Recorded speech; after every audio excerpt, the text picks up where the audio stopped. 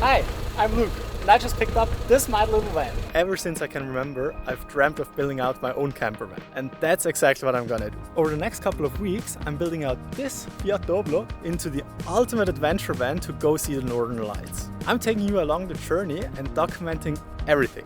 The good, the bad, the ugly, and I'll keep track of all the costs so you know exactly how much I spent and how much you can expect to spend on a similar project. One more thing for this entire series. If you couldn't tell already, this is my first YouTube video aside from some shorts. So if you have any suggestions, inputs or creative ideas, feel free to put them down in the comments. Plus, if there's any questions, just ask them away and I'll try to answer them as soon as possible. Now the list of possible things we could start with is ginormous, but I suggest I first give you a quick walk around of the car and then we start dismantling all the stuff in the cargo bay, because in 3 days there's actually someone coming to pick it up. Alright, enough talking. Thanks a lot for following along and let's get started building my dream van.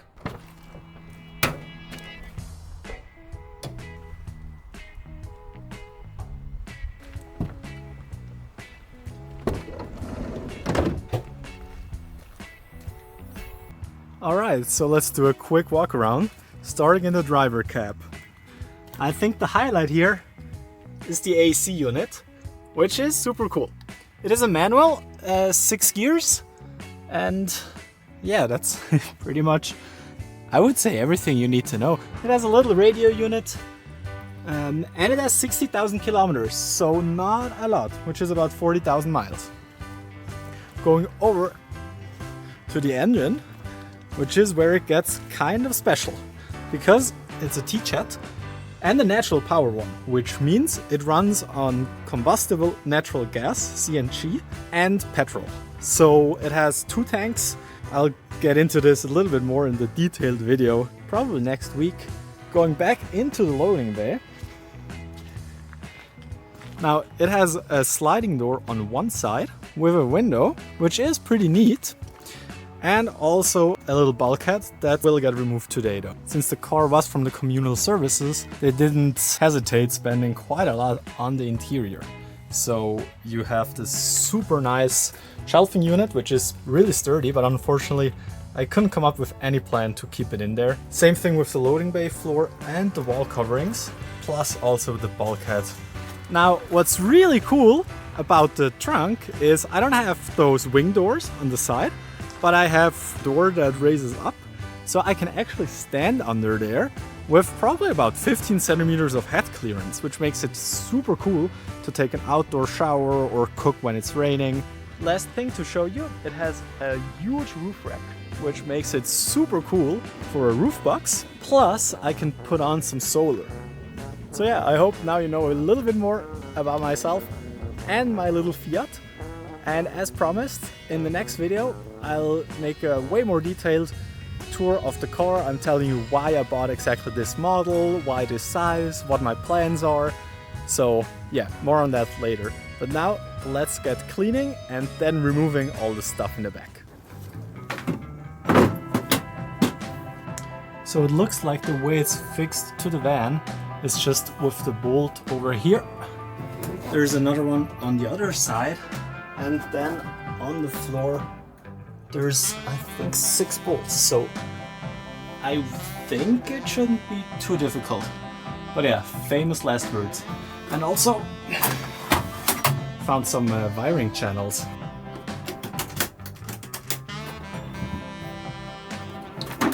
By the way, this is Luke's toolbox. My first one. I'm sure there's gonna be way more in the future.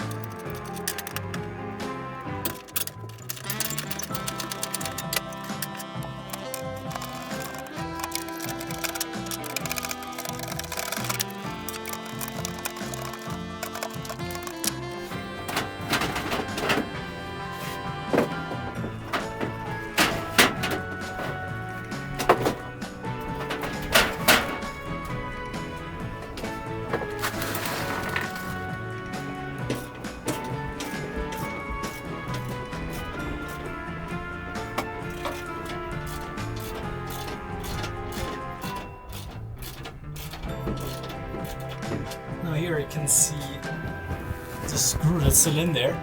And I found this flap you can take off in the top, and I guess I can now take the bolt out. Let's hope for the best.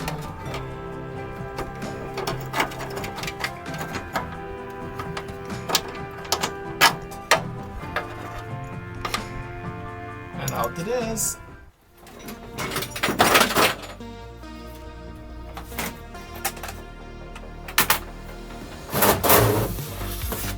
There's so much stuff falling out from the back.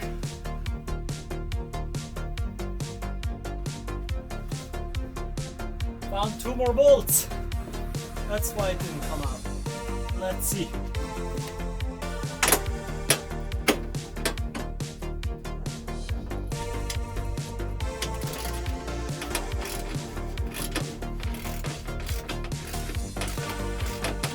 So there's 2 more nuts down here, but they kind of seem stuck. I mean, I can move them, but they don't lift up. So that makes me think that they might be bolted on from below, which would be a nightmare.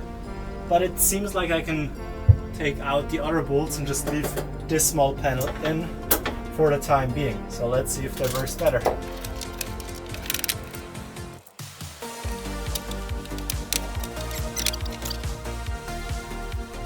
What do I do now? How do you remove a stripped screw? Nope. That's not any good. Isn't there things such as hammering it in? Or am I mistaken? Maybe that works. Oh, it did! Learn a little trick today! Alright. Now I should be able to get it out. Actually, I'm thinking right now if there's any point in me taking it out by myself, because it's probably quite heavy. Okay, it's not actually that heavy. Let's get it out.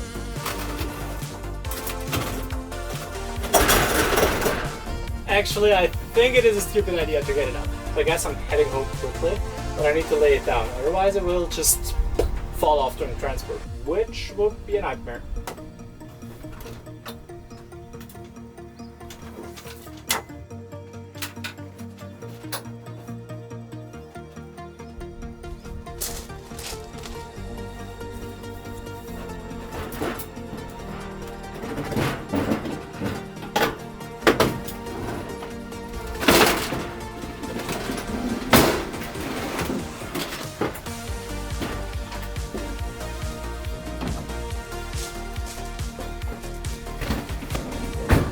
Alright, so that wasn't the most elegant way, but I guess it'll do. Those are kind of the negatives, I guess, of working alone. But yeah, I'm now heading back home, dropping off the metal shelving, and then while we still have the floor in as a protection for the metal, I would say it's bulkhead removal time.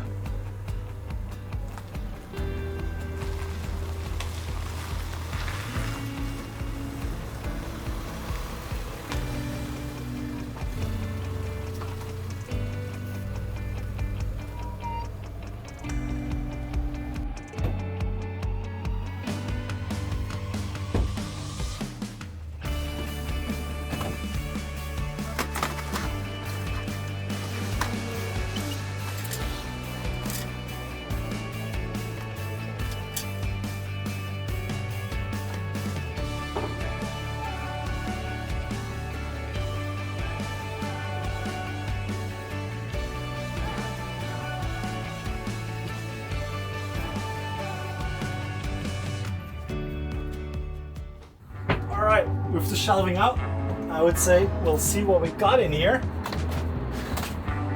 Oh, really nasty cable channels. Some piece of torque. Vowel clamps. Those will actually come in quite handy. That's pretty neat. And it's pretty dirty actually in here. Like all this probably 10-year-old gunk that was never cleaned. I think I might. No, I'm not sure if that's a good idea.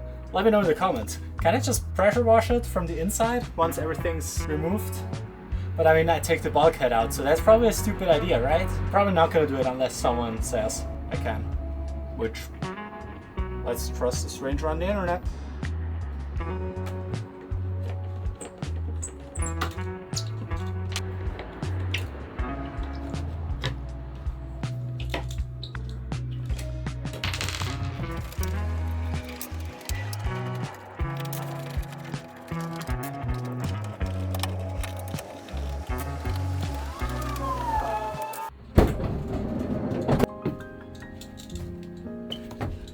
Now on to a quick note from our sponsor.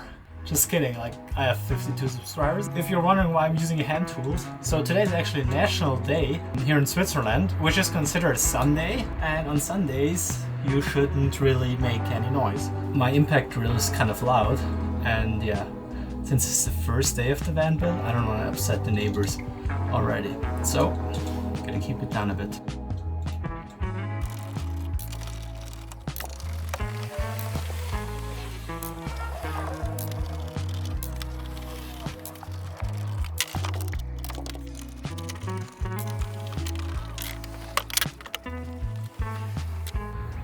Well, I guess we have a problem. It's riveted in. I'm not aware of any way to get rivets out by hand, so I might just close the door and start drilling. I mean, you probably hear the road, so it's not that bad. And there's fireworks today, so those are loud as well. At least this doesn't scare off all the pets, so let's just forget what I said about a minute ago. I never drilled out a rivet, so I don't know, 3.5? Let's go with 3.5.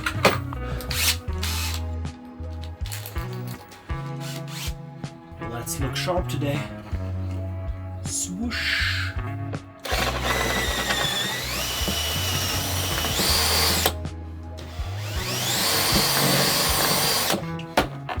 I think it worked.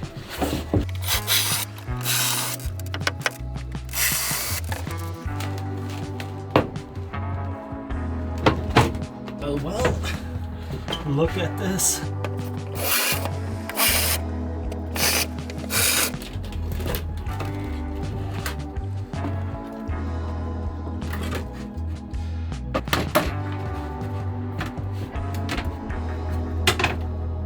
Now what do I do with this? Alright, so the shelf is out and the little wheel cover is out, and it's getting way too hot. My camera's overheating and yeah, can't spend more time in the sun without sunscreen. So let's pull into the carport. And I think then I'll finally have lunch. Where's the off button?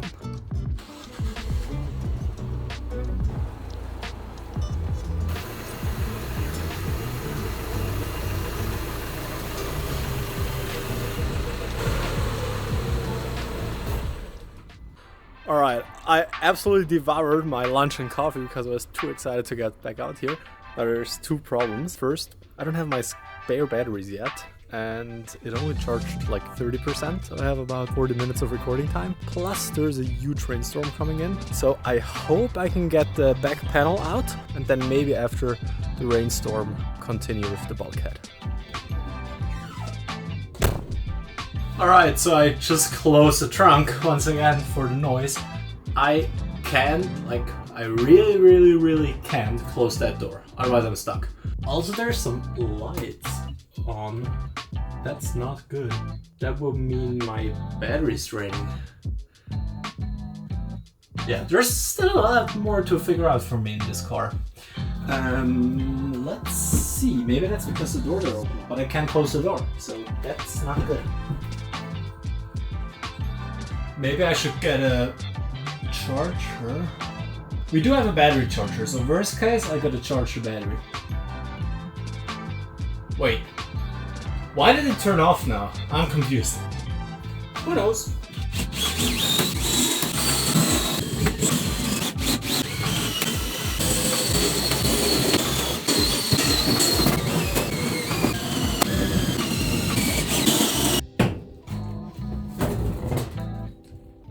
There we go. Okay, another quest for you guys. What's this yellow stuff? Not sure if you see it.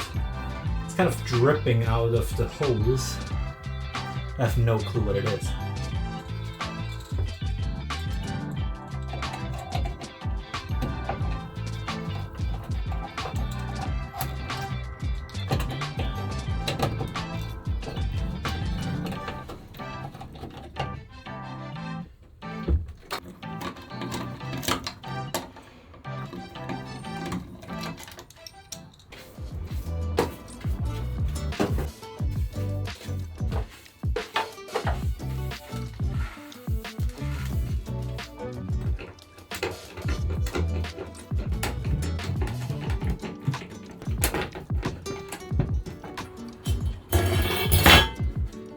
Alrighty, it's already starting to drip a little bit, so let's close up shop and get back out here in about 2 hours to finish up removing all the stuff from the cargo bay.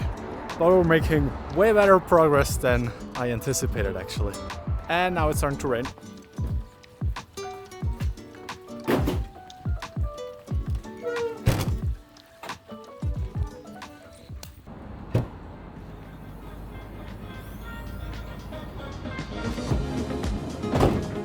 So it looks like removing the bulkhead shouldn't be too big of a problem, since all the bolts are freely accessible.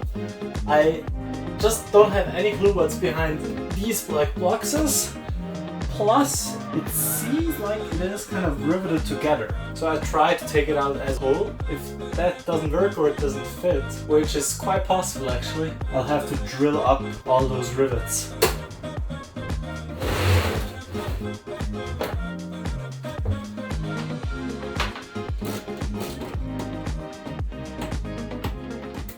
Let's get the extension on here, which I can find. First day of the new toolbox.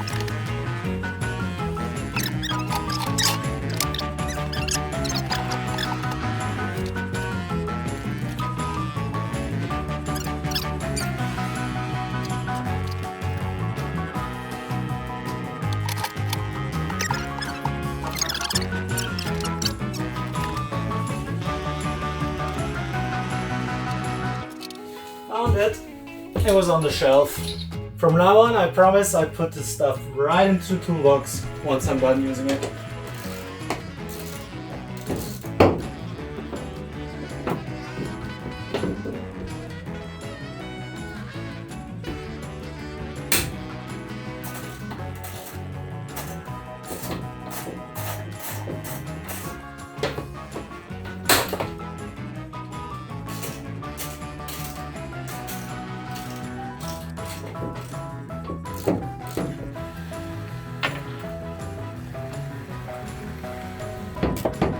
I don't want the bulkhead to fall on top of me, so let's leave one of them in there.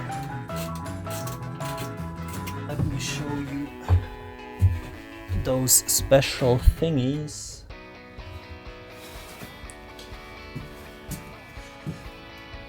They kind of look like rivets. I don't know. I'll Google it quickly. Alright, so I found a super helpful YouTube video, and apparently those aren't rivets, they are just flat head screws. So I should be able to take them out with pliers, but I'm not sure if I get enough grip with those. So yeah, let's try.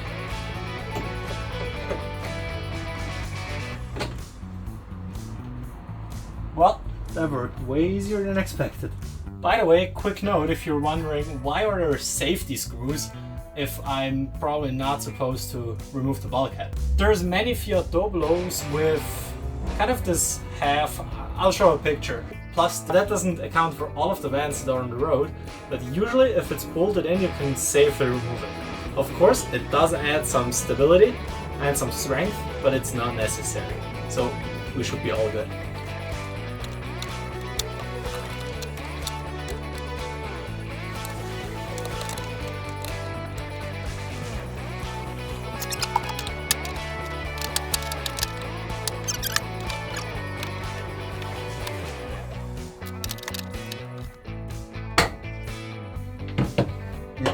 Not enough power for that. I guess that means it's time for the drill again.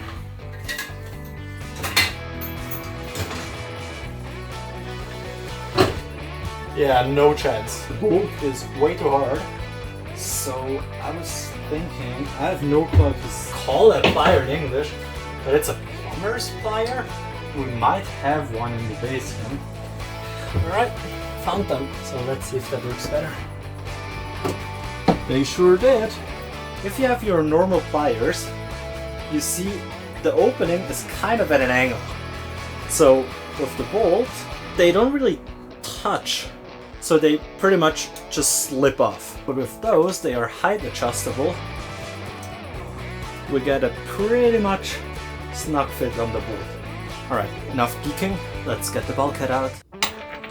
Also, please apologize my funky hair. I tried to cut it myself so I can save up some money to get a better solar panel. So yeah, bear with me on that, thanks.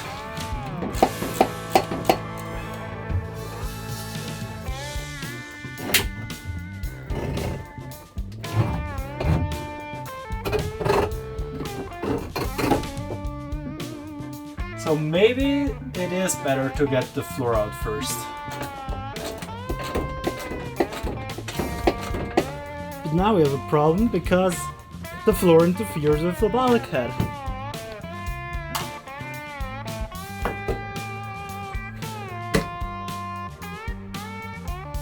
Yeah, no luck with that.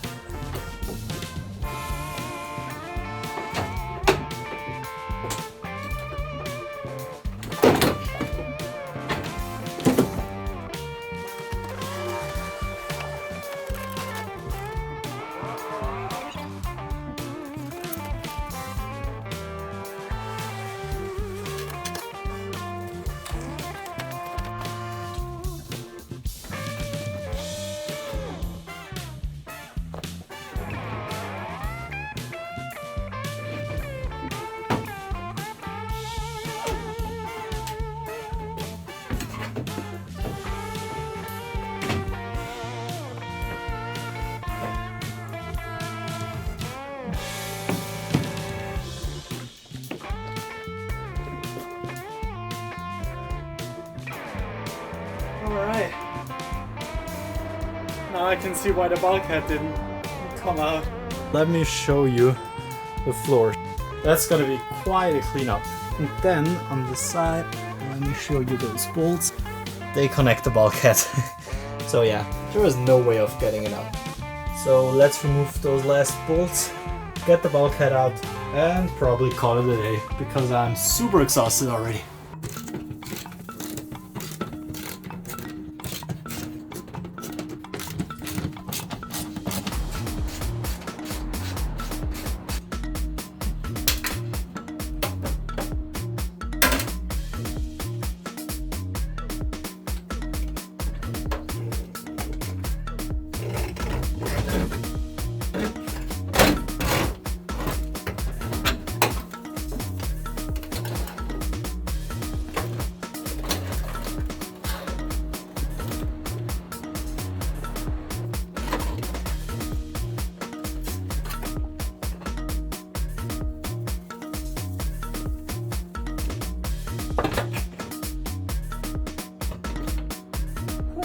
What a day. But it's already feeling more like a camper, right? I'm so happy. Let's clean up and then I'm gonna call it a day.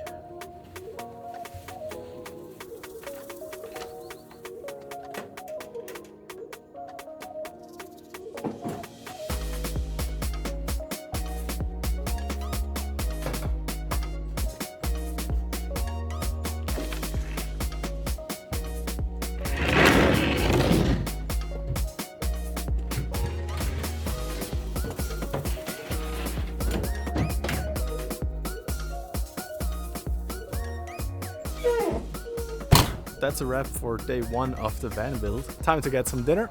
And then in the next video, I'm probably gonna talk about the layout, the plan. I'm gonna deep clean everything. Yeah, stay tuned. And thanks for watching.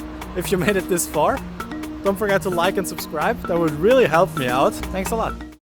Welcome back to episode 2 of the ultimate tiny camper build. There's a ton of work ahead of us today. First, we gotta deep clean the mucky old seats with one of those awesome wet carpet vacuums. Then we need to tidy up the cargo bay and remove all the leftover silicone before freshening everything up with a new coat of paint. And at the end, I'll take you along on a quick hike to one of my favorite sunset spots to try out my new mini barbecue. So let's get started.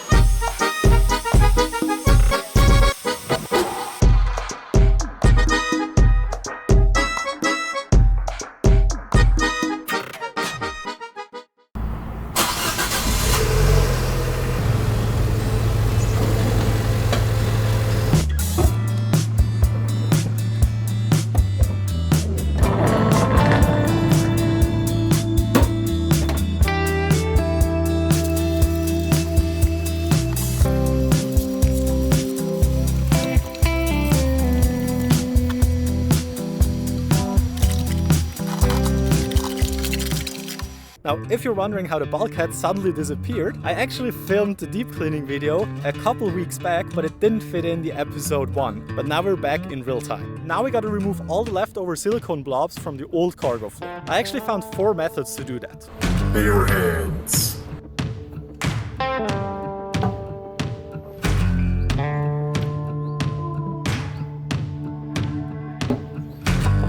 So I thought the silicone would be way stickier. So I think I might actually skip the chisel because that would for sure leave scratches in the floor. And I will paint it, but still, that's kind of unnecessary damage. So let's go over to the heat pump.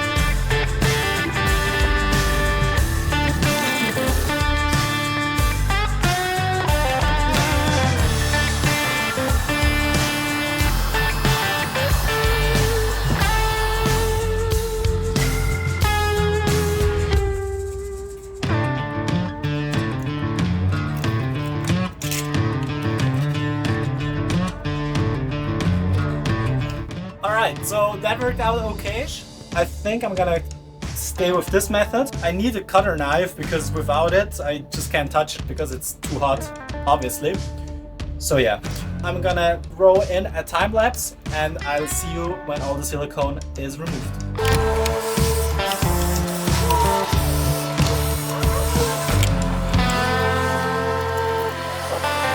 Well, forget what I said. It's time for the chisel.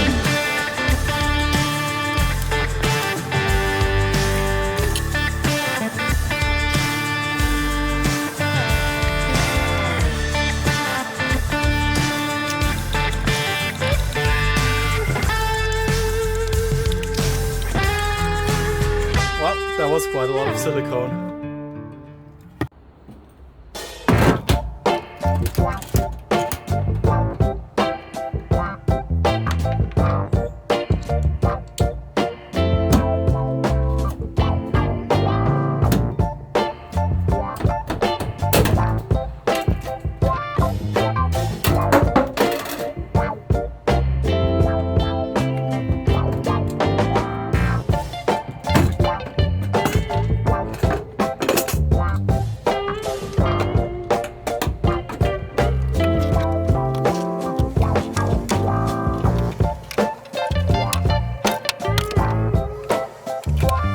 Remember from last episode, there's this yellow stuff everywhere and I still don't know what it is.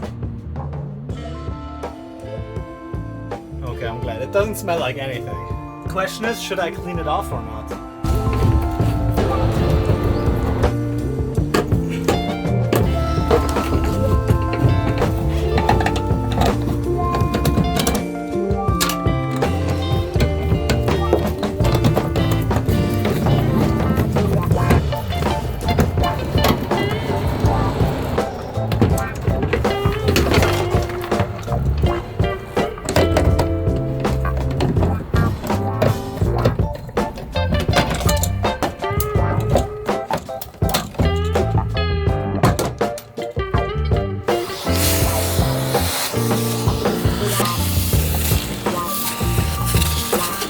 looked quite interesting. What I'm wondering right now, since this is also available in a passenger version, those two panels, they just don't exist. Maybe there's a chance that we can fit some stuff underneath here. So we'll see.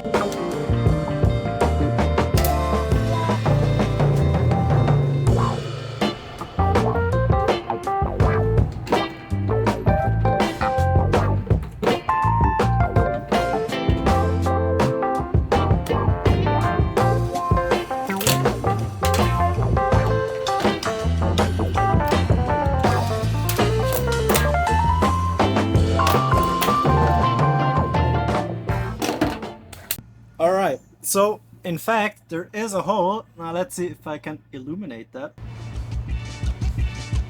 It is a huge space. I could fit all the batteries in there. That would be so helpful. How do I figure out if I can remove that panel?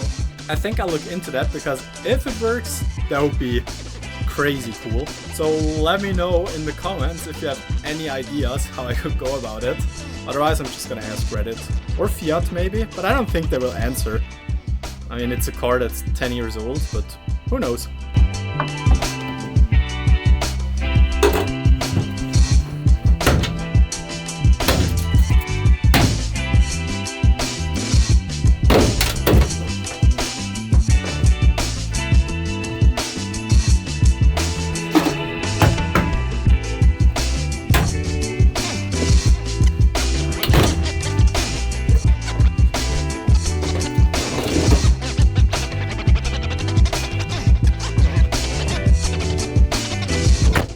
Now that's actually brilliant. I finally have a way to open up the door in the back.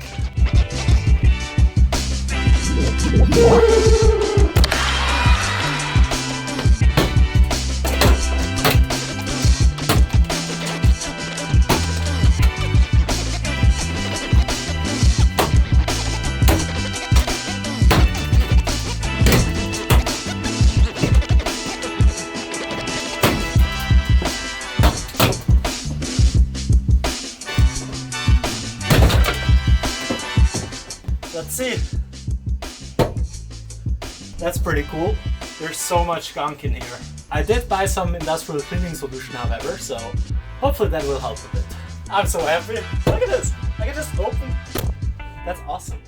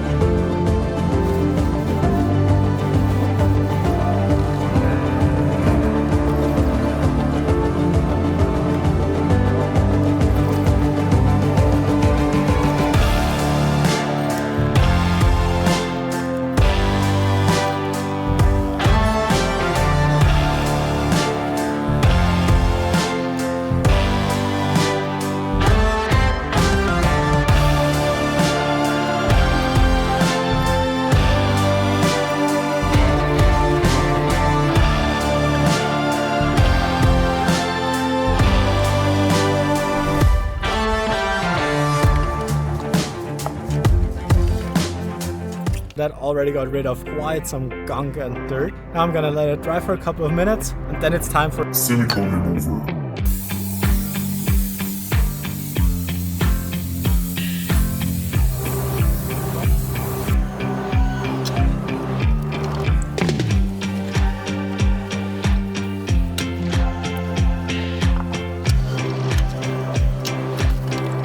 So I think we have a clear winner, the silicone remover. Now one thing, a little trick my woodworking teacher told me, since it is highly flammable, You can't just put the paper towel into the rubbish, especially when it's as hot as it is right now. You just need to wet them a bit so they don't spontaneously combust.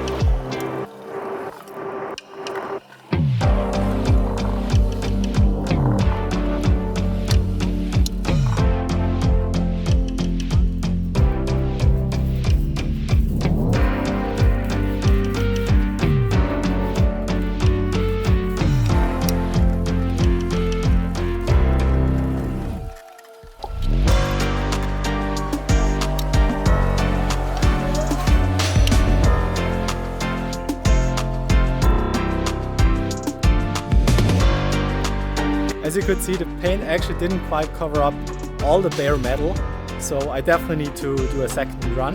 So I'm super hungry. I think it's time for the barbecue. Here I am on a little hike to my favorite barbecue spot in St. Gallen. But first, let me show you the city. Over there, you can see my college, where I'm still having to write my bachelor thesis, which is a pain. See all the way over to Germany, that's Lake Constance. And down here, behind the roof, we have our own 3 little lakes.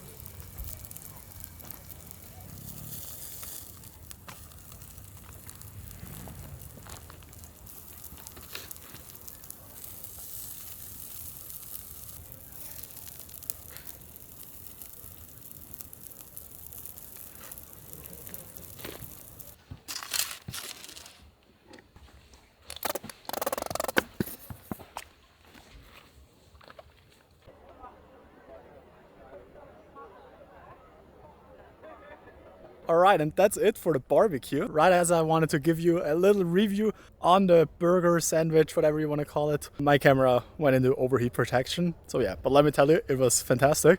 If you enjoyed watching this video as much as I did making it, please consider subscribing and giving me a thumbs up. And as always, if you have any questions, suggestions, whatever, drop them in the comments. And now to the sunset time lapse. Thanks for watching and see you in 2 weeks.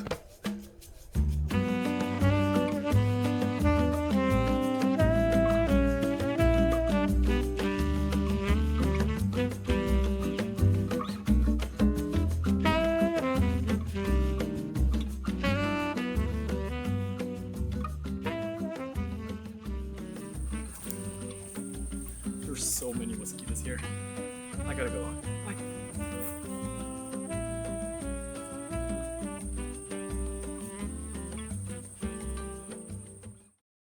Hey guys, welcome back to episode 3 of the Ultimate Tiny Camper Build.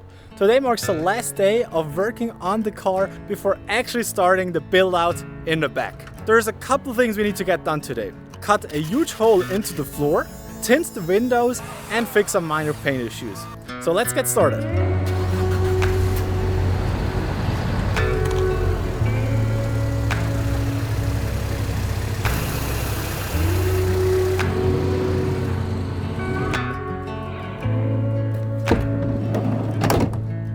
If you watched episode 2 of the van build, you'll remember this part. That's actually where the footwell is in the passenger version of the Fiat Doblo. There's a huge space down there which I could use perfectly for the electrical system, the batteries, whatever. As of right now, I can't really use that because there's only an opening from the front, which is covered by the seats. Now I found out that it isn't structural at all, so it's no problem to get rid of it. The only issue is it's spot welded in, which means taking the entire panel out isn't really a feasible solution. But I think I figured out a better way. So since this panel bends down a bit, I can't use the entire space of the footwell anyways.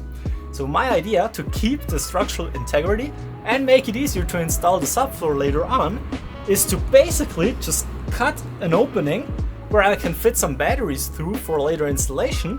Now there's one kind of slight issue. First, I've never used an angle grinder with a cutting disc. Plus, it's a natural gas vehicle, which means there's huge pressurized gas tanks beneath it, which I really can't hit with the angle grinder or the drill, so I gotta be quite careful.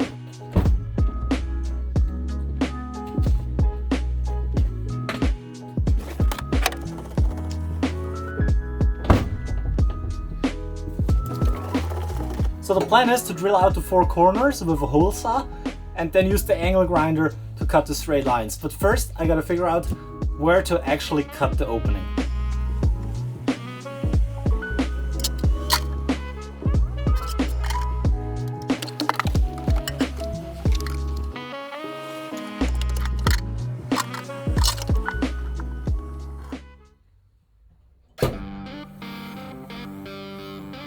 Alright, so with the hole marked out, it's now unboxing time.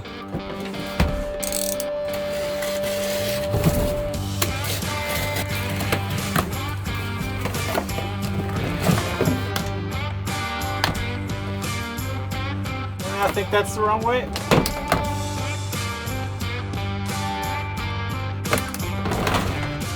Also, another thing I got, a nice set of metal drills, which should make the job way easier.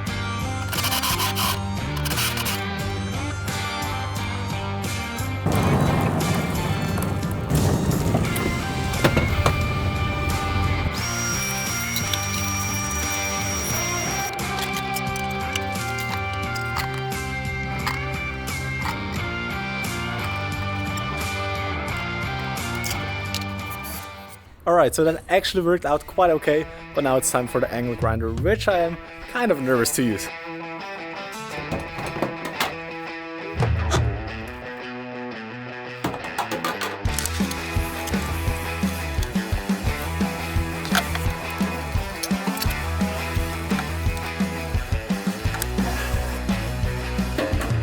Let's see how this works.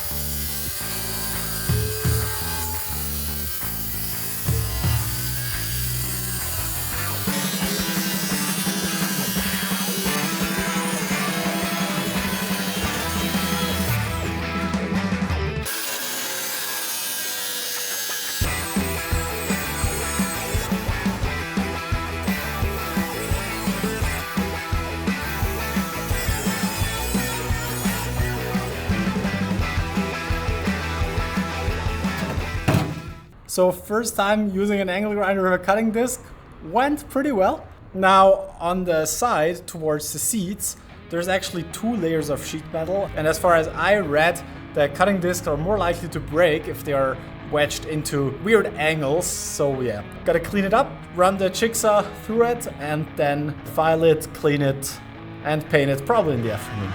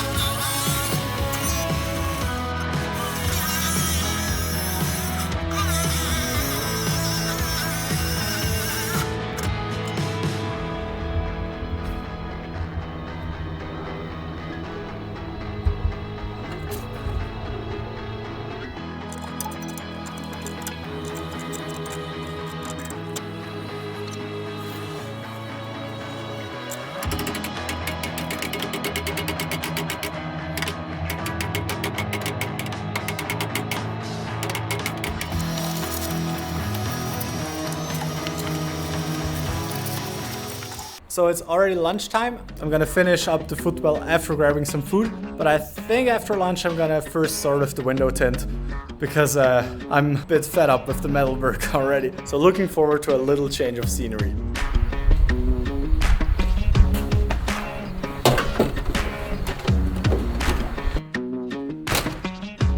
Alright, so I finished up lunch, and while eating I was watching the official instruction video, which was 40 minutes long and super complicated.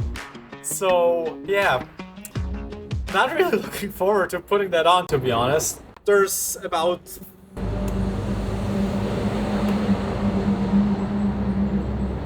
So there's about 30 steps to the installation instruction. So yeah, since the instruction... Alright, so even though the tint will...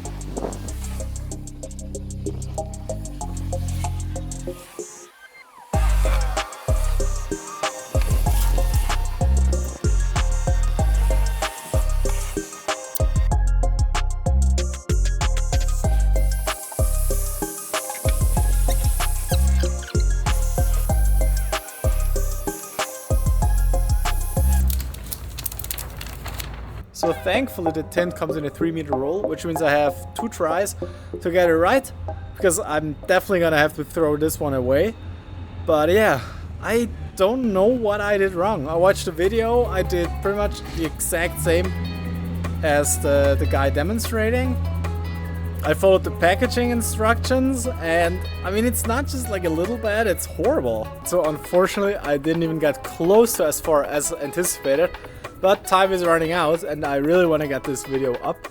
So yeah, apologies for not showing as much as promised. And then next video I'm definitely gonna finish up with the painting details and the footwell covers.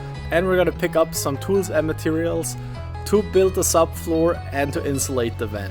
So thanks a lot for watching, stay tuned, and if you don't want to miss the next episode, then hit that subscribe button. Bye bye! Welcome back to episode 4 of the ultimate tiny camper build. It currently is 5:30 in the morning. We have a ton of stuff to do today, which means an early start. We're gonna pick up quite a few deliveries and spare parts for the van, finish up filing and painting the footwell, plus fix the chip paint. And if time allows for it, I will fix the headlights.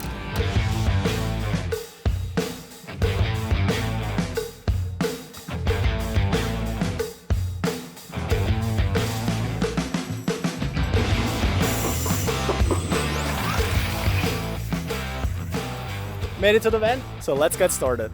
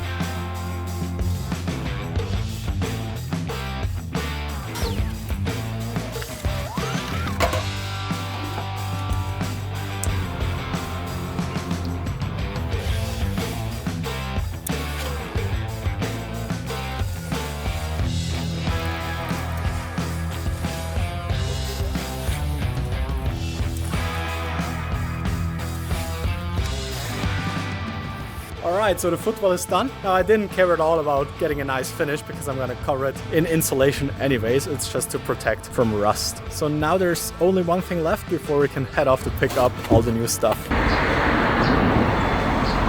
So I've been thinking about this window for quite a while now, and it just doesn't really fit into my plans. And because I can't open it, it isn't really useful anyways, because I get enough light from the back and I will have a roof vent / skylight installed anyways. Now I had kind of two options. I could wrap it black so it fits into this black strip, but that would look kind of weird because the other side is completely white.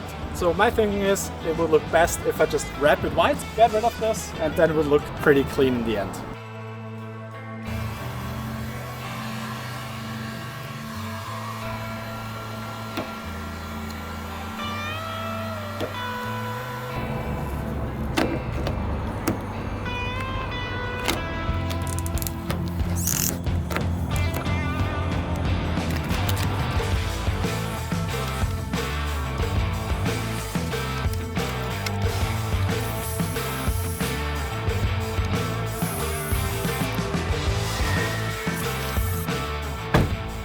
Looks like I ripped off the paint right off the metal. Now that doesn't really speak for the paint quality on these, does it? Finished everything up for the time being, so off we go.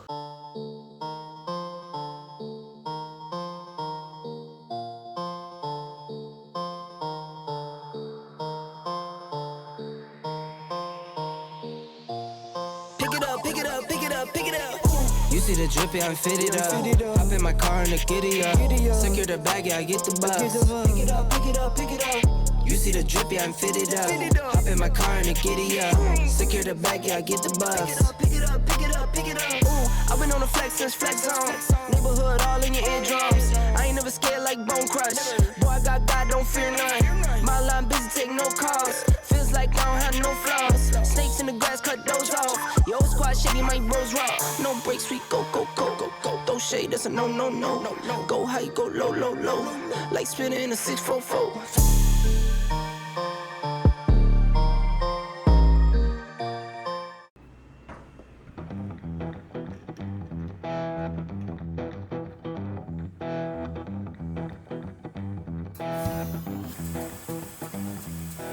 So first up is a CNG station. You might hear it in the background. That's actually super cool because I'm now in Germany and here CNG is about half the price. Plus 100% of it is biogas, which means it's from cow poop and rotten plants, whatever. And in Switzerland usually it's only 20%. Next up I gotta pick up the packages and then go through customs, and that's kind of a nitty-gritty process, but oh well.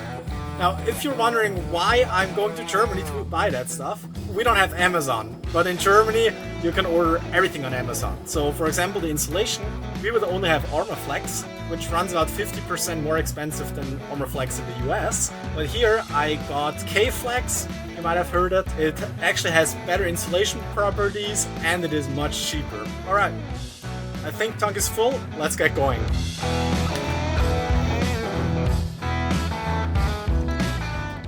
Lunchtime!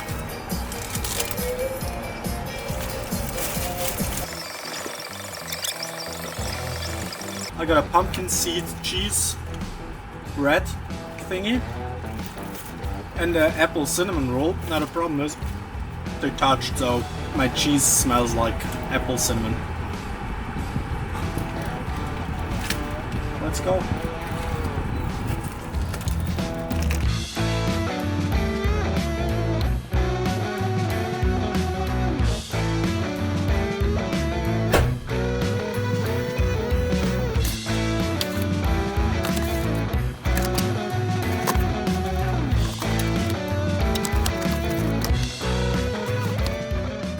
Alright, I'm glad I have a van. Look at this. Pretty full.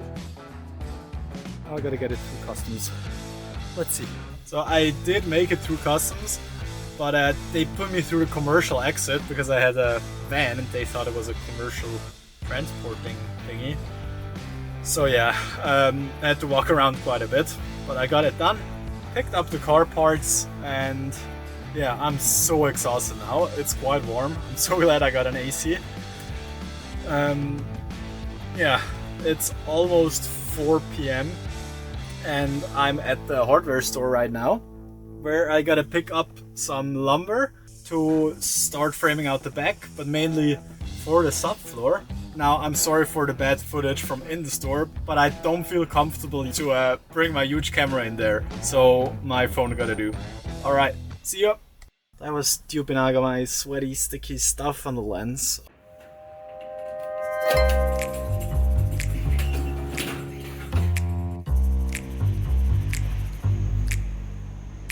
I've never ever seen such a big insect hotel. That's so cool.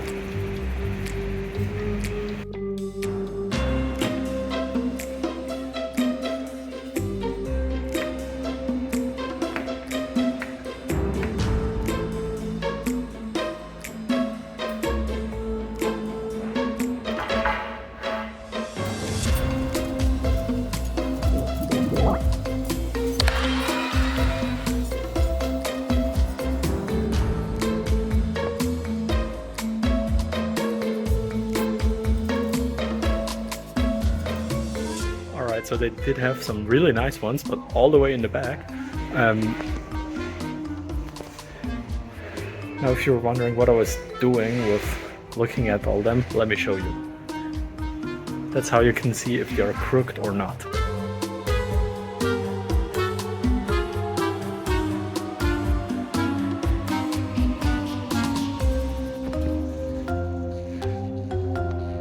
Energize, I needed that.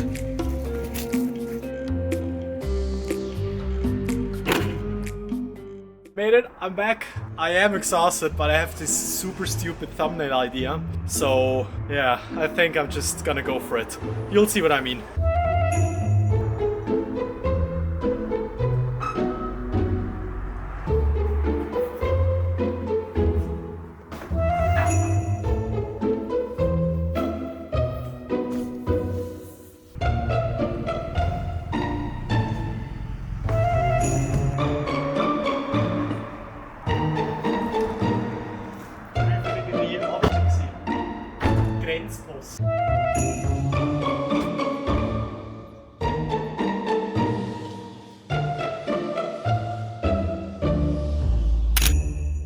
Now I sure hope that effort was worth it, because I am dead. But I guess it worked, because you clicked on the video and watched till now. So big thanks already. Now on to the even worse part. I gotta carry all the boxes downstairs for next week's unboxing video, and then I can finally switch the headlights.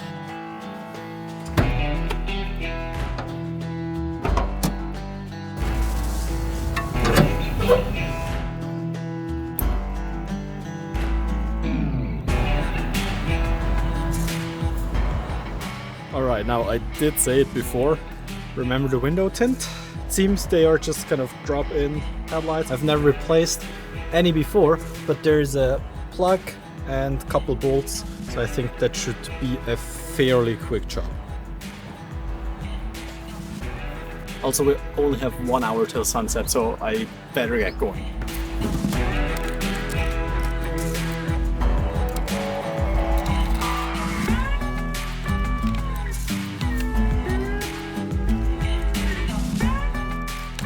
So I think I got it figured out. Looks are deceiving. There's 4 easy bolts, and then there's a pack, a little one that you can only access behind this panel. And time is running out, and I really don't want to not have the light in and have to drive home. So yeah.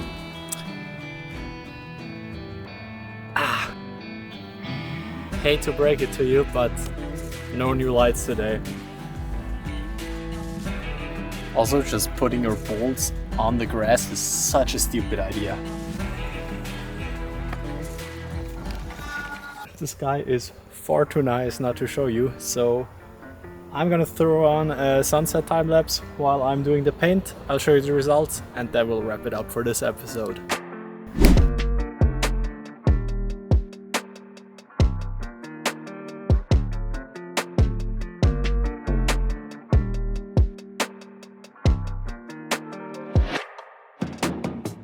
Alright, so it still is clearly visible, but to be honest, I don't really care. In fact, if it looks kind of rough from the outside, maybe I get less break-ins, or no break-ins. I did on this side, then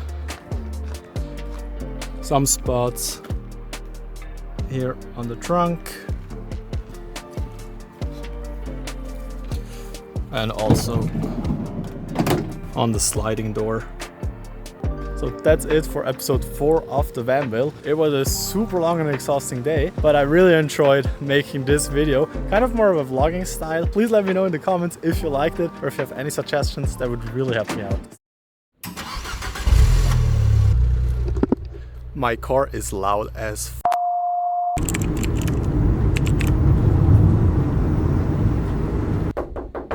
That's what I mean.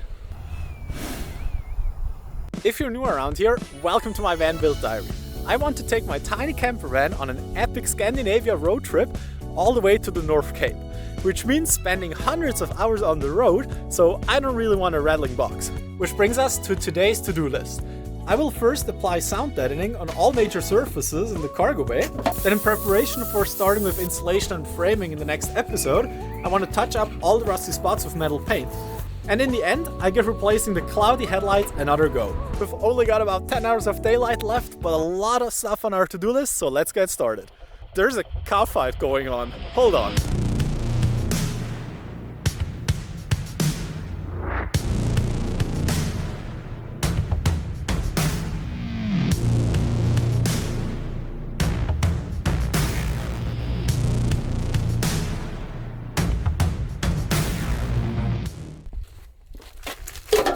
So I ordered some stuff for today's project.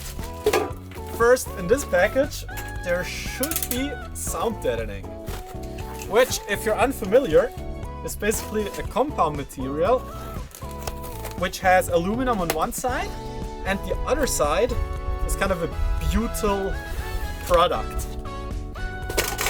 It is super heavy, it means I can apply it to the big metal sheets and kind of make them just a bit heavier and not really vibrate as much on the road. I've got 2 of those rolls, and to apply them I ordered these rollers with which I can just press it in. Not sure if I should film up here with the cows today. It is so cold and it's super windy, but I think I might give it a go because it's super cute. Maybe there's gonna be some cow content in this vlog. I just hope you don't mind.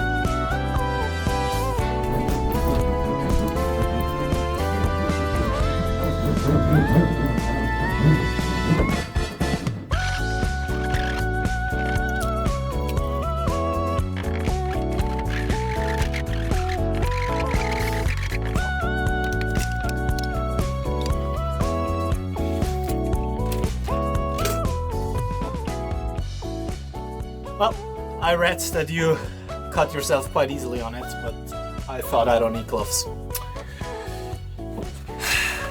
Always the same thing.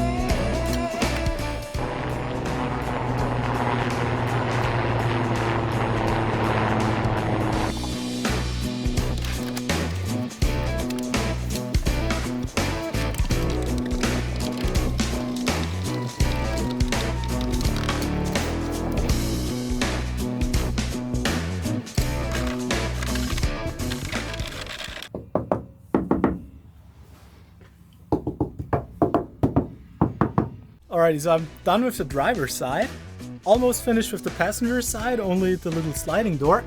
And I just opened up roll number 2. So I'm not sure if that's gonna be enough. And also, once I put the insulation on, the sound deadening will even be much better. because the insulation is kind of a pretty dense rubbery type anyways. That's also why I'm not gonna sound deaden the floor besides the wheelhouse covers.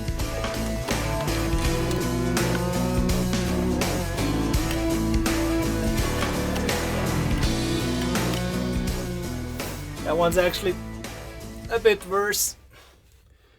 I think it's time for a break.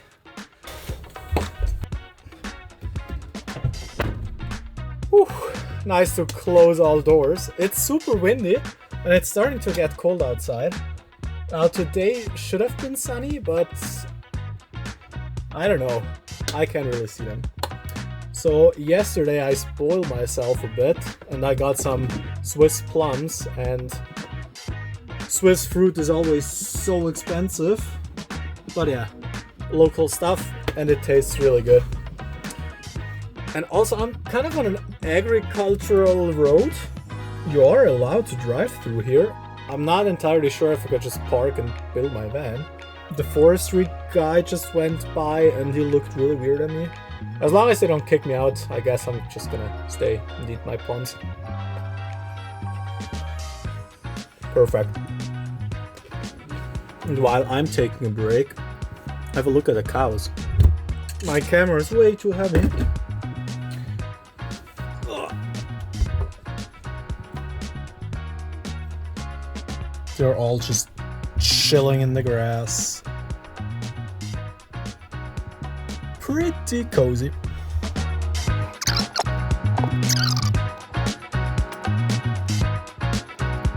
Alright, that's it. I'm gonna leave 5 for the afternoon.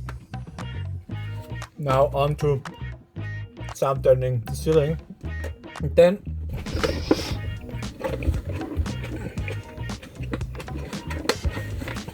then I'm already super excited to drive the same road again and see how much quieter it is.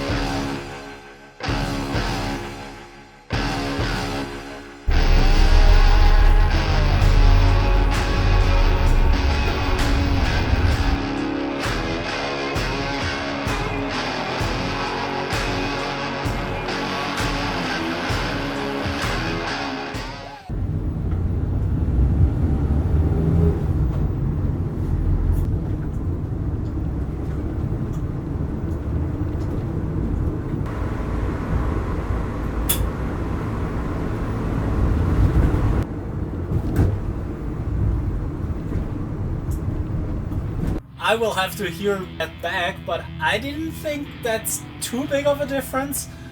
At least not on the kind of nice paved roads. On the gravelish roads, it definitely was less rattly.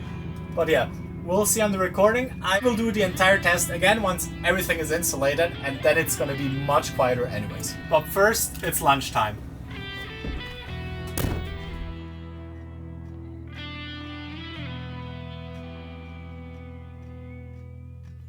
Lunch was super tasty, sun is coming out finally, so it's warming up, and now it's time to clean the entire cargo bay once again and paint all the bare metal that's still left. By the way, that's how I filmed the driving shots.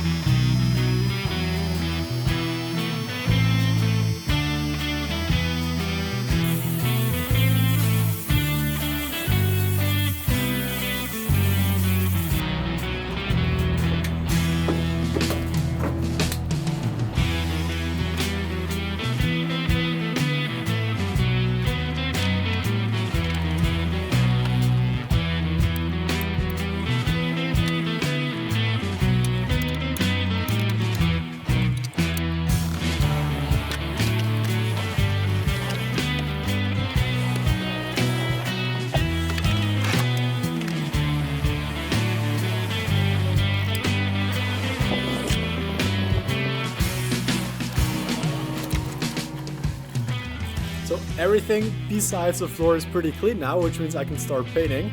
And I used some industrial cleaner, and I just saw that my hands are so blue. It's really weird.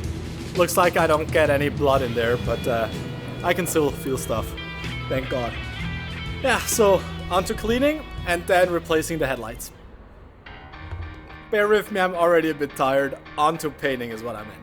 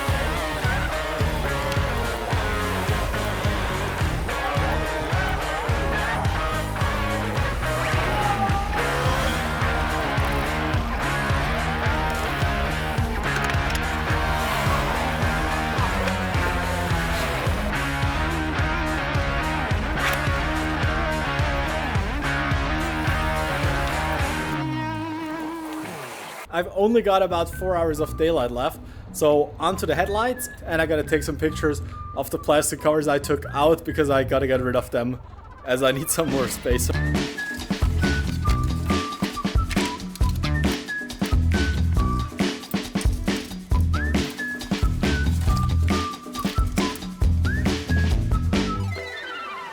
If you're one of the 500 legends that watched episode 4, you already know what the issue is with the lights.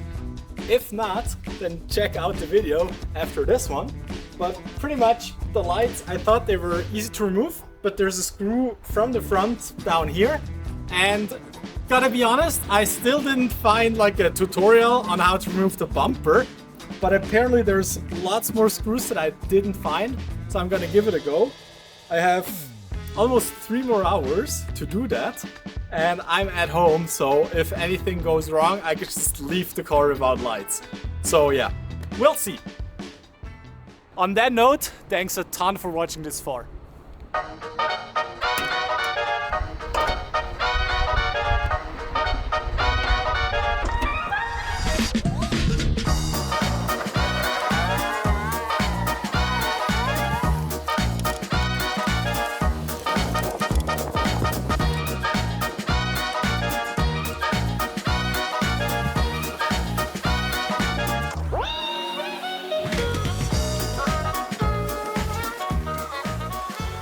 Not gonna lie to you, I'm pretty fed up with this. I think I'm gonna call a mechanic friend, because I just can't imagine that would be such stupid engineering, right? I mean, you have like 5 accessible bolts, and then there's one that's hidden here, and this panel is attached to this one. Then you have bolts that attach this panel to this one from below, but there's no space here to access those bolts. So then you could say, well, you need to take off the entire panel. But the entire panel, I don't think that's... So either I'm the stupid one here, which I start to believe, or it's the engineers.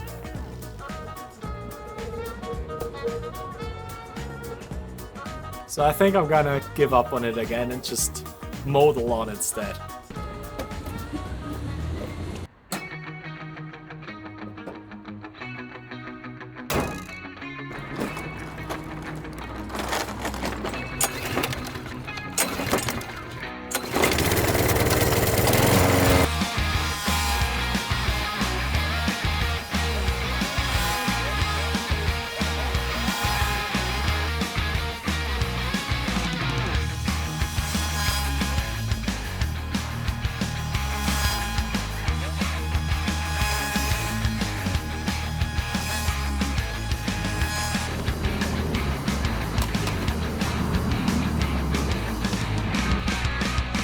Alright, so good news and bad news. I just got a text from the mechanic friend. Let's start with the good news. I'm not a complete idiot. Apparently you really have to take off the bumper, and to take off the bumper you need to remove the wheels, and you pretty much need a lift to do that. Once again, lights have to wait. Far too early for me to get up, but we've got so much stuff to do today.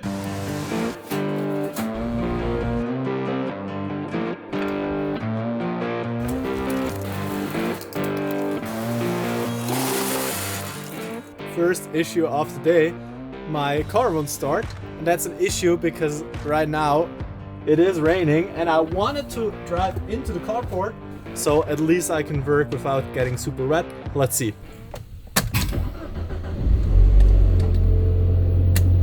No clue why it worked this time around, but it seems the battery is super weak, so I'm gonna hook up a battery charger.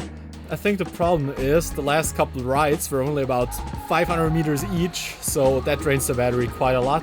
So we'll see if that helps. Alright, so I found my charger, so let's see if we can hook it up.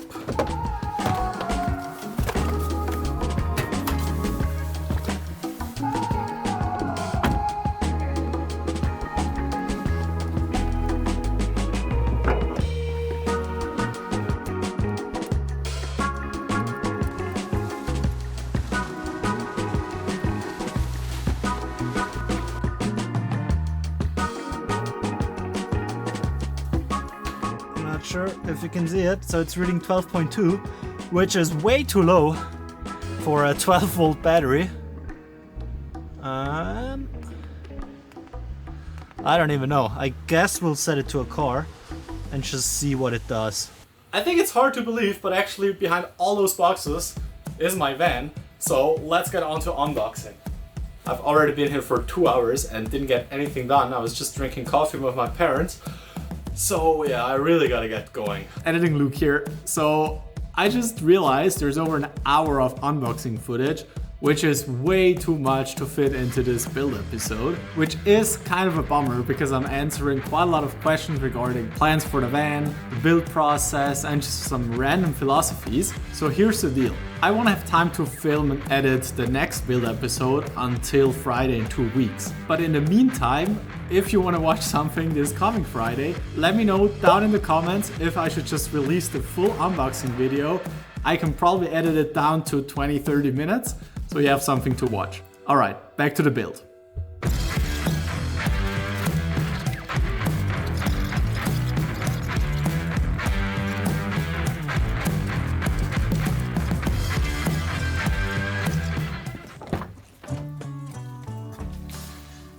That looks already way better, but only driving will tell if it's just the charger that pushes up the voltage or if actually the battery was just running low. So we'll see.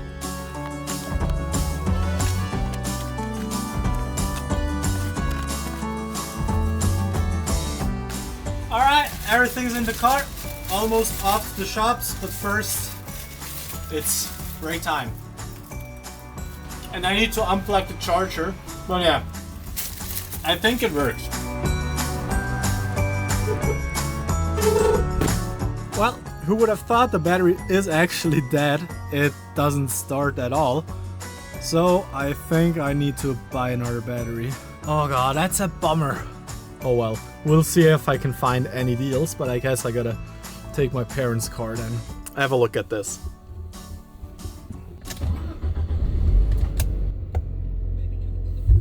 Why does it work now? It's so weird, but now it runs on kind of high revs. It's weird. I think I'm gonna go for it. Hopefully I don't get stuck. Wish me luck.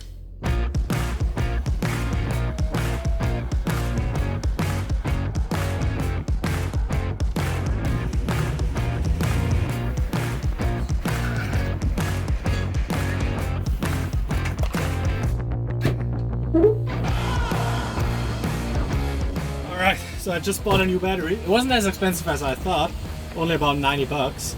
So I won't put it in because I still have hopes that it's actually the charger that didn't work and the battery would charge while driving. but we'll see. If I don't get it started now or at the hardware store, we can replace it. I brought the tools for it.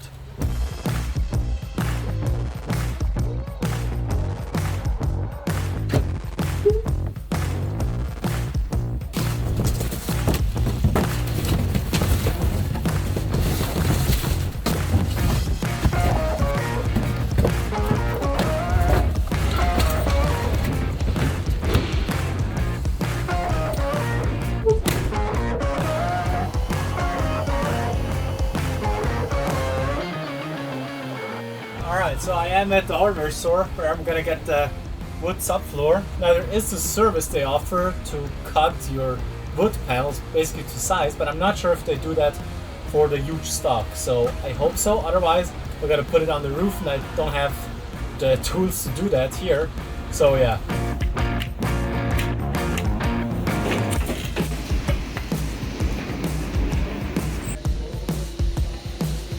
A few inches later. 2,000 years later. Oh god, I'm upset. They just took an hour for the customer before me to cut 2 pieces of wood, and then it turned out that they were the wrong thickness. And yeah, they spent another 20 minutes to find them. And when it was my turn, well, it said online that they have 17 sheets of plywood. Turns out it's just 17 square meters, and they didn't have enough to cut out my van floor. So yeah, that sucks. It takes more than a week to order it, because in Switzerland, as I said, it's horrible. You can't get professional wood stuff if you're not a wood shop. It's a nightmare. I don't even know if there's any point in buying anything else here, or if I should just head home for lunch and then see what we can do in the meantime.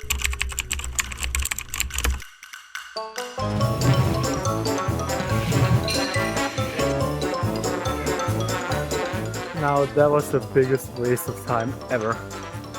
Thanks, Obi. At least the weather reflects my mood.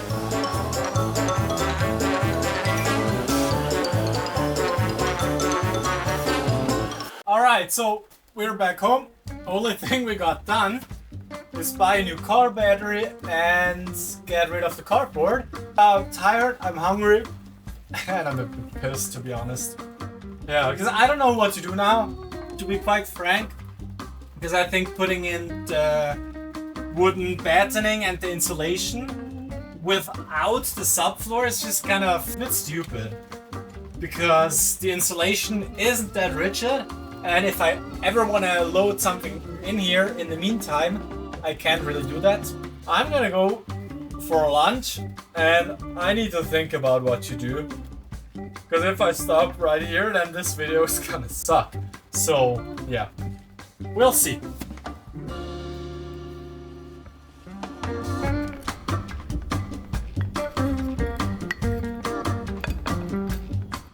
So lunch was great, but I still have no clue what to do now, because I'm not sure setting up the saw and just starting with the subfloor without actually the wood panel. I'm not sure if it's worth it for those 1 or 2 hours.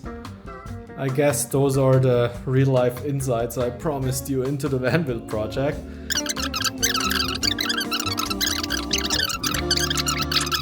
I got myself a kombucha to lift the spirits. I'm probably just gonna go out there and set up the new saw, because otherwise I'm not gonna do anything today. Yep. I guess we've got a plan. And let me quickly show you what I'm talking about. So I will go into detail in an upcoming video, I think, but this is pretty much a little sketch from the van floor. So the black panel is the plywood subfloor, and then I have 3 recessed aluminum profiles to secure the load. Now, what I don't have in here is the insulation on the bottom and the wooden slats. Now, they have to line up perfectly with the inserted metal strips, because I will bolt through them, but not through the van floor. Alright, so that's enough talking. Let's go outside and set up the new table saw and maybe glue in the first couple of pieces of wood. Also, one more thing which is kind of bothering me today. my YouTube stats are so weird. Over the last couple of days, I always had around 10 views per hour, but now it just dropped off and there's pretty much none. So I don't even know if anyone's gonna see this video. I sure hope, but who knows? YouTube is so confusing.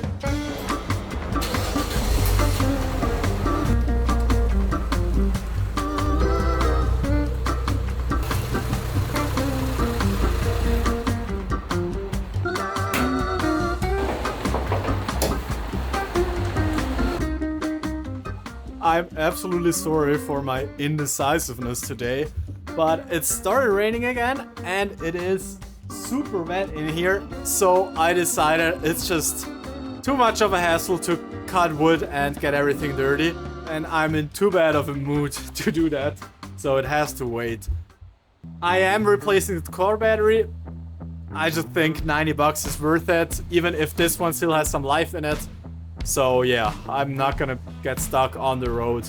At least not because of the battery. And then, as a matter of fact, I think the surprise highlight of the video, my dad just ordered a wood log splitter that we're gonna pick up and hopefully put to a test. So yeah, changing the battery and then we're gonna pick up the wood splitter.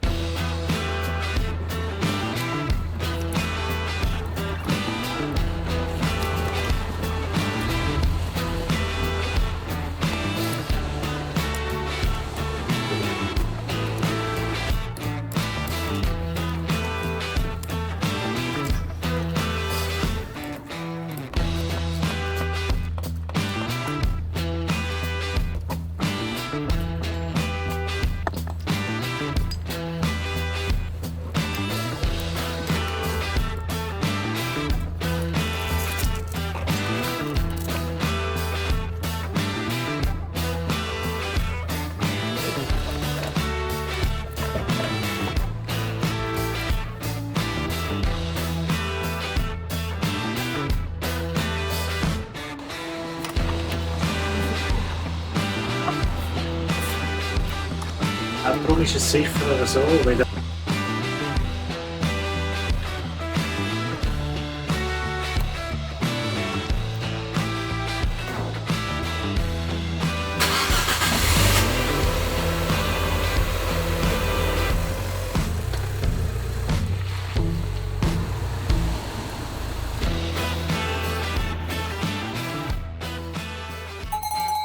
Yep, my dad just bought a cowbell.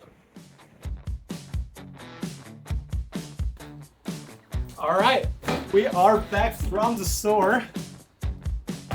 So let's put that log splitter together. And yeah, as you can see, I'm already a bit happier now.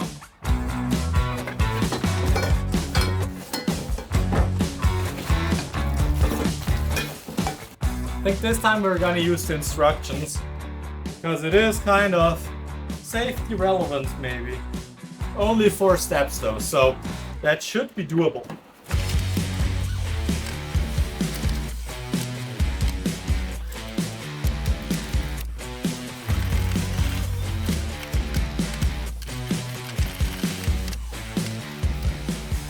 So that's how far it goes. I think we can get rid of the table and open up the big package. It is about 150 pounds, I think, so we'll see how that goes.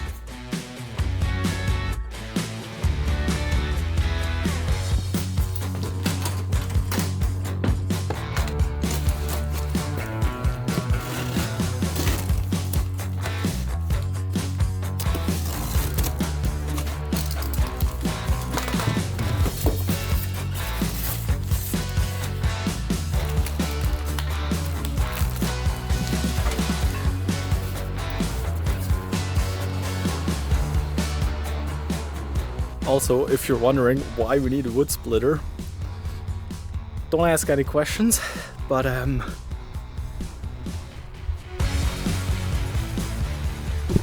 that's why. Yeah. And my parents own a really tiny piece of forest, so they anticipate to get quite a lot of firewood in the future. So yeah, we got a log splitter.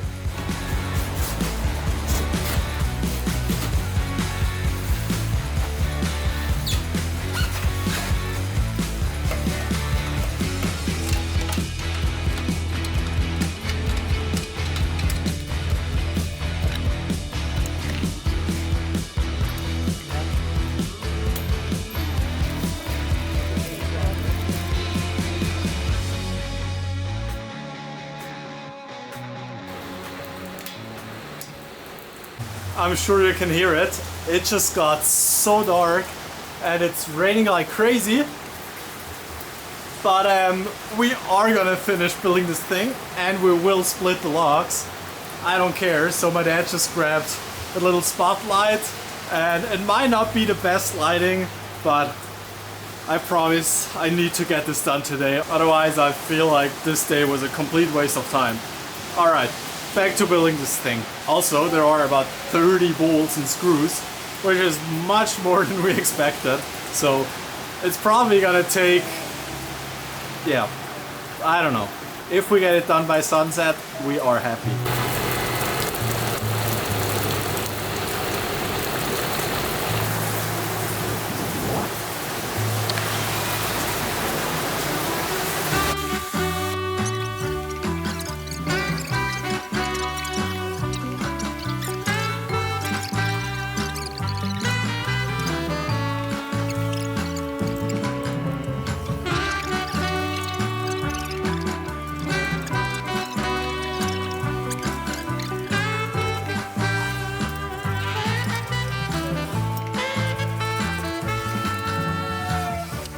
The instructions are so horribly bad. I don't even know which part goes where.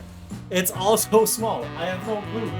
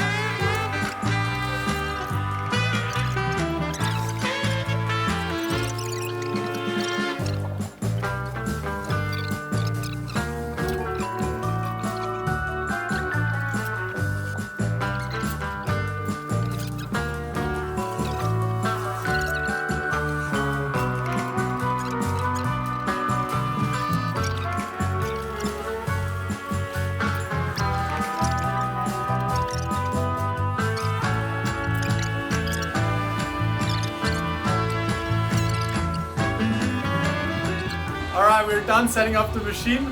Quick tea break, and then hopefully with still some daylight left, splitting the logs. Cheers.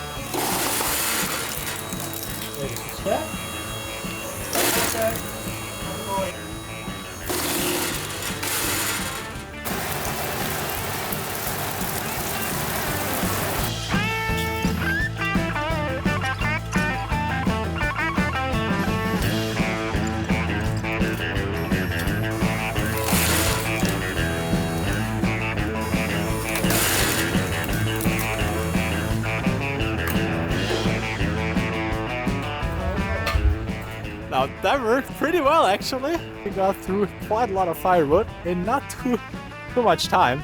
So yeah, thanks a lot for watching. Don't forget to like and subscribe, and we'll see each other in 2 weeks for episode 7 of the Van Build. While the days are getting shorter, our to-do list definitely isn't.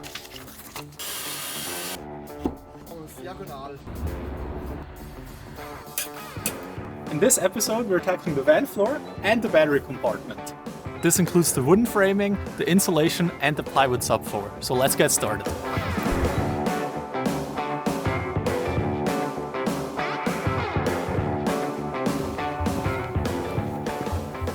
Alright, so first problem of the day. I forgot the primary car key at home and I just have the backup one. And this one doesn't work with the remote.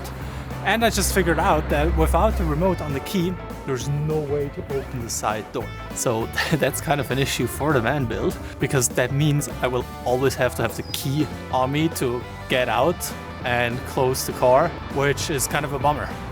And I don't know how we're gonna open that up for now, because I live 2 hours away and there's no way I'm going back.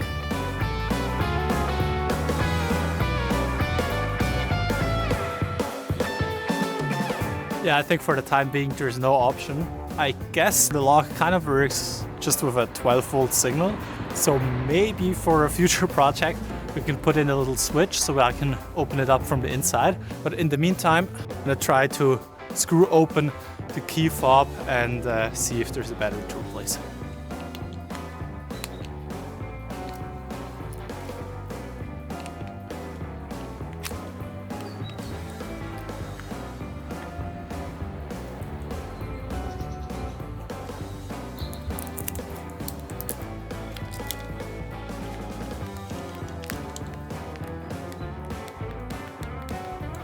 Alright, so we really have a problem. That didn't work at all. So it's really beginning to look like I have a kind of major problem here. I looked at the fuses, they are all perfectly fine.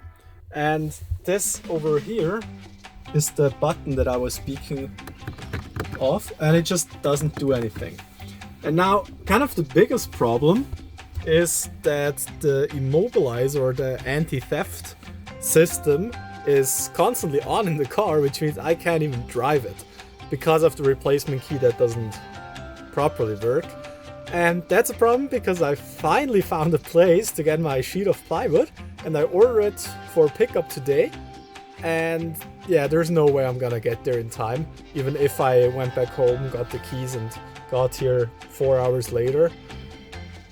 So yeah, and the problem is also it's kind of hard to film without having the sliding door open.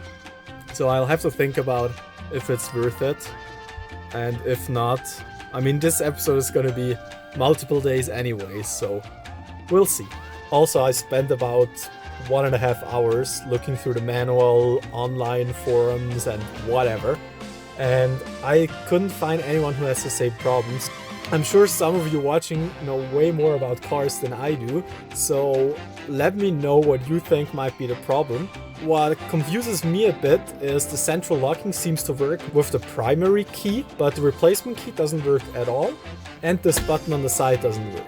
What's also weird is the LED works, so if everything's closed up, it's red, which means it does get a signal from the doors. So yeah, it's super weird. Let me know in the comments if you have any suggestions. Alrighty, so just finished up a quick coffee break. I'm just gonna go out there and start with the framing for the subfloor because there's no point in skipping another day of the build. That may mean that we don't get the best camera angles all the time, but I hope you understand. Alright, let's get back to it.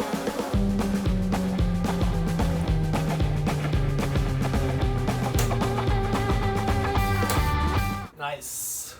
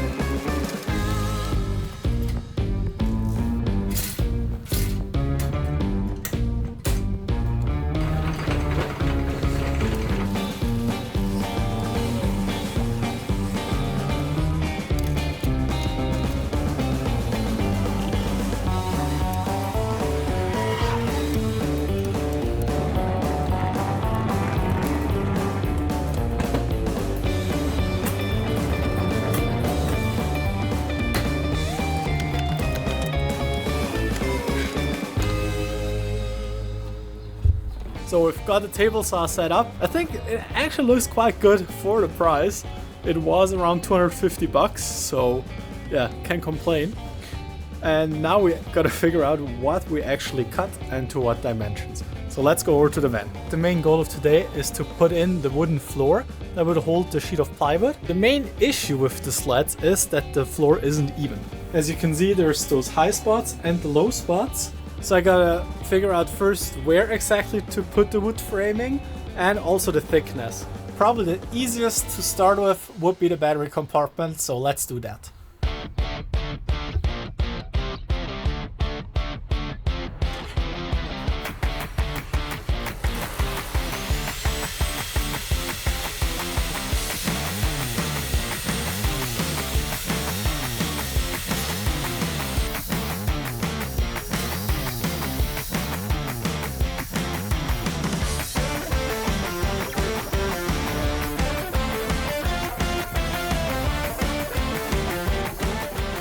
I'm such an idiot. I just locked my key in the house and there's no way to get in anymore, and I will have 1% battery left. And all the replacement batteries are in the house. Unbelievable. 2 hours later. Alright, back in business. I got the keys from my neighbor. In the meantime, I wanted to just glue in the 4 little pieces, but then I realized I don't have the silicone gun out here. So yeah, I put together the ceiling supports that we can use to clamp those 4 little wooden pieces to the floor, and we're gonna use the Sikaflex to do that. I wanted to get much further before lunch so it could dry up, but I guess that has to wait.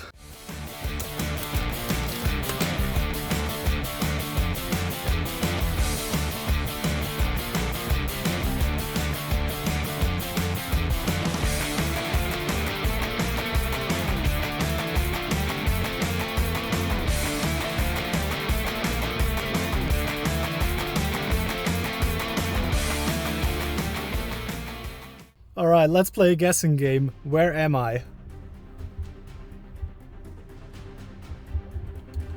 Obviously, I'm at Obi. So it is 2:45 in the afternoon. Let's make that the fastest Obi run ever.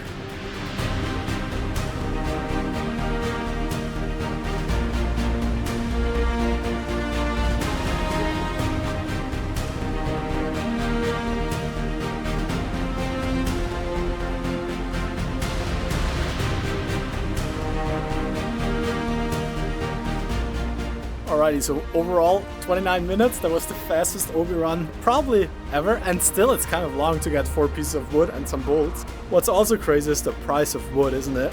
Like 4 of these 2-meter pieces were 30 bucks together. Isn't that crazy? Alright, so here's why I went to the hardware store. I was originally planning to use this 20 by 45 millimeter board, and I thought about cutting it in half, but then the surface area is just too small. So I opted for these bigger ones. I will still cut them in half, and they have the little beveled edges which fit perfectly. Not sure if you can see that well, but into this little ridge. So yeah, I'll rip those in half, and then there are some bits that I need to carve out, and then I can glue them in.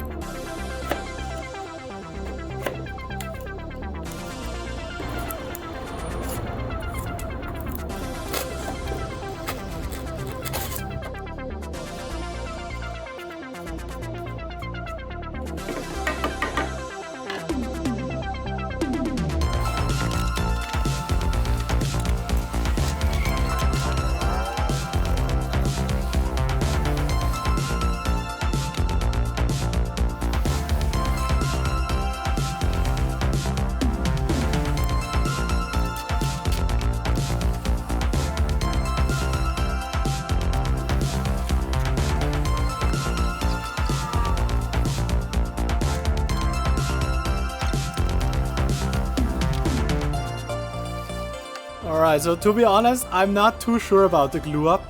The floor isn't actually that flat, and I think with 4 of those ceiling support thingies, it might not be enough to get a piece of wood super flat on there.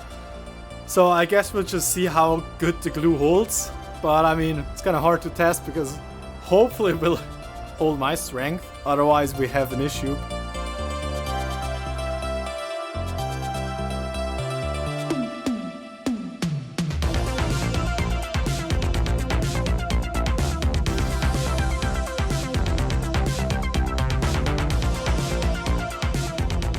I think I'm gonna leave the clamps on overnight, just gonna glue one piece at a time.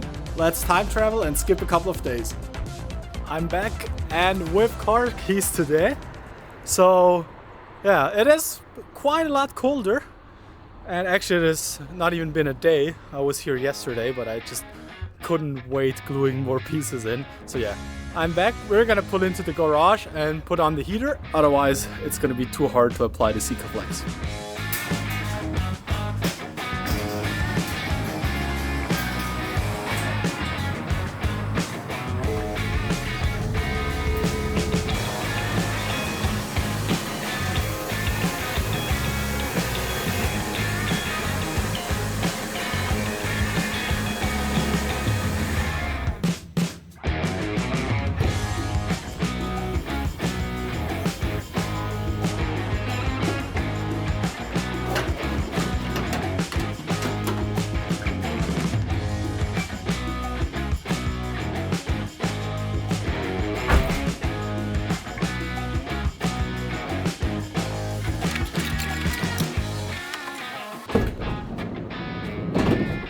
Now we can use the sliding door again. So this piece is not going anywhere. I can't wiggle it around, I can't do anything, so I'm pretty confident in the Sikaflex. I'm gonna throw on the heater for a bit, close up everything, close the garage, and then once everything is nice and dry, I will glue in the other pieces.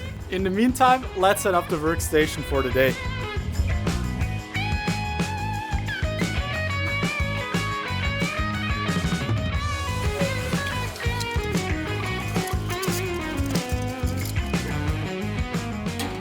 So the car has been heating up for about an hour now, so everything's nice and warm.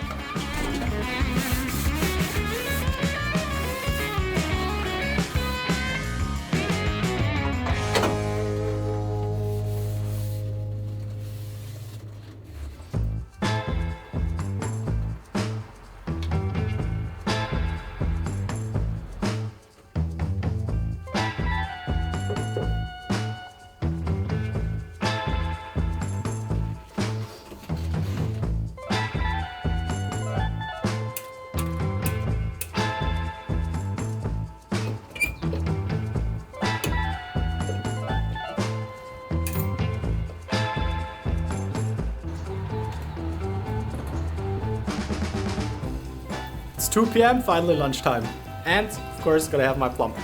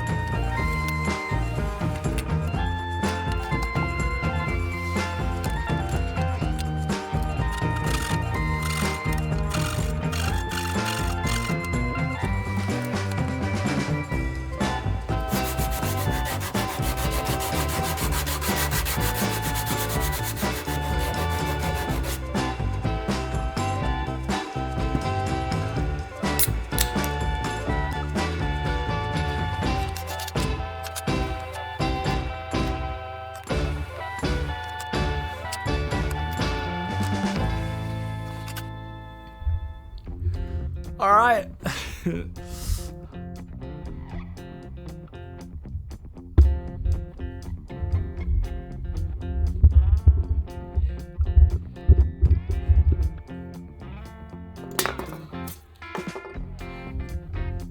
All right, so I got a wooden.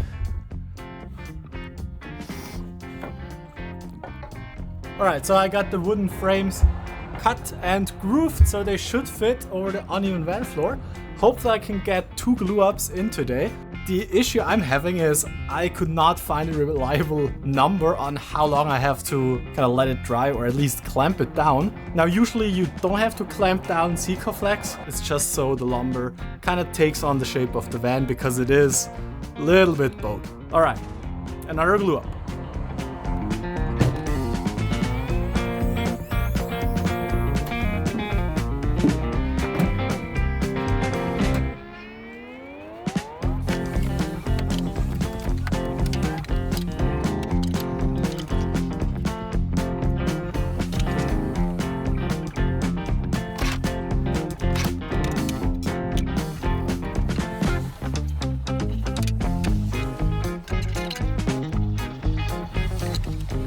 So the main pieces for the floor framing are now prepared or already glued in. Now we're gonna start with, I think, the trickiest part, which is the battery compartment. And we're also gonna paint it because it's gonna be exposed, at least the edges, whilst the framing that I already glued in will be covered in insulation and the subfloor, so there's no chance of water getting in there.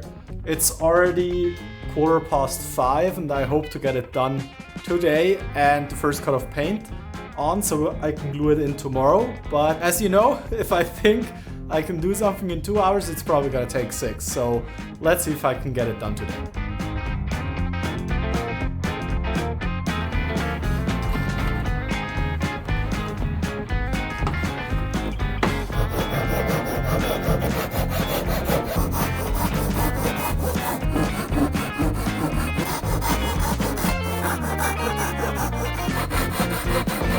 So I just read up on the paint, it actually only takes 2 hours to fully cure, so I can do that tomorrow. Because also, as you might have guessed, today is Sunday again, which means no power tools because of the noise. This is how the first piece looks like.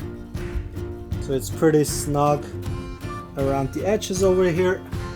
And then same thing over here, and I left a gap because I think I might add a little bit of insulation. The plan is to put in another piece over here and then a long one all the way there, and of course a small one there as well. Since I took the bulkhead out, I still have those nuts welded to the frame, so I might use them. Since everything else is just glued in, I might use some rivet nuts on here to at least bolt in the front piece of the frame, and because this will all be hidden under a cabinet, I can just screw in through the plywood and that should make a super strong bond. So instead of finishing up the frame and painting it today, we're gonna do that tomorrow, and now we're gonna try out the rivet gun that I actually unboxed in last week's bonus episode if you haven't checked that out.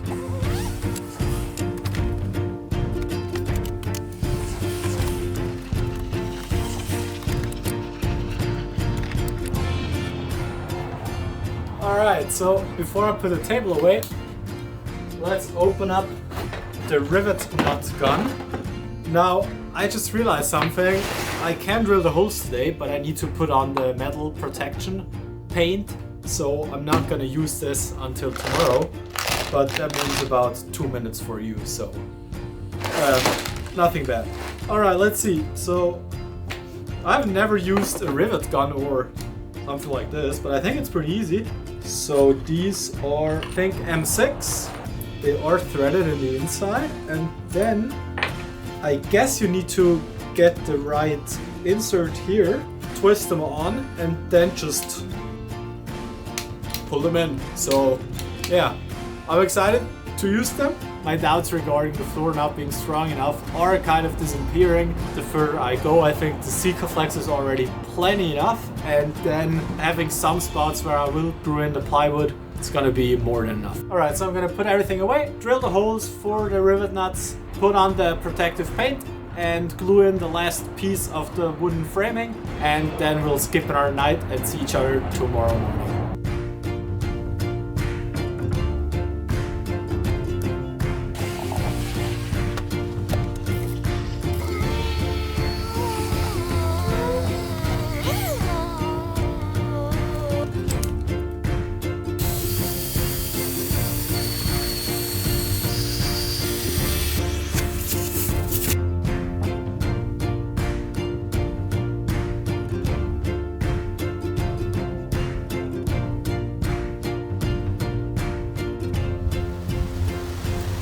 Sorry for the bad footage.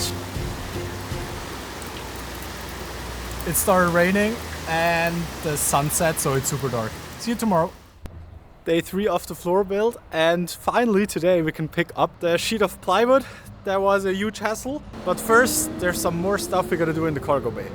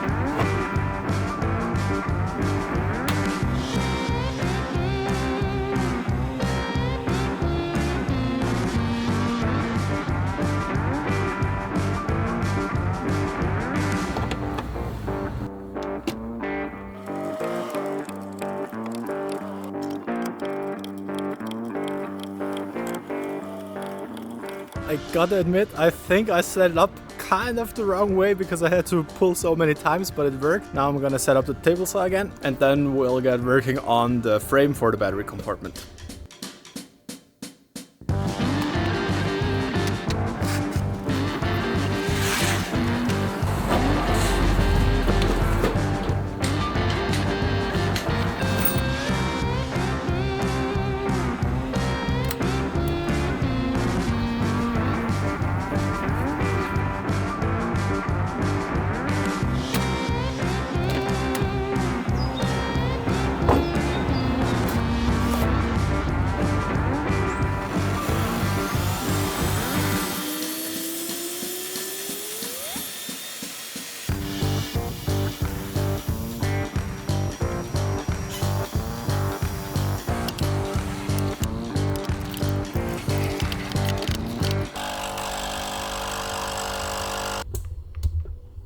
That wasn't a lot. What kind of espresso is that?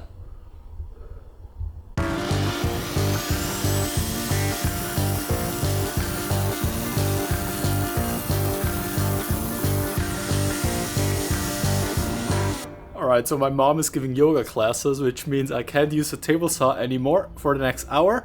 So I think we're just gonna pick up the sheet of plywood. And also, if you watched the previous episodes, you know, it was a huge hassle to get a piece of plywood. Now, mysteriously, this lumber yard popped up that's only like 15 minutes away, but the website doesn't rank at all on Google, which means there was kind of no way to find it. But yeah, you can just walk in. They have a huge stockpile and professional grade wood to good prices, and you can shop there as a regular customer and you don't have to have a business. So yeah, that's pretty awesome.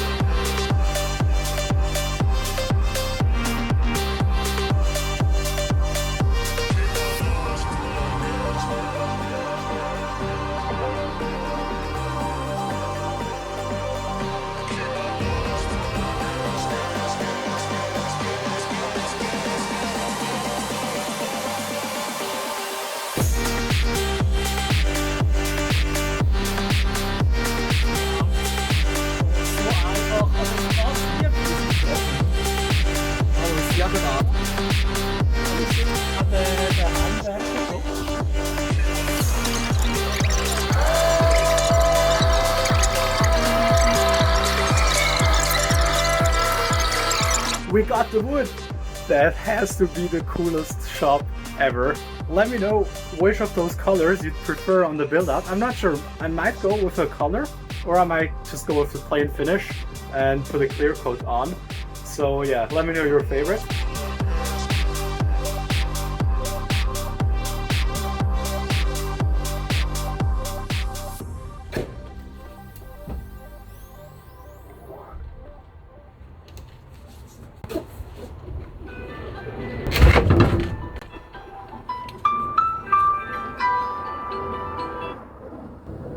Who's that? Sub o'clock? Oh, sub o'clock. We currently are enough people to fit into the little town of Saz Almagel. Let's see how much we can grow our village until next episode.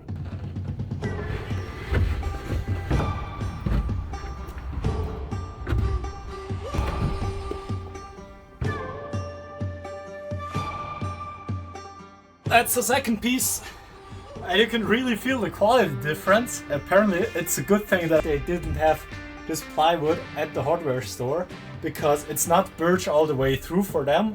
There's like eucalyptus in the middle, and the coating is super thin, and here it's about twice the thickness, and you can actually see it, and it's just super robust. So yeah, that was a worthwhile investment. And actually, I think it came out to be the exact same price as in the hardware store. Time for lunch. Once again, almost 3 hours of lunch break. It was nice, but now I'm super tired. But at least the sky cleared up, and I'm super happy to just soak in a bit more sunshine before fall or winter. Plan for the afternoon is to build the frame, paint it probably once, maybe even twice, but I don't think we'll get to install it today. We'll see.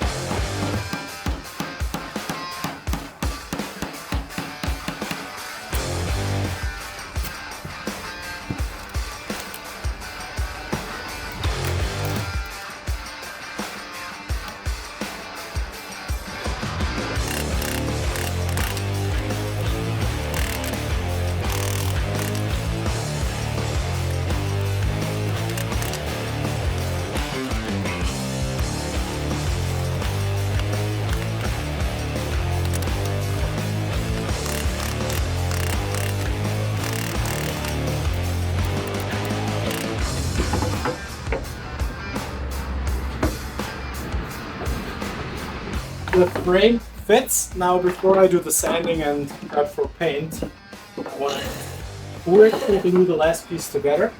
And I should have some fast setting glue. Here it is. Alright.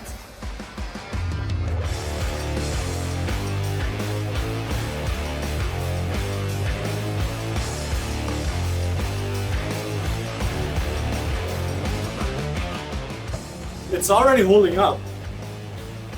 This has to be the fastest setting glue ever.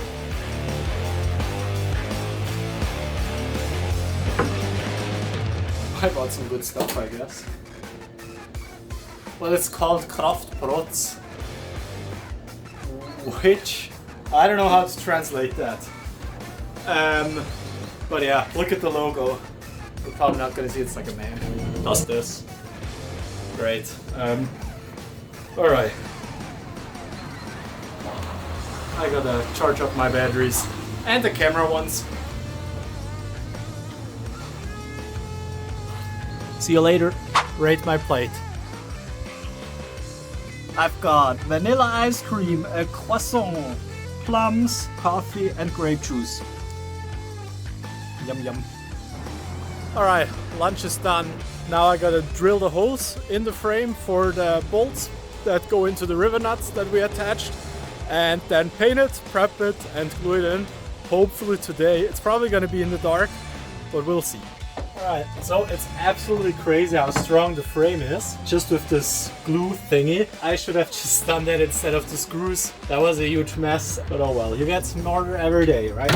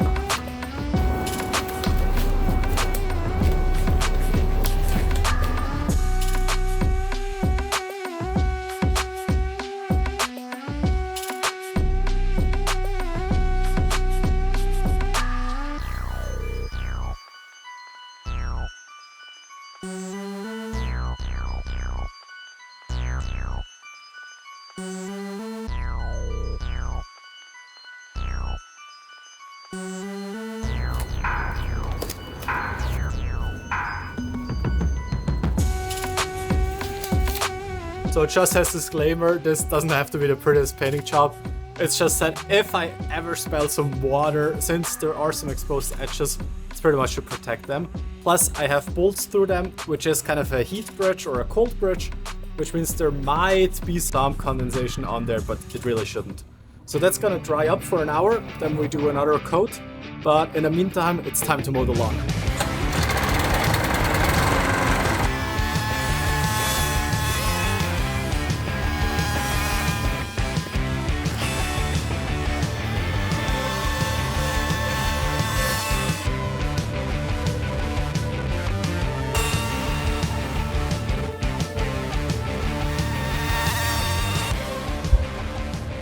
Alright, done with lawn mowing. By the way, that's one of my life goals, to one day own property, probably like in France or somewhere where it's way cheaper, that is big enough to justify a lawn mowing tractor. Because these push things, yeah, I don't know, not really a fan of it. Alright, let's see what we've got. Probably a couple more minutes of waiting and then I can throw on the second coat of paint. Alright, another update. awesome. It's like apple cider without alcohol, because I'm still working on the table saw. Yeah, so there's absolutely no way I'm gonna get it done today. The paint is not quick drying as it's supposed to be, and it's been 2 hours now and it's still kind of wettish. So yeah, I'd rather just do it right. So there's actually going to be 4 days of building in this episode, which will probably bring it close to an hour in length and takes me 30 hours to edit. I hope you don't mind. If you watched this far, you're already a legend and I really appreciate it. I'm just going to glue in some shorter pieces for the edges of the floor to support them, and in the evening put on a second coat of paint, and then tomorrow morning glue it up, and then we're finally done. Alright, thanks for sticking around.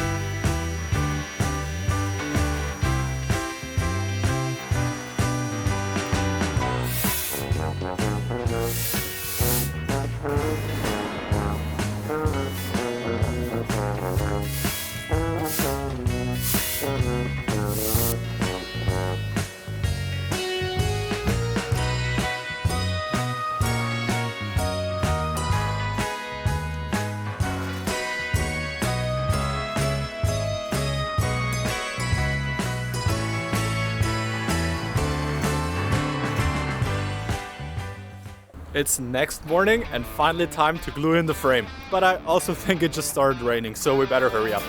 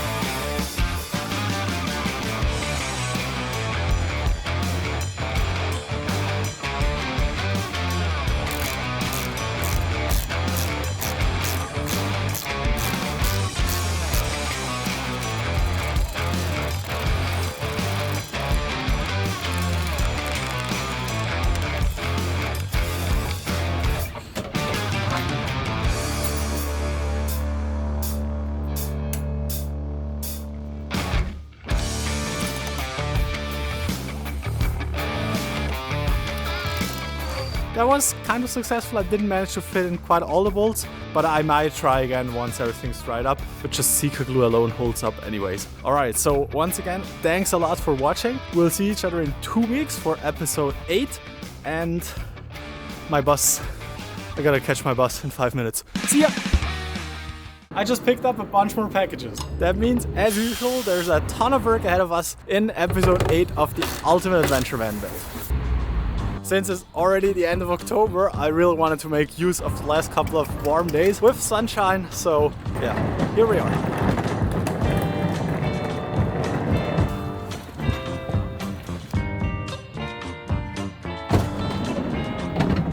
I left off the van build after gluing in the frame and those subfloor pieces. Now it's super dirty in here, so I'm quickly gonna clean it up and then we can continue gluing in some more frame pieces along the edges. And yeah, it's starting to look like the floor is coming together.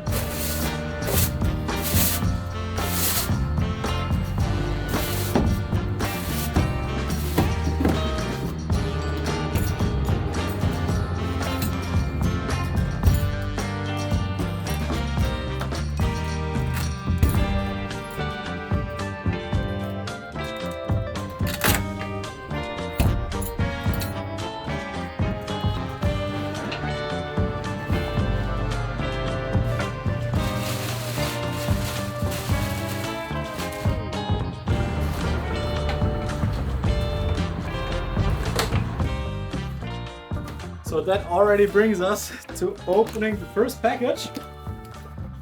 And in here I have multiple things. So I think in here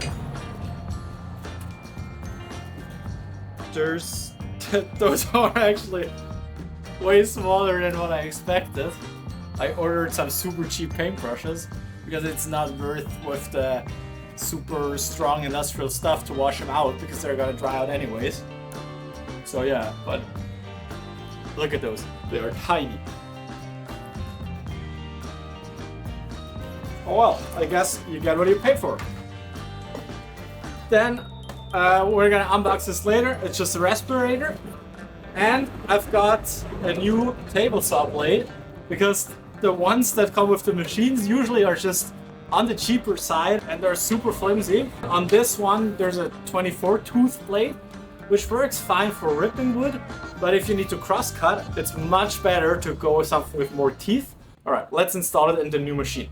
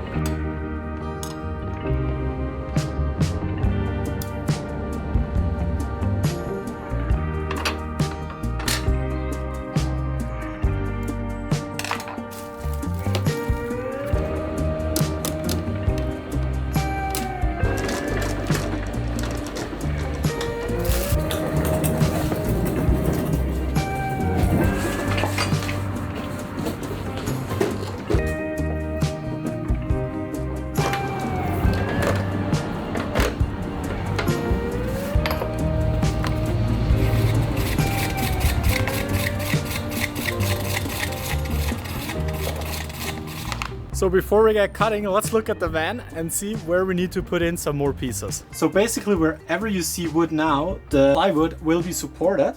However, on this piece, there's gonna be an aluminum rail where I will secure loads in the future, and I'm gonna recess it into the plywood, which means it's gonna be super thin there. So I wanna extend the supported area from this piece and this piece by putting in 2 more pieces over here and then on the wall over here, and then back in here just a little bit of support.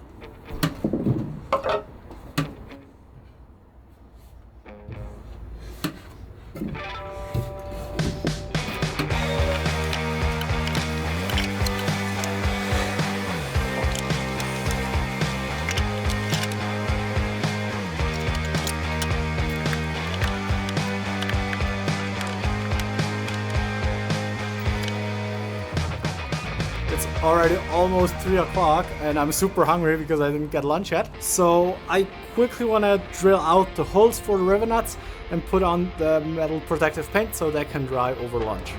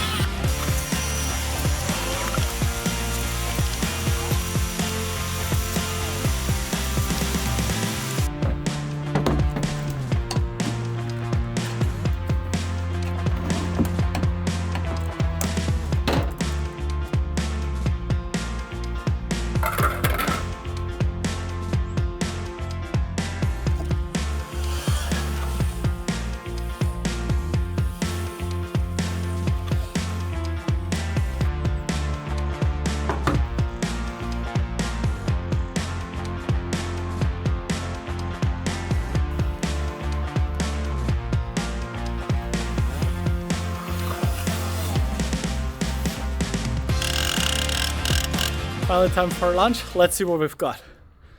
I mean, I already know because I prepped it this morning. But let's see.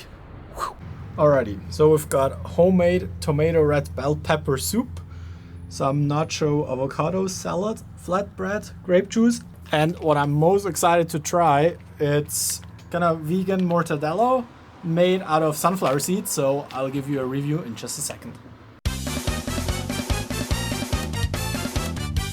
Lunch was super tasty, but I'm not too sure about the mortadella. I think I'm gonna give it 3 stars. Yeah, that should do. Alright, let's grab a quick coffee and then back to the van.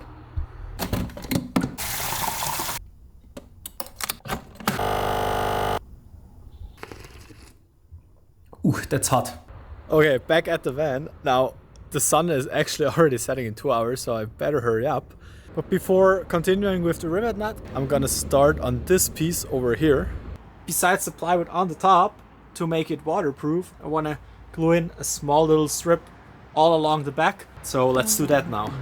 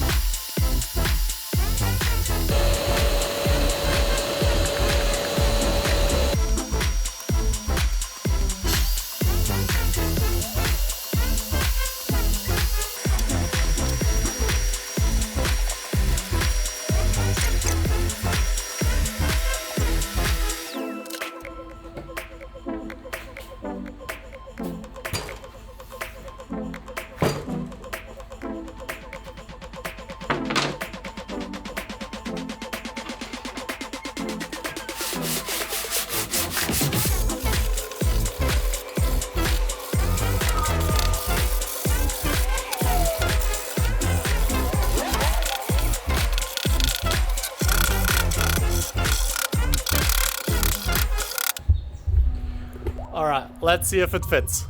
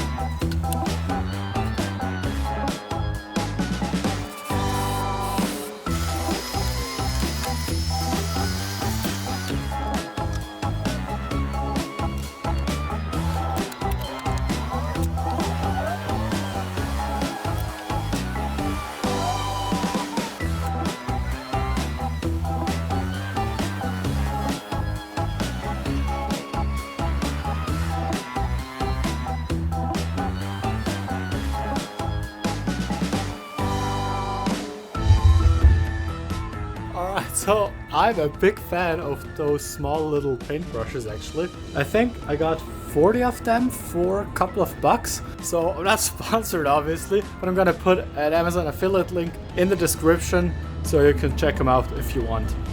And since they're like super artificial nylon brushes, whatever, they didn't lose a single bristle. I think that's super cool.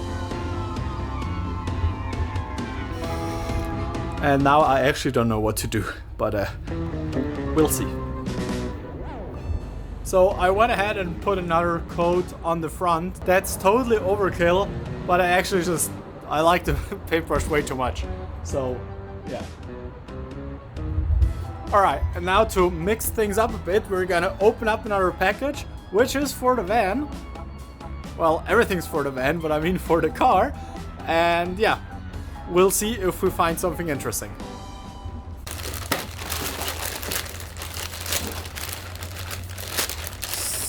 Alright, so here we should have three things.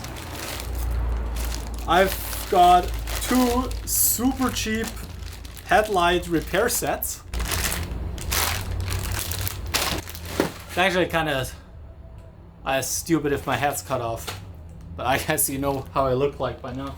So, two super cheap headlight repair sets because I could not get the headlights to come out, as you know by now.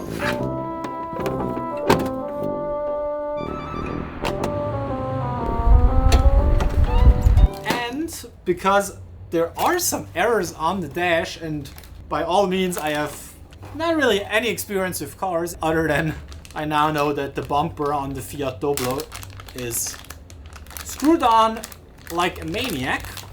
So I have this diagnostics tool which we can plug into the van, and then it might spit out some errors, so we'll see how that goes.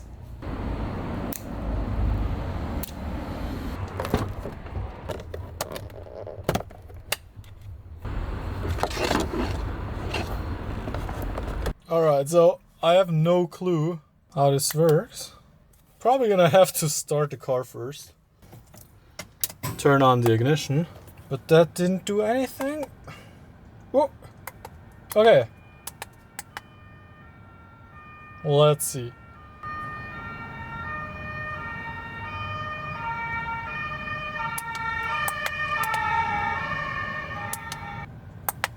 I have no clue what's here. Car speed, what? I mean, this stuff looks interesting, I guess. That's actually kind of interesting. Why is it so low? Maybe that's the reason why it doesn't start. Let's see what it does when I try to start the car.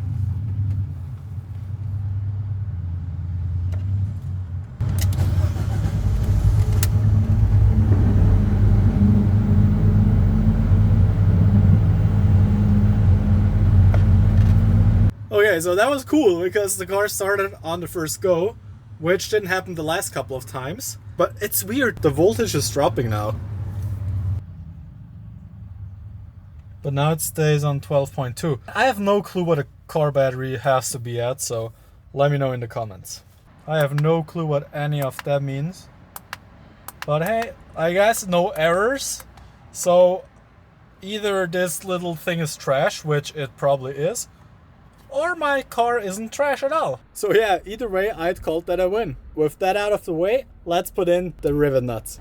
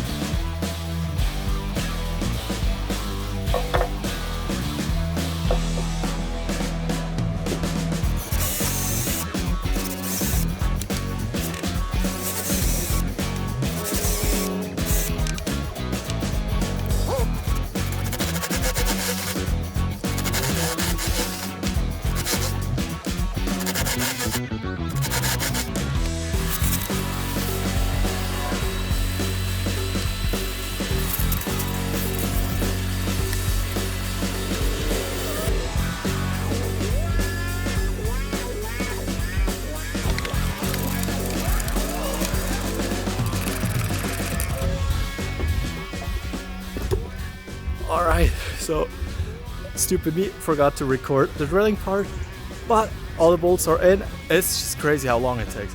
I've been working on that subfloor for 5 days now. It's crazy. 4 days in the last episode, and there's probably gonna be 3 or 4 days in this one. So yeah, I'm gonna head for dinner now, and then we'll see each other tomorrow. It's day 2 and the weather is much worse than anticipated. It is raining and the sun is nowhere to be found. So yeah, we'll see what we get done today. I definitely need to go to the hardware store. There's a discount going on the wood paneling. But first I want to unbox the new multimeter to actually get another reading on the voltage to see if it matches with the OBD scanner. I also got this on Amazon. I think you can get kind of the same thing on AliExpress, but I wasn't sure if it's just a knockoff. So I thought I'm gonna pay 30 bucks instead of 15. So yeah, but it's gonna be linked in the description as well.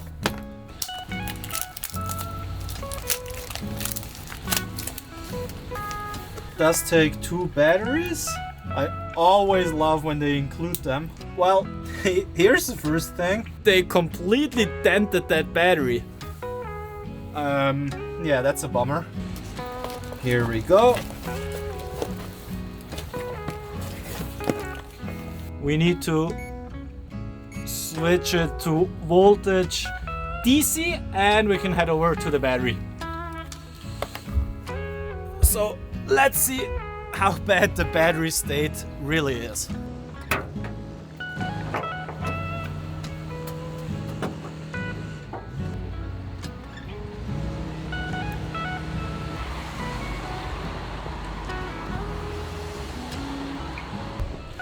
Alright, so it starts raining again, and as you saw it's 12.5, which is pretty well, so no need to charge it. And I think the OBD scanner is just off, but it makes sense. This was 30 bucks and the primary function is to read the voltages, and the OBD scanner is just kind of a gimmick. One more thing, I actually bought it to see how many amps the alternator puts out because I can't read the label. It's hidden too far in the engine bay. Whilst I'm reparking, I'm gonna throw it on and hopefully it's gonna show a maximum value. I'm hoping for 120 amps, but we'll see.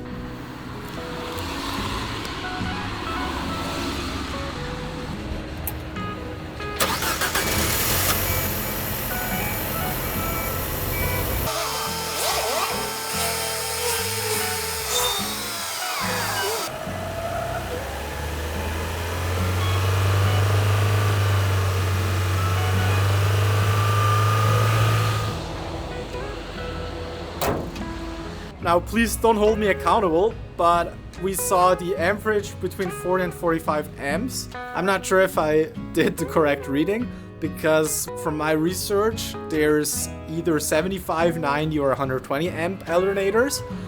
So yeah, I'm not sure how much I can trust those numbers, but for the time being, let's put all the stuff away and prep the cargo bay for some more glue ups.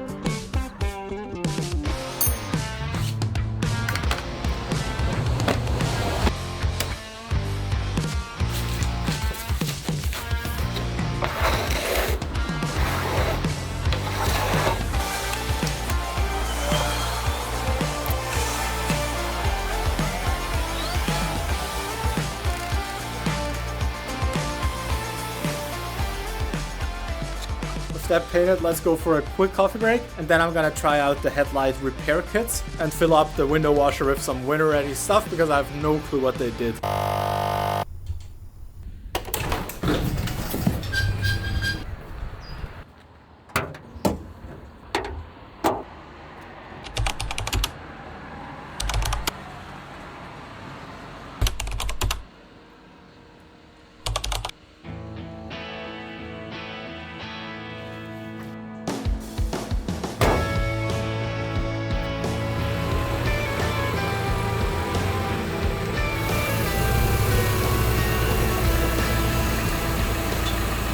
Alright, so here are the two thingies. Now, I already read what's on it, and it's kind of funny, to be honest. It's not making me more comfortable that there's a little skull on it. I'm not sure if that's a safety label, whatever. Oh, there's actually another one. That's kind of funny though. And then on the big bottle, simple, convenient and practical. Perfect. You're supposed to first sand the lamps. There's no sandpaper in here. And then it says don't touch in 2 hours, don't touch water in 3 days.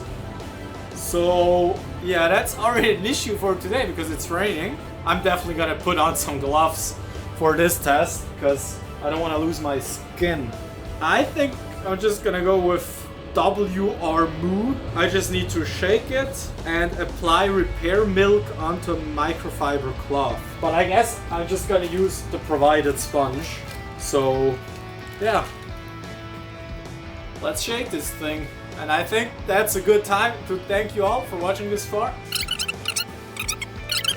Consider subscribing to join the journey to the Arctic Circle. Initially, I was talking about doing that next summer, but as you can see, my progress, it just takes so long to film, edit, and that's just a side project. Obviously, I'm not doing YouTube full time, so yeah, it might still take a while, but eventually we'll get there. All right.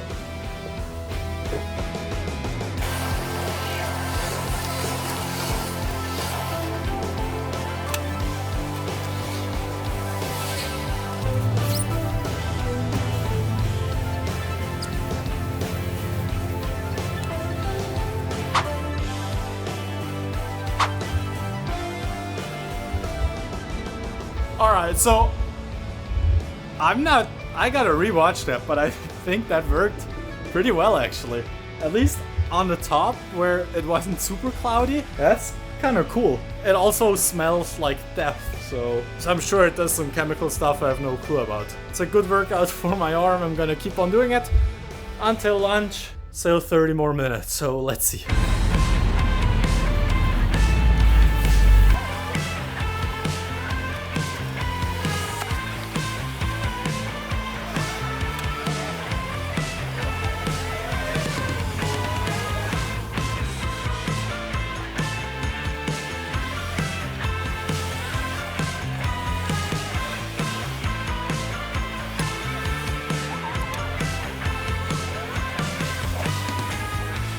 That was exhausting, but I really think it did something.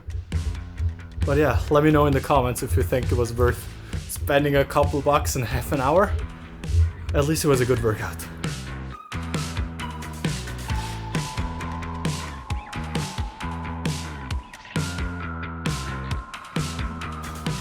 Kinda hard to believe, but it turned into a beautiful day and the sun is out, which makes it a perfect time to go to the hardware store and pick up some wood paneling and expansion foam, but you'll see why we need that later on.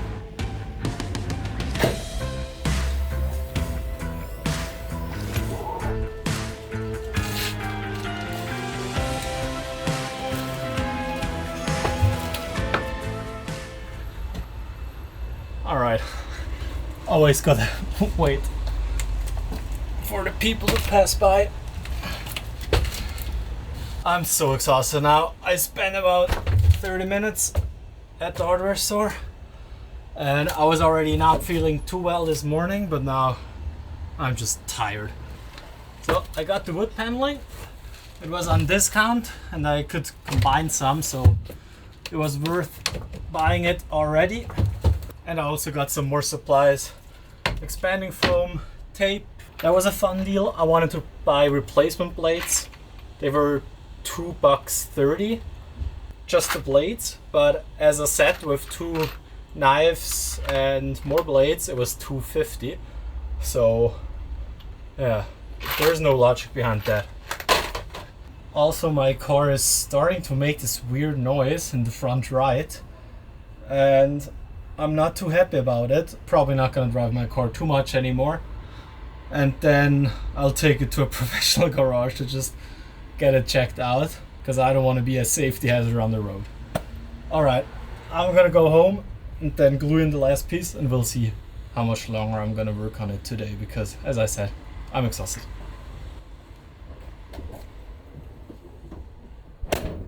So I thought I'd just go and grab a quick snack at the grocery store, but it was this kind of fall fest. So they were pressing apple juice live. So I got a cup of free 10-minute-old apple juice. That was probably the best apple juice I ever had. And look at that. I got a vitamin yogurt.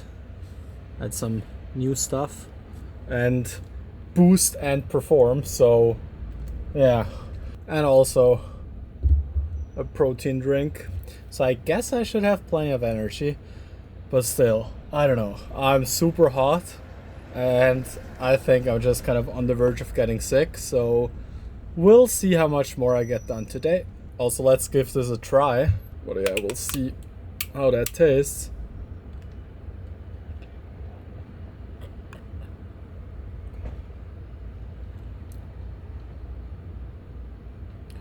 It's alright. It tastes healthy. It's raw and highly vibrant. Just like my videos. Just kidding. I think I gotta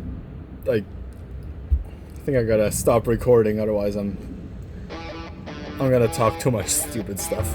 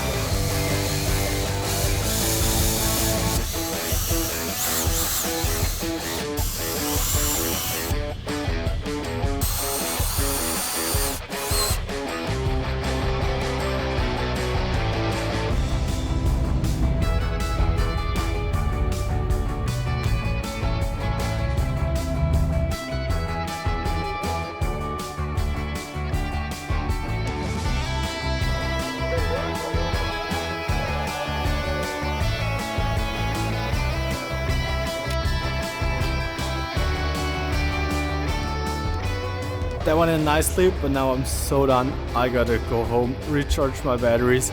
I don't even know how soon I can make it back to the van, but we'll see. Alright, shall we time travel a bit? Still look here. By the way, I don't have a selfie stick. I'm holding the huge tripod on my arm. Probably why I get sore arms all the time. Yeah, that's why I bought the protein drink. Gotta stay strong. See ya!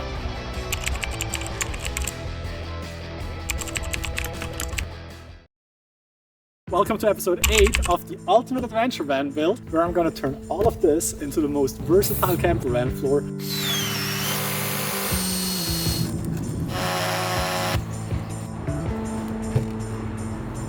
Alright, so here's the deal. In the last episode we finished up framing the floor, which means now we can tackle the actual plywood. I did cut the last episode a bit short because I felt really sick. It's still not much better, but I just can't hold off building the van any longer, otherwise we're never gonna make it to the Arctic Circle. So I've got all those huge cardboard boxes from the installation, so why don't we use those to create a template for the floor, because otherwise it's going to be a nightmare to cut out around everything.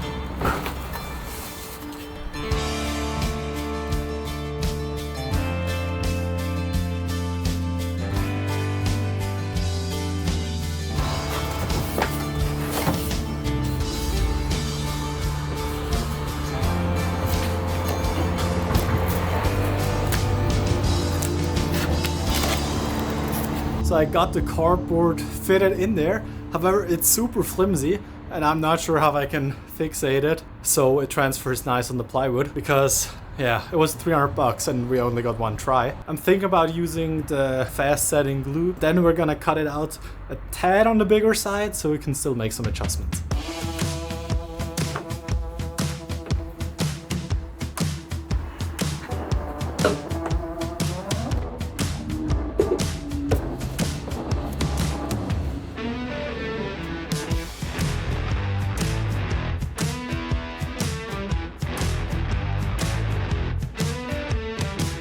So far so good, but I have no clue if it's gonna hold up. What I do know is the glue is super sticky. I've got it all over my hands and there's literally no way to get it off without ripping off my skin, and I would rather not do that.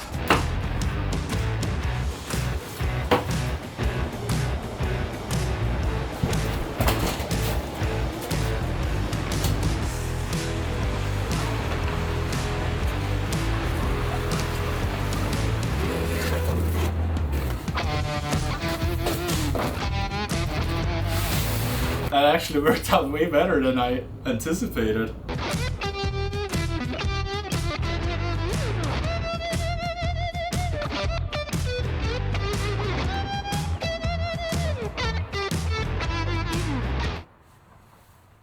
We've got light.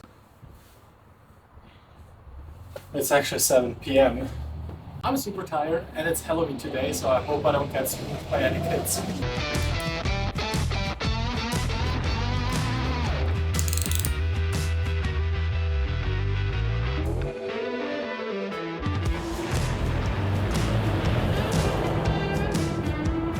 It's way too slippery. That doesn't stick at all. So I guess I gotta get some permanent markers. And black on black, that's just not optimal.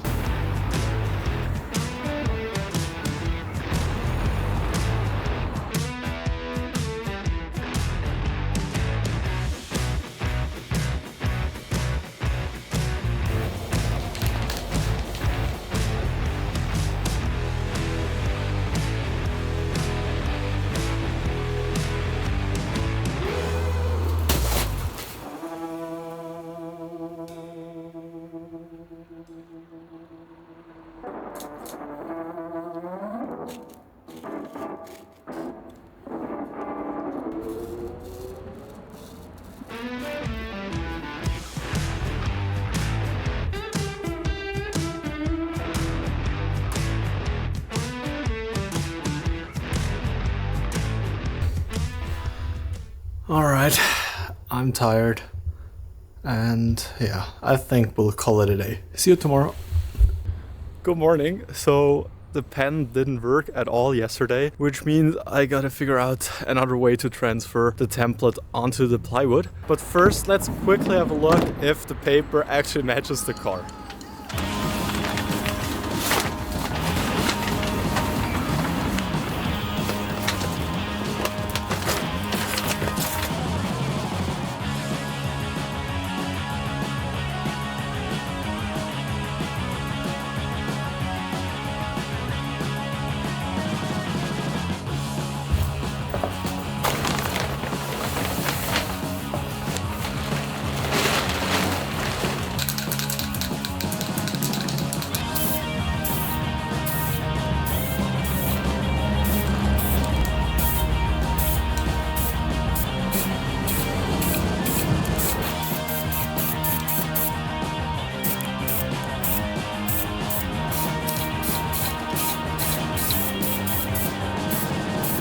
It looks like this may have worked, but I'm not entirely sure until it dries. But in the meantime, let's grab a quick coffee and then we're gonna have a look at the battery compartment.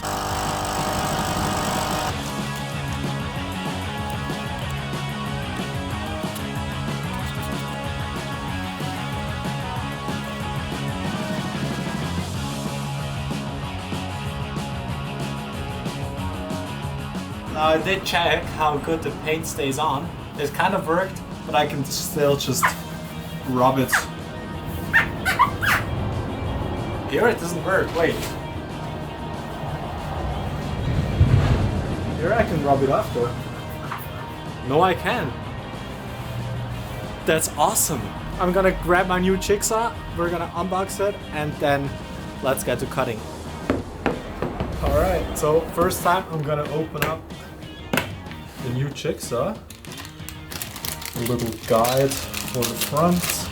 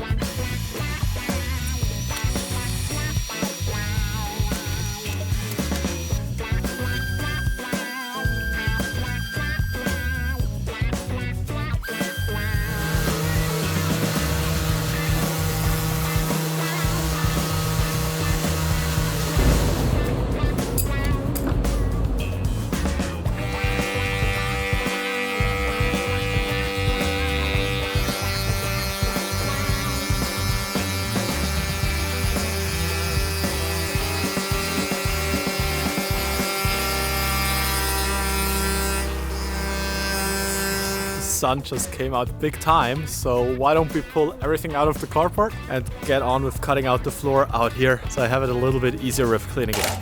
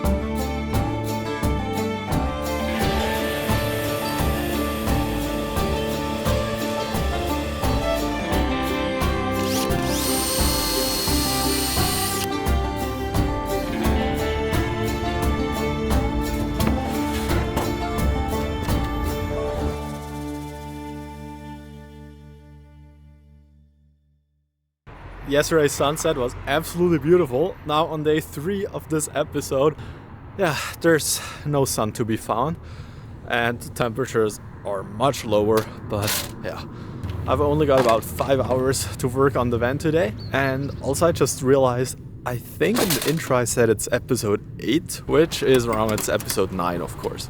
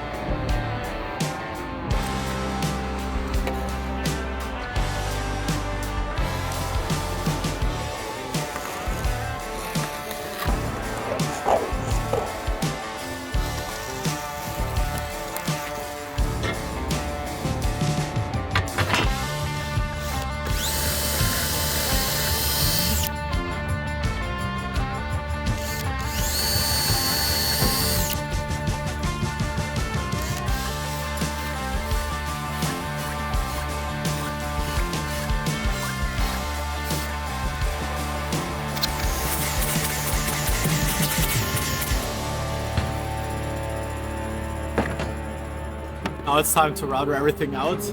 I haven't used this machine in about 4 years, except for rounding over the edges, so we'll see how that goes.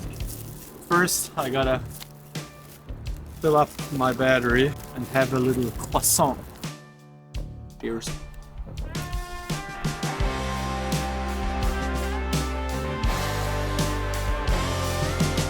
That's good.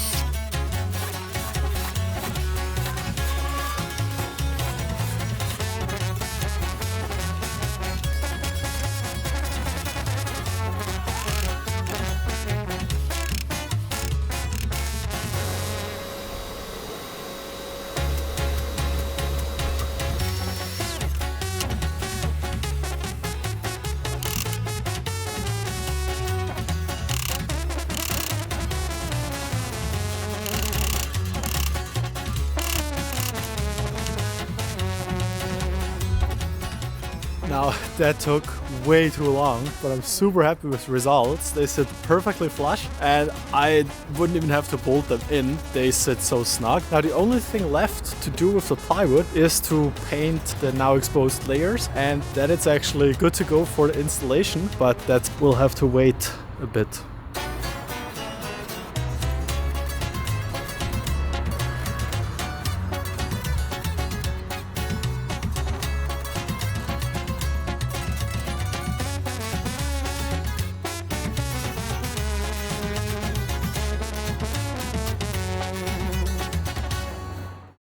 I've got more supplies, the van floor framed out, a sheet of plywood prepped, and 3 days to finish up this way overkill van floor. First things first, I've got a new small little tripod, which comes in handy today, and look at this, that's super cute.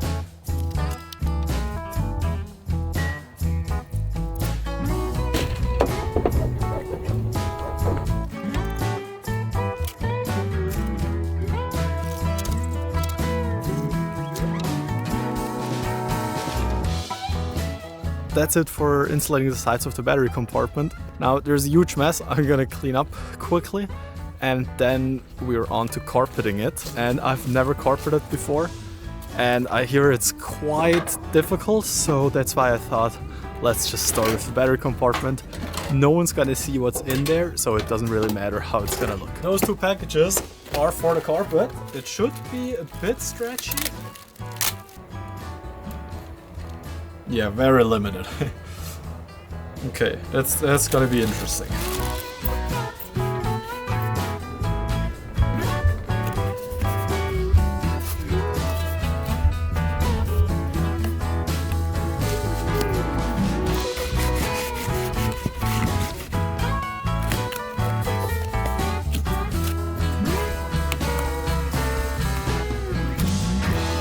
So now it's time for a quick lunch and then the dreaded task of putting on the carpet. And yeah, my expectations are really low, so we'll see how that goes.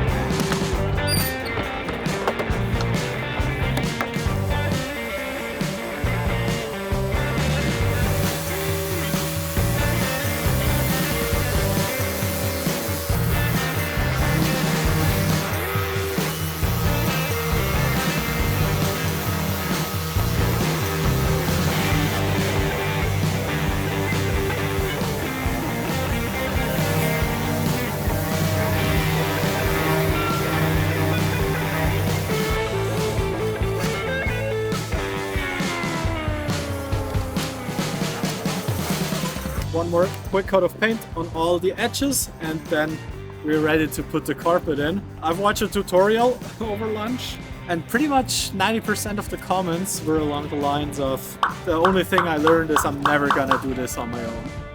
So yeah, we'll see how it goes.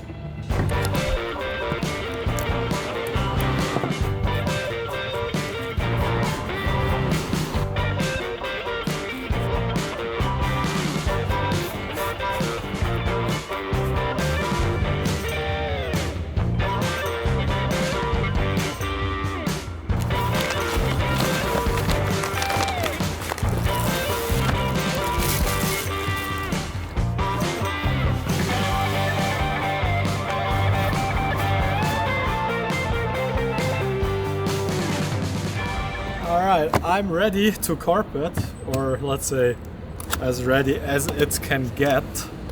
Now, this stuff is super toxic, so even though we're outside, we gotta use a respirator. Now I gotta spray both parts, which means the battery bay and the carpet, and then it takes 5 to 15 minutes to vent off, and then I can put it on. So, yeah. I'm just not sure if I should go ahead and do 2. Should I just try and wing it? And if I completely fail, then I fail. Because if I'm gonna do 1, I don't know how far to let's just try it.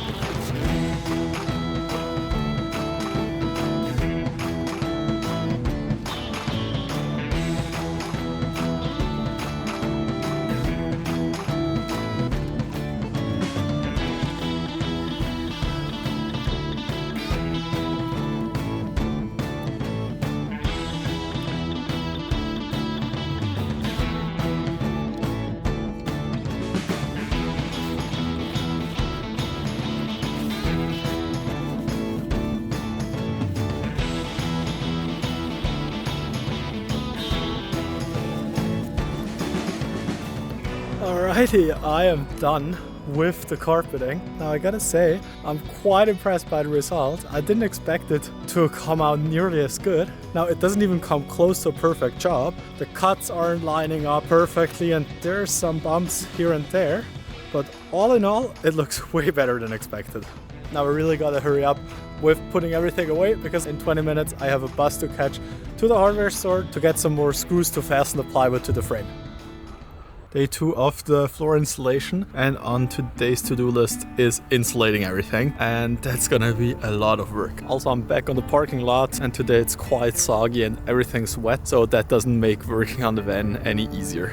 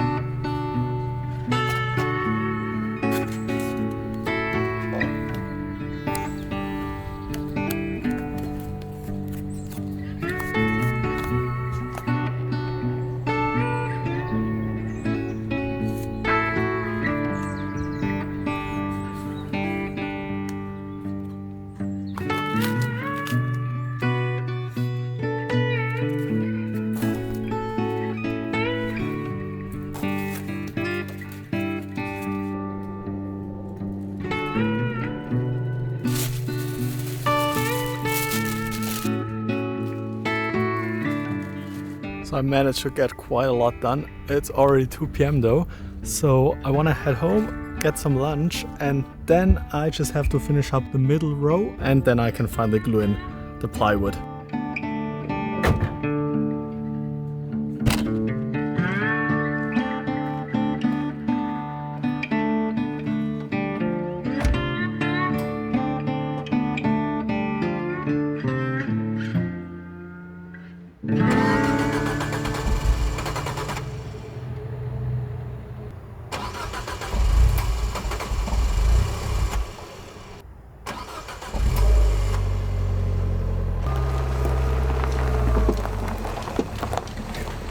My car is still not starting right, so let me know in the comments if you have any ideas what could be wrong. The battery is new, but it only starts on like the second or third time.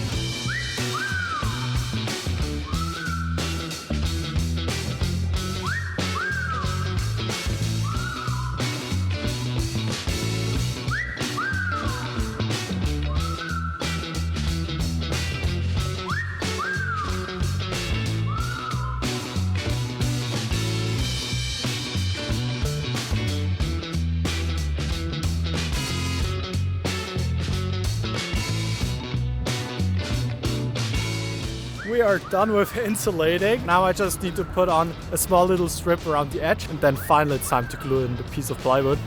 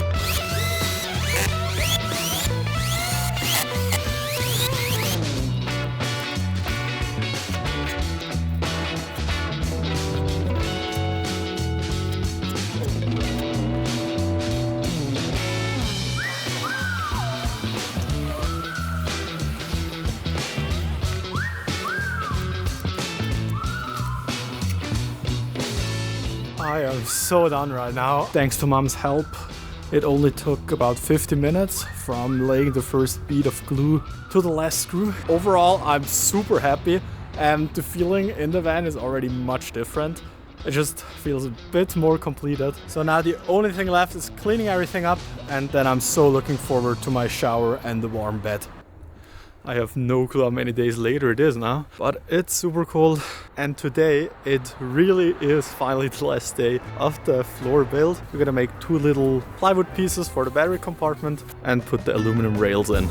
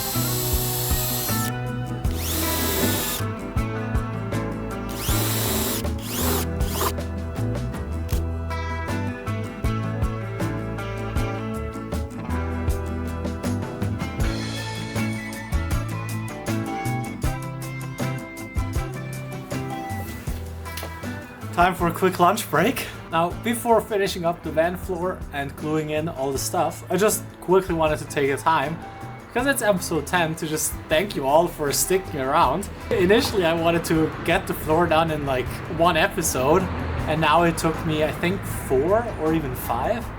So yeah, for all of you almost 500 people that subscribe and stick around, thanks a lot. It's soon gonna get much more interesting.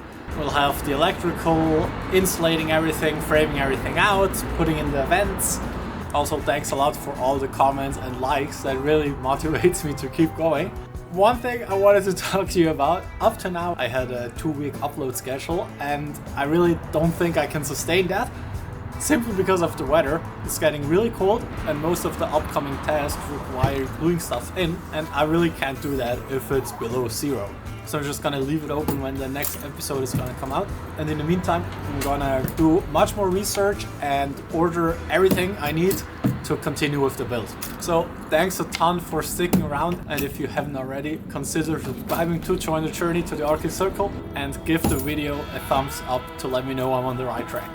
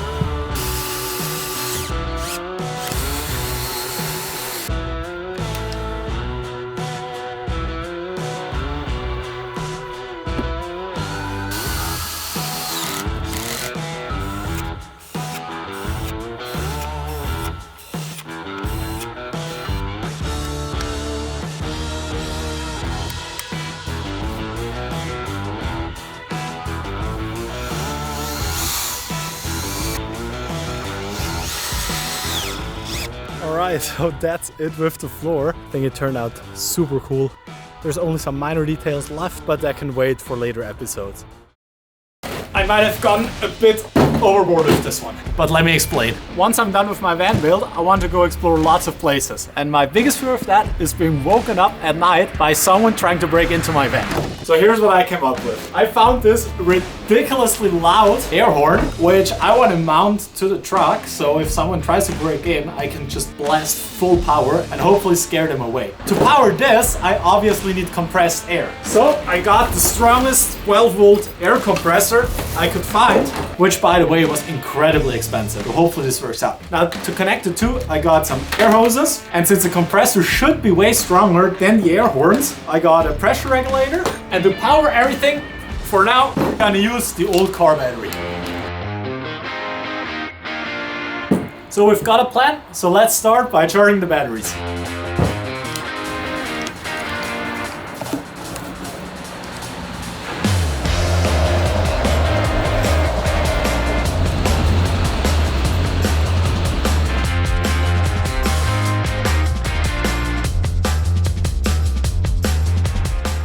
Let's see if you can figure out what my next project is gonna be. So leave your guess in the comments.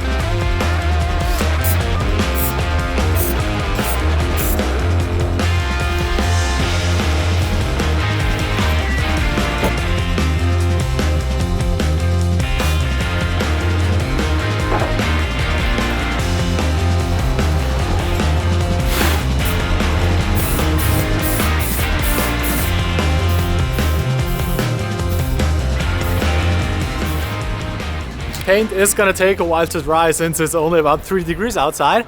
But with the mount being done, now it's time to see how we can route the pressure hose. And I'm not looking forward to that because I have no clue where there's gonna be a hole in the firewall. But yeah, we'll see.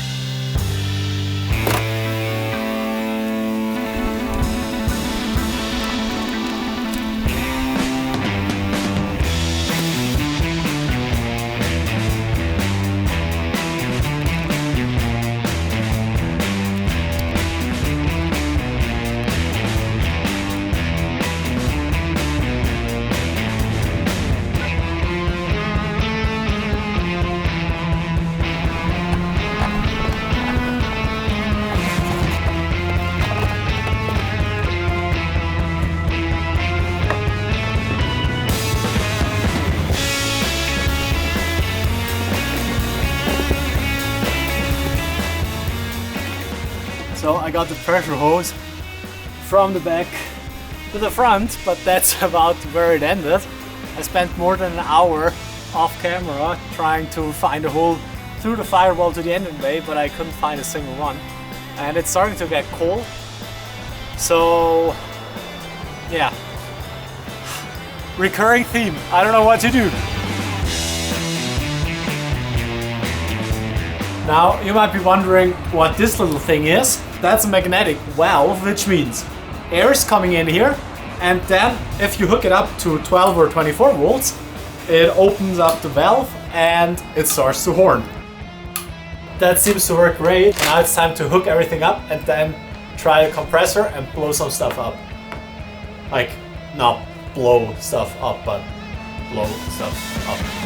Yeah.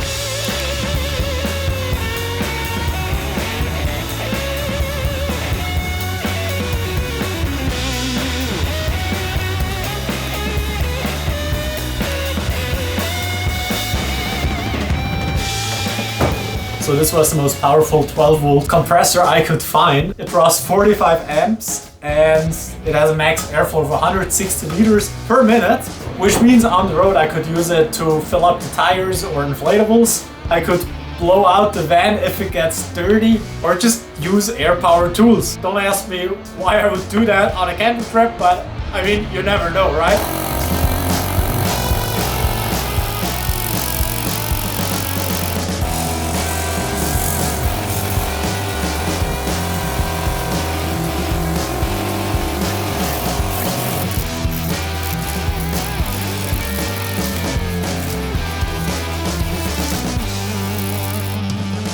Yeah, I don't know either what to say. It's an inflatable walking aid. If the van build's gonna continue taking as much time as it did in the past, I might end up using this thing. Now let's prep the rest of the fittings. Also, a little side note, we just hit 600 subscribers, which is so crazy to me. So thanks a ton for following along and watching the videos.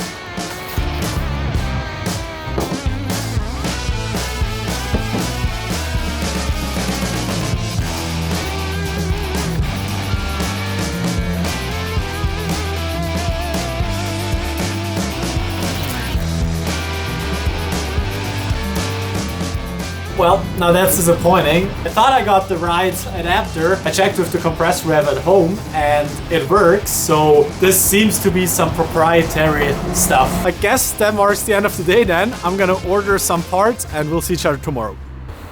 Well, unfortunately, the adapter hasn't arrived in the mail, so yeah.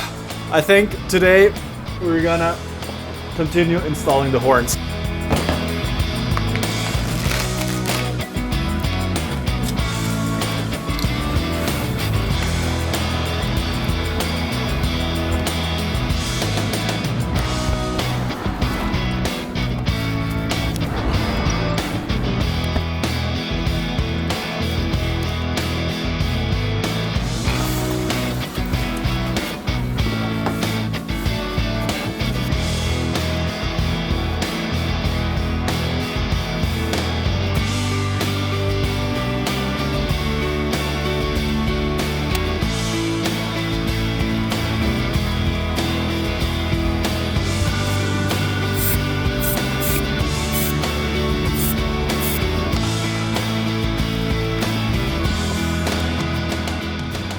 Well, that for sure wasn't my proudest work, but at least we got the horn installed, so you already know what we gotta do.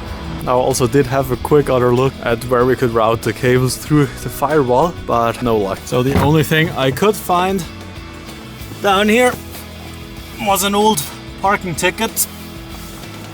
And in the front, it looks like we're running a little low on antifreeze. So let's quickly top that up, and since the adapter still didn't arrive in the mail, I guess that means there's gonna be a day 3.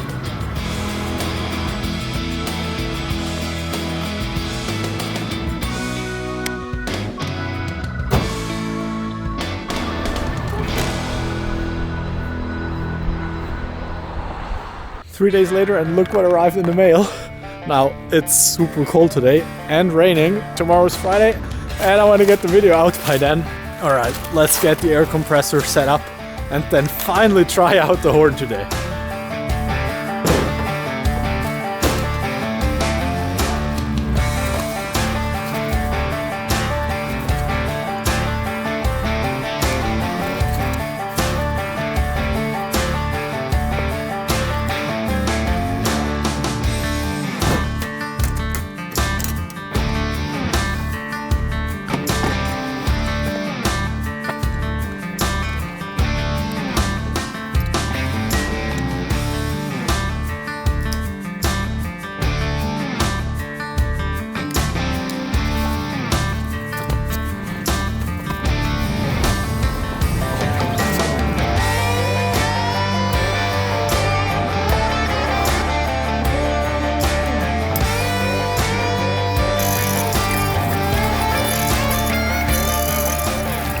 I think it's safe to say that we tried out the compressor. I don't really feel like driving to the empty parking lot because it's gonna be super soggy. So I'm thinking about trying the horns right here. Only thing left to do before that is to set the pressure regulator, because apparently if I blast 10 bars at the horns, they're just gonna literally blow up. So I'd rather not do that.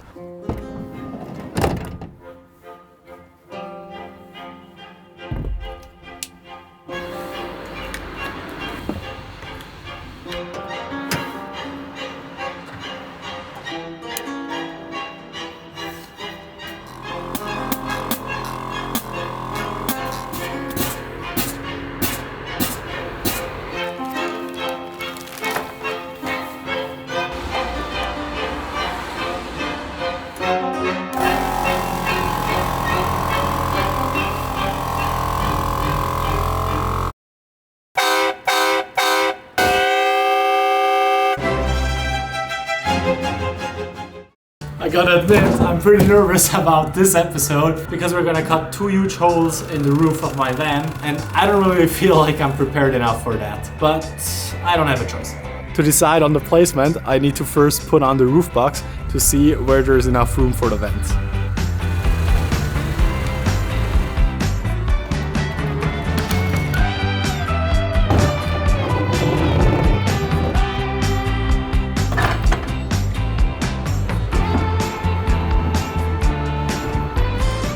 First time putting the roof box on the van, and I just discovered it doesn't line up with the rails at all. So I don't really know if I can just drill through the bottom of the roof box, because there's no way of moving the rails because they're bolted in some specific spots. So yeah, that's gonna be interesting.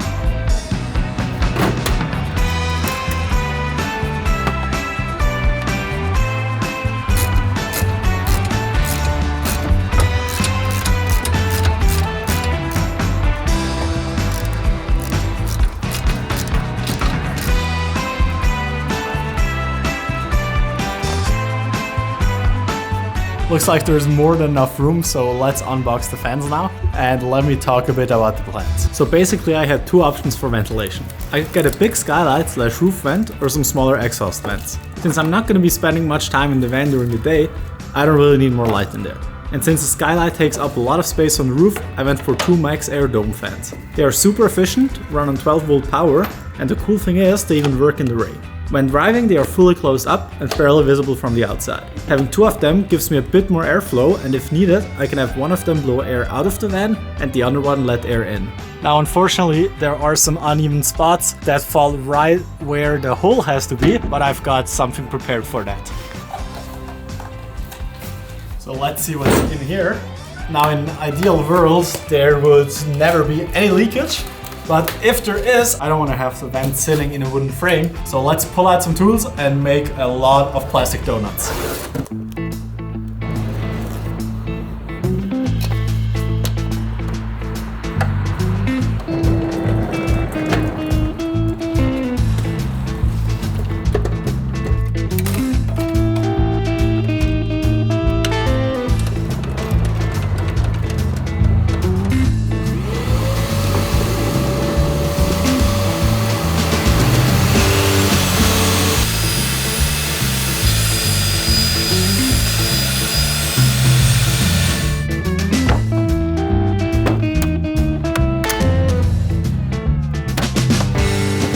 So I finished setting up the circle cutting jig for the router, but I don't think there's too much sunlight left. So I decided to finish up the evening with a quick clean of the van roof because that's super filthy. And then I'm gonna be back bright and early tomorrow and hopefully get a lot of progress in.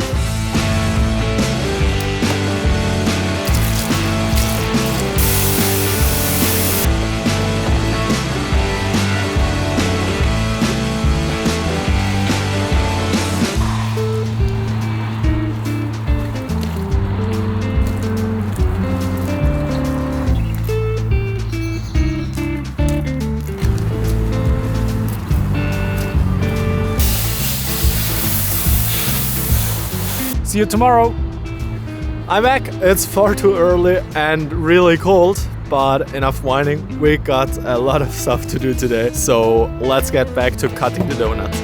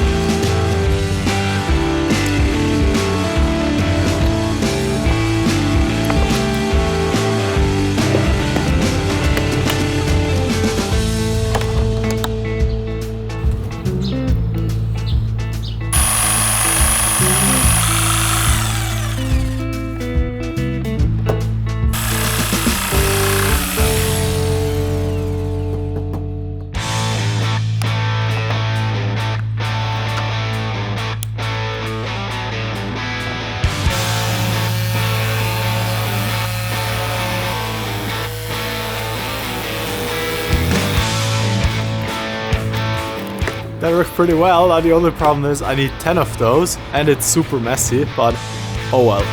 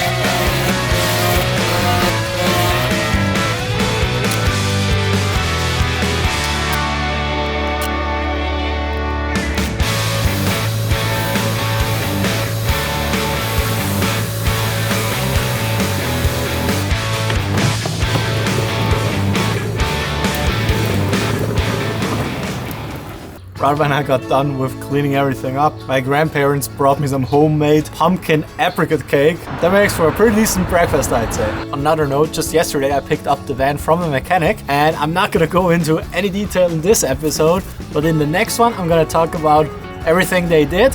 And there's one job left for me to do, which is replace the brake pads and brake discs. So if you don't want to miss that, hit subscribe if you aren't already. I guess it's gonna be quite an entertaining episode because I have no mechanic experience whatsoever. So yeah, YouTube tutorials will have to do. Now back to the vent installation where we have to scissor up 4 of those rings to create the depth needed and modify them just a bit to adjust for the uneven sheet metal.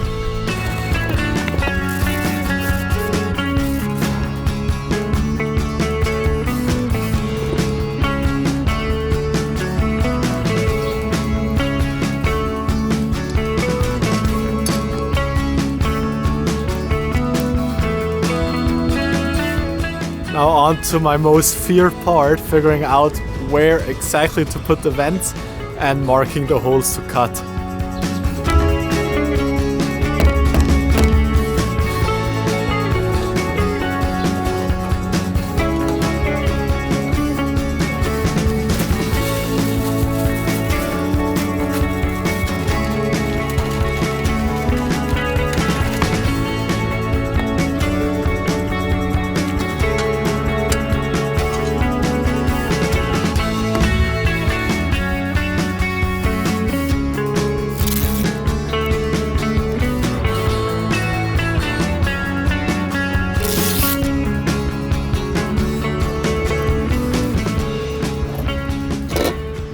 Time for lunch. I got everything prepared and the second stack of donuts glued up. So after lunch, I'm finally ready to throw on the jigsaw and get the hole cut out.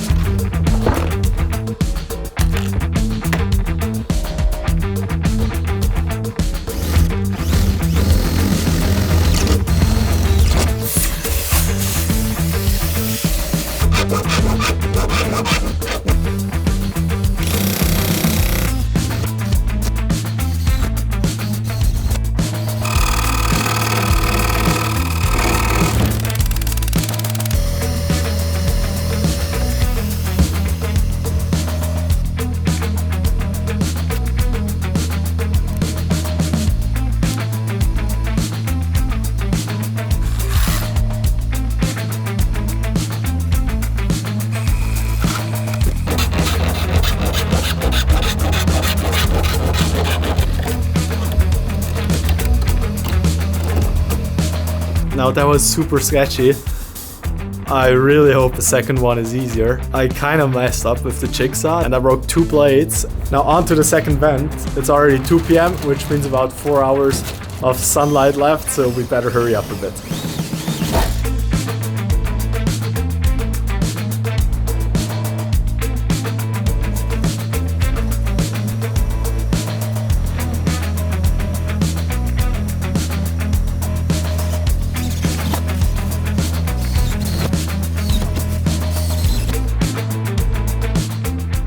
I already vacuumed the roof, but I guess those metal splinters went everywhere, and to protect the van from rust, I'm just gonna blow everything off and then paint the edges.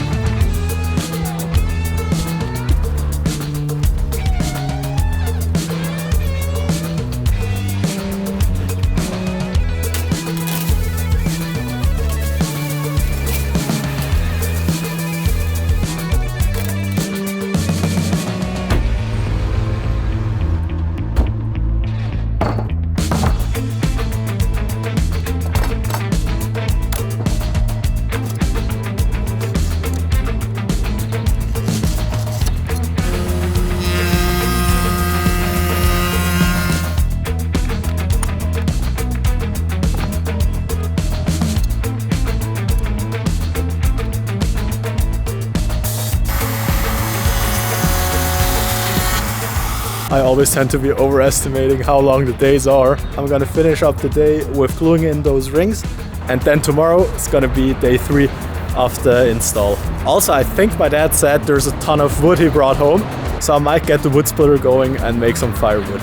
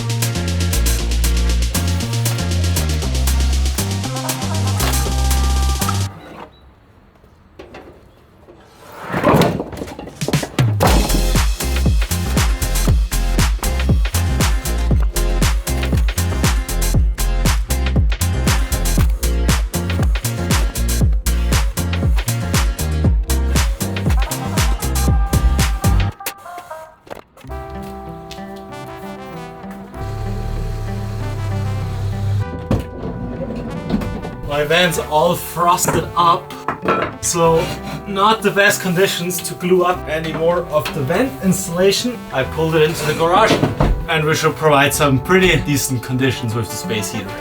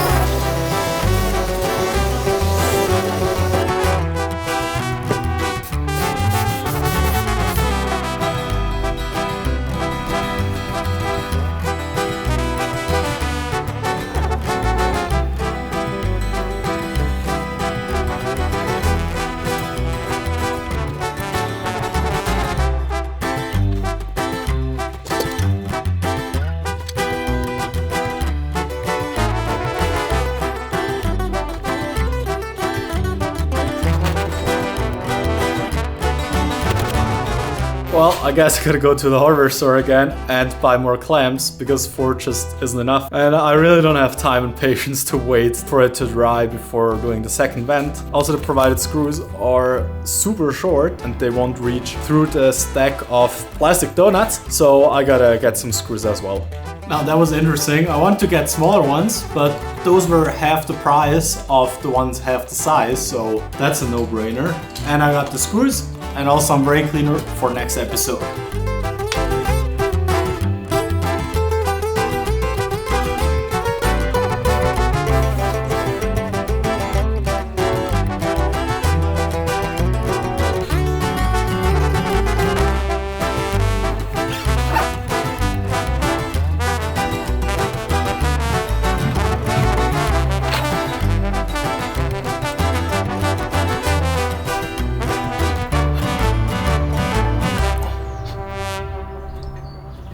It's 4 hours later, which means it's finally time to put in the vents.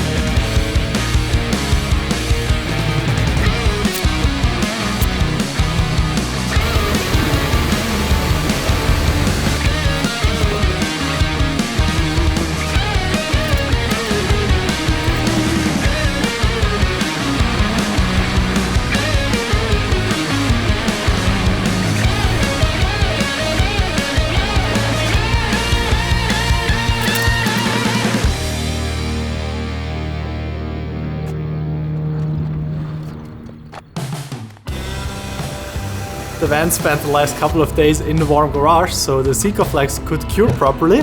Now we still need to finish everything up with a coat of sealant, but before that, I actually didn't even try out if the fans work before installing. So let's quickly do that and then finish up the vent installation.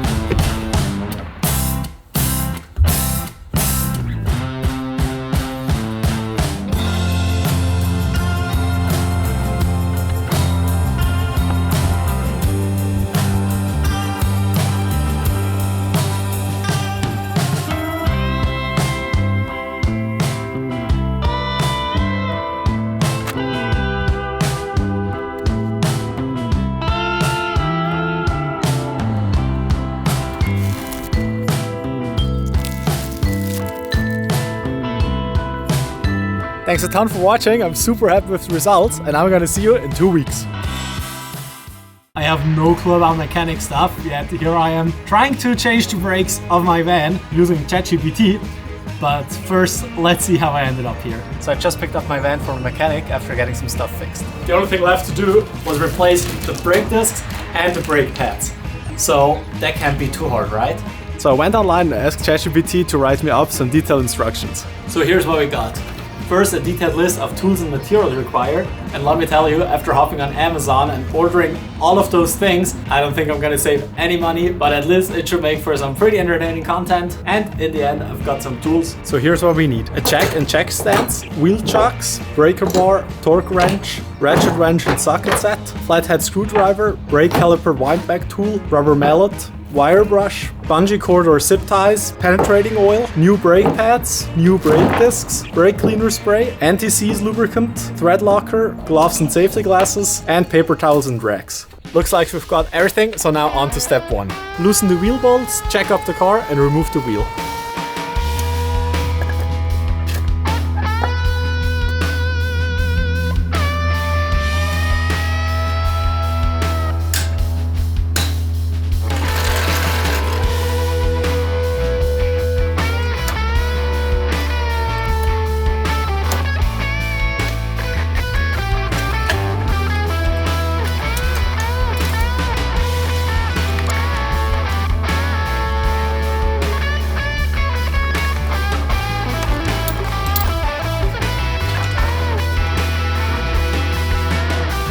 Now apparently putting the tire under the car is another safety measure. Now if you haven't picked up so far, I really am a new mechanic, but even I can see that those discs are pretty much on their deathbed. So good thing we're replacing them. Alrighty, so now on to step 2, which is gonna be removing all the old brake parts. So that's access the brake caliper, remove the old brake pads, and clean the caliper.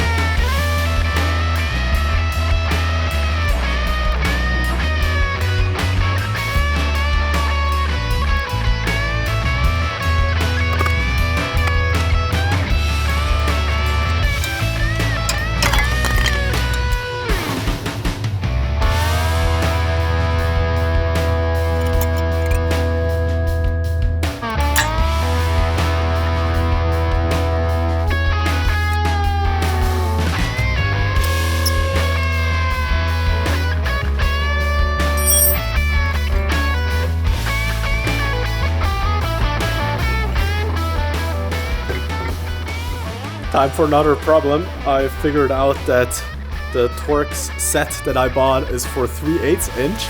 I don't know why I went for that, but I only have a 1.25 inch ratchet, so yeah, I guess it wouldn't be a Luke's Toolbox video without going to the stores. Never mind, look what I just found. An old ratchet set from my granddad, which he used every single day at work. So yeah, and luckily it's 3/8 inch. And luckily it's 3/8 inches. And luckily it's 3/8. Jesus, that's a tongue twister. And luckily it's 3/8. And luckily it's 3/8 of an inch. And luckily it's the right size we need.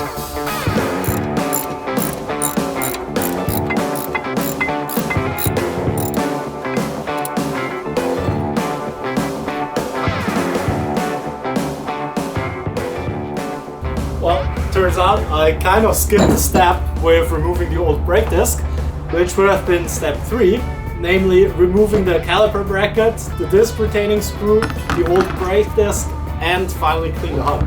So now we're just gonna clean everything together. But first the caliper bracket, and let me show you why. So in this little groove the brake pads are housed, and since there's only one brake cylinder, the brake pads have to slide back and forth in this channel. And right now it's full of so much gunk, I don't even know how there wasn't any squeaking. So let's get this all cleaned up and make use of a ginormous bulk of brake cleaners.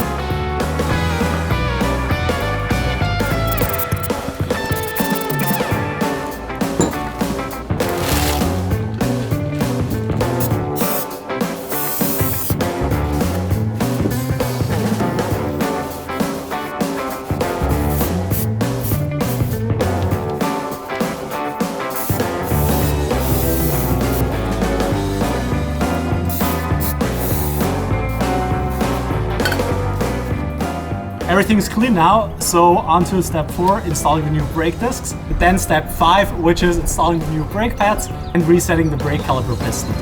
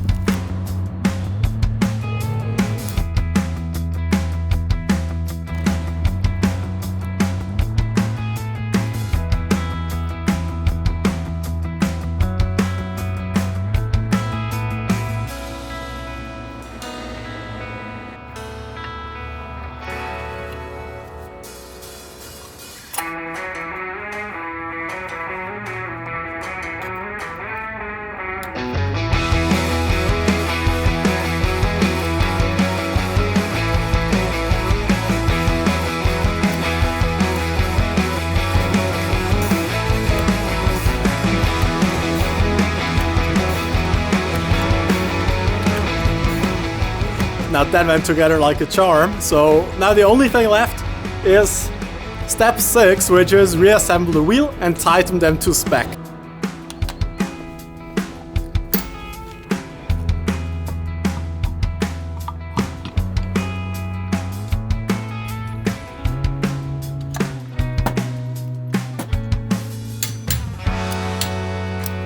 One side is done and I could not be any happier.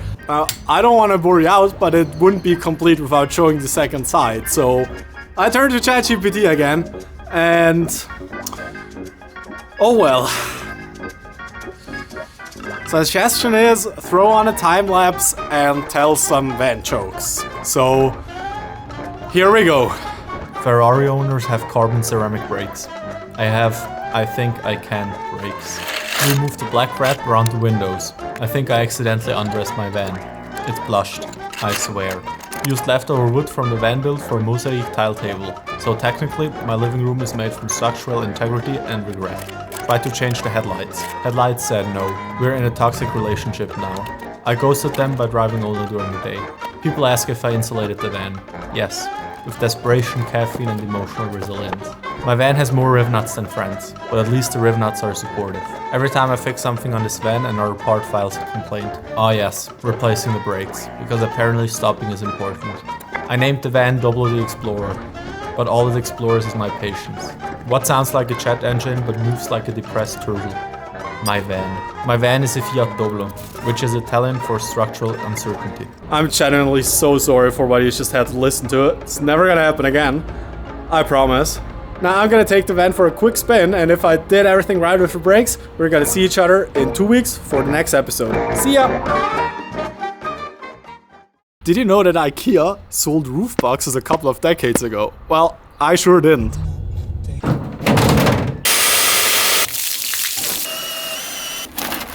Two episodes ago, it turned out that my roof box, which I got for free, doesn't actually fit the van, so I sold it again, and I'm gonna pick up another one. I'm kind of in a rush today, so I gotta get it loaded up, and then let's talk while we're on the road.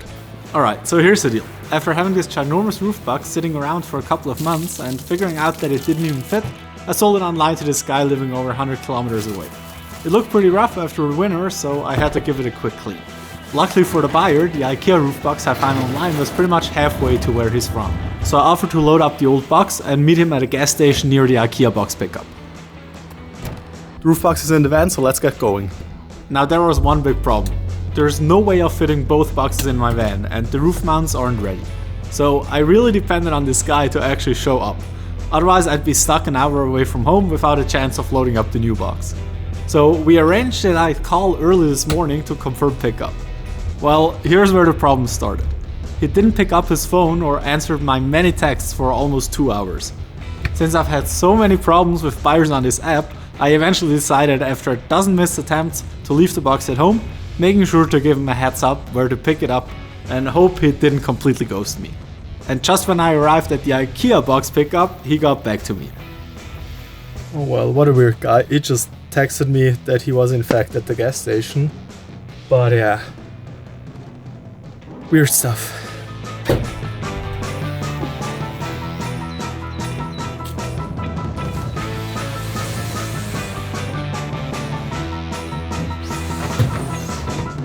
Now look at that, isn't that super cool? I couldn't be any happier. Now I definitely gotta give it a wash, but now first let's find a bakery, buy some sweets and visit my grandma. And we also need to get some gas.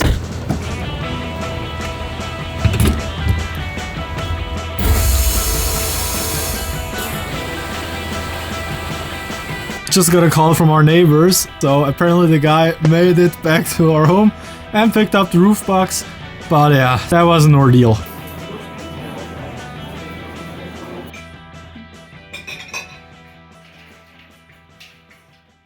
That cake was super delicious. Now some good news, the guy actually picked up the roof box and I've got the money. My brakes work, which I replaced an episode ago, so that's good. And the weather cleared up, which means perfect time to have a closer look at the roof box. And while the birds are singing away, we can clean it up and see if it fits the van. And it better does, because I'm not gonna do this entire thing again.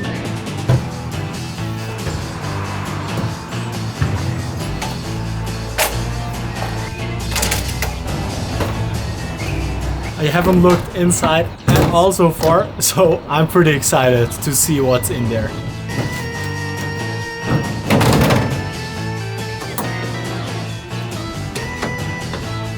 This thing has to be like 30 years old, but it looks pretty promising.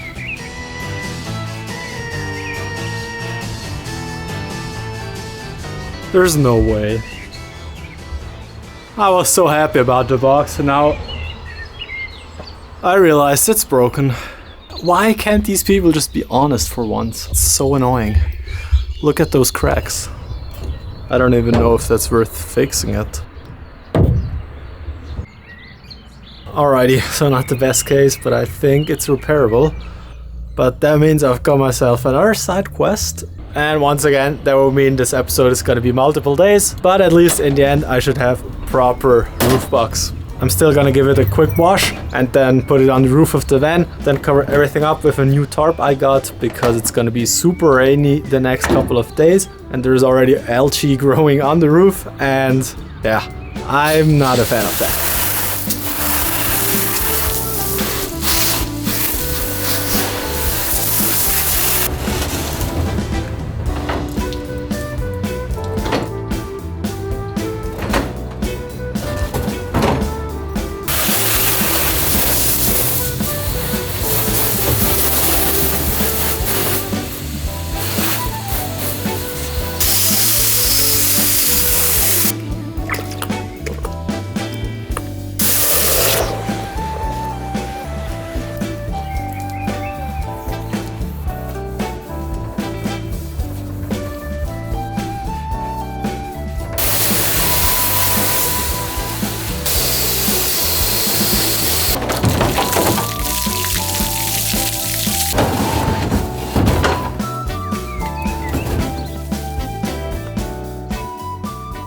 I think I just saw something interesting. I might be able to pop the top off, which will make the repair easier.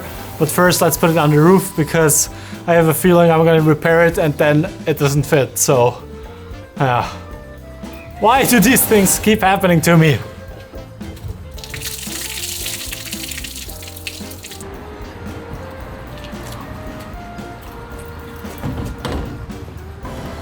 Now see, that's exactly why I wanted this model, because it's the perfect size for the van. But yeah, I really don't know if it's worth it. New ones are like 600 bucks, so... oh well, oh well.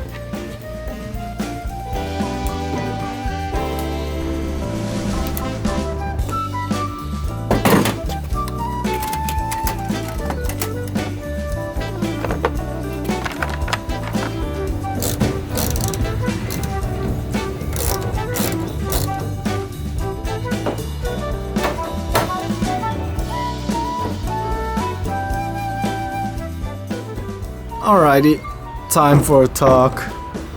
I found more cracks, and yeah, my worries are that the entire thing is pretty brittle now, and if I fix all the cracks, then it's just gonna crack right next to them again, and yeah, that's just not safe to be on the highway. I guess I gotta get rid of it again. But the problem is, bringing it to the recycling center costs probably like 20 bucks, and yeah, maybe I should just eat my loss. Or I'm gonna list it for free and tell everyone that it's cracked, but I bet a lot that no one's gonna pick it up.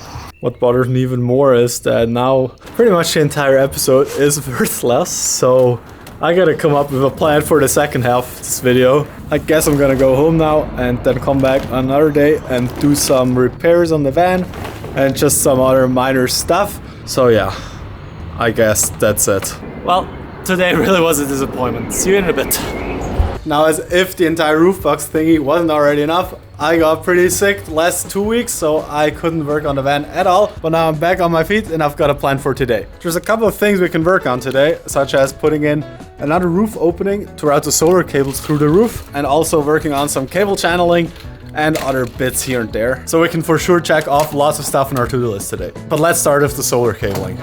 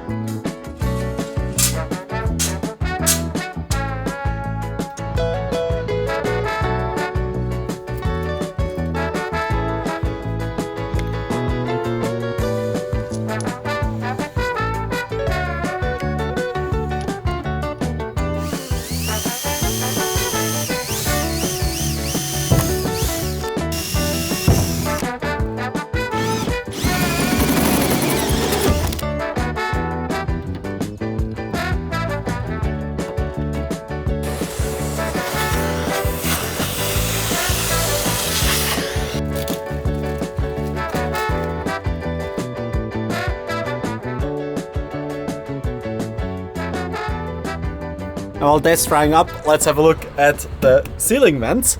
There's a couple things I need to do. I still need to seal up the inside here and route the cables from inside the sleeve to the outside, because I did mess it up in the installation.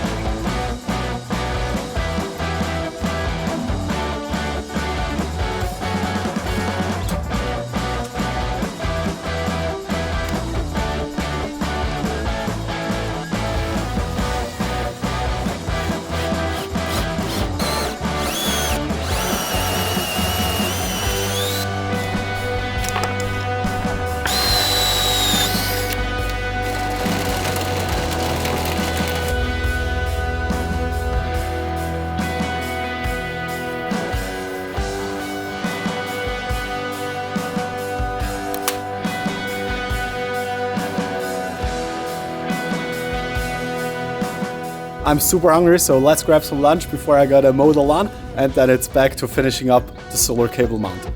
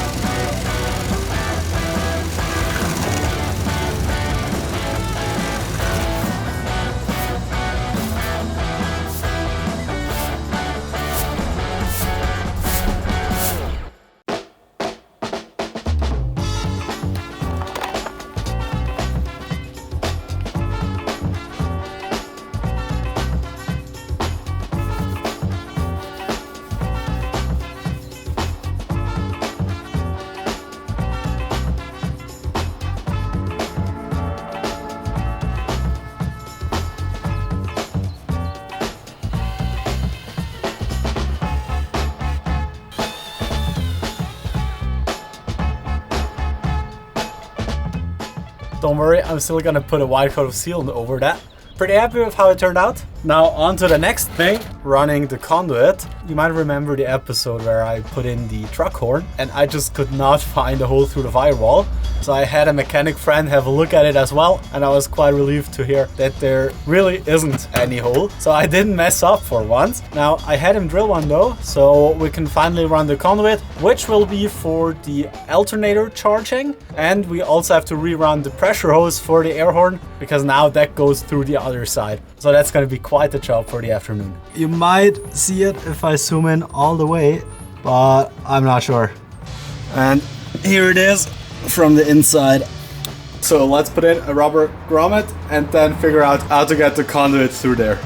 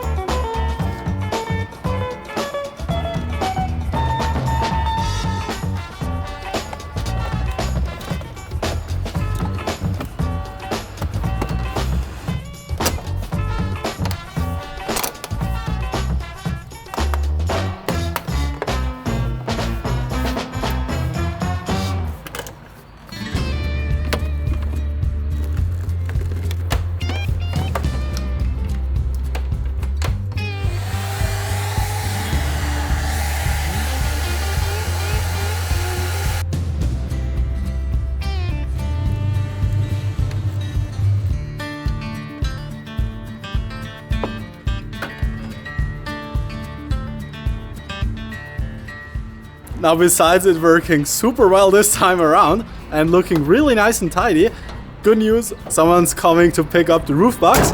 So the only thing left is to seal up this thing and then to get rid of the roof box.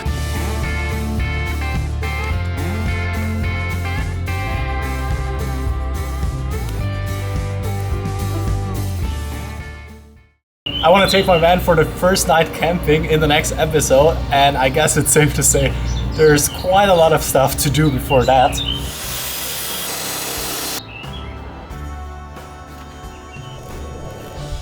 Now obviously I'm not gonna get it done. What I want to do in this episode is frame out the roof of the van and insulate it, so at least I'm not gonna wake up drenched in condensation water. Talking about water, it's raining today, which is a bummer, but I hope it clears up. In the meantime, check this out.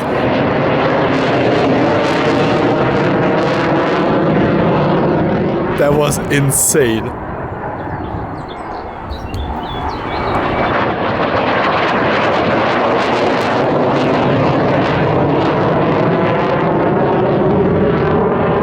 I gotta take some measurements off the roof and then let's head to the hardware store to pick up some wood. I will eventually clad out the ceiling with wooden paneling, but I need some place to mount that. I'm gonna use those 2 metal struts that are already in the van and glue in 2 more wooden ones. I thought about using plywood strips and then just laminating them together and glue them in place so they could fit the arch of the van. But let me show you. That's the first one and the second one over there. And then I want to glue in wooden piece over here and towards the front of the van. And that should give me plenty of options to mount the paneling. All right, now off to the hardware store.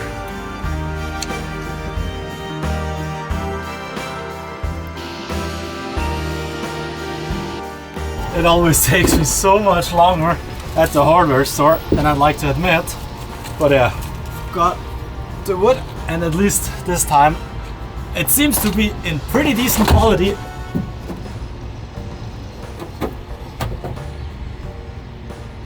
I think I've parked downhill and I didn't fix my handbrake. Now that's sketchy. My van started rolling and I got a bit scared.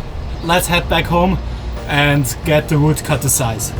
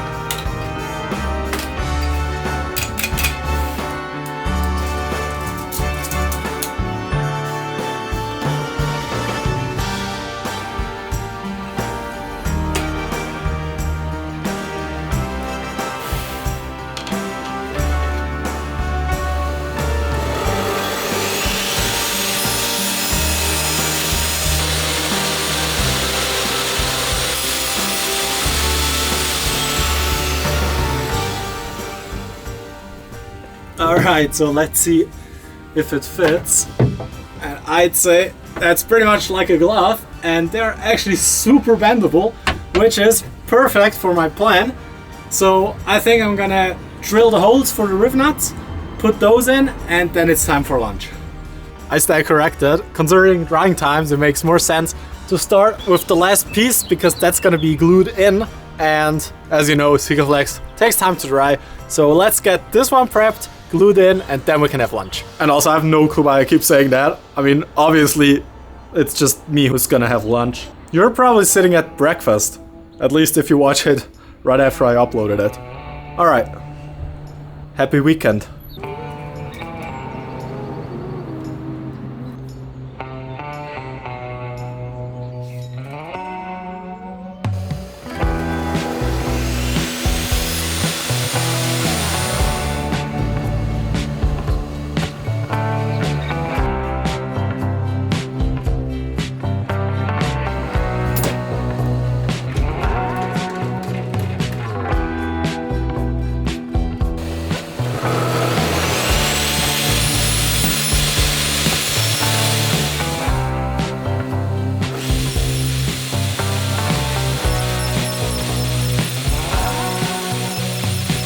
That just took me 20 minutes. Sure hope it's worth it.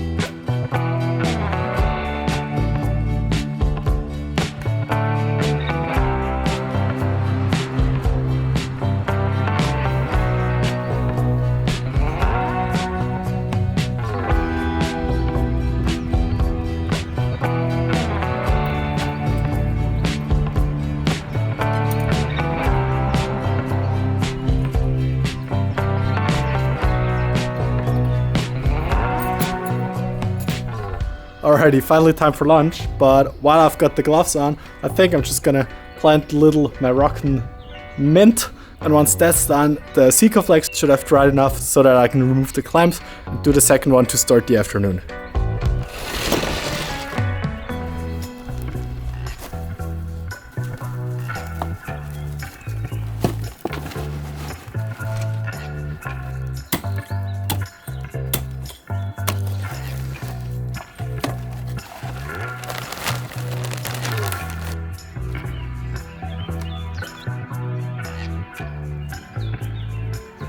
I've got no clue when my parents last changed the soil in this pot, but I guess it never happened.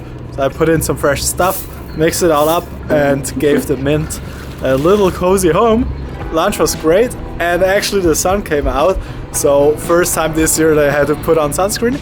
So let's get back into it and make most of our day. Also, it's t-shirt weather again, and I could not be any happier.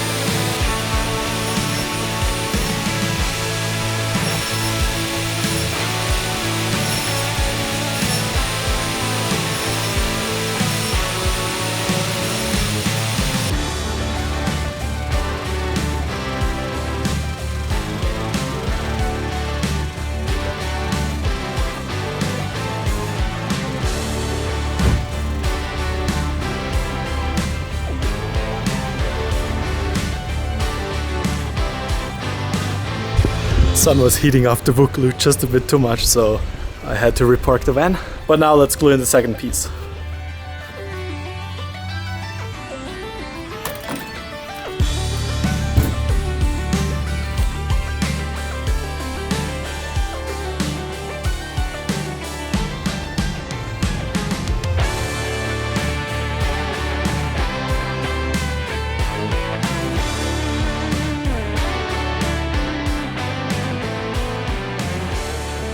Sika really should consider sponsoring me.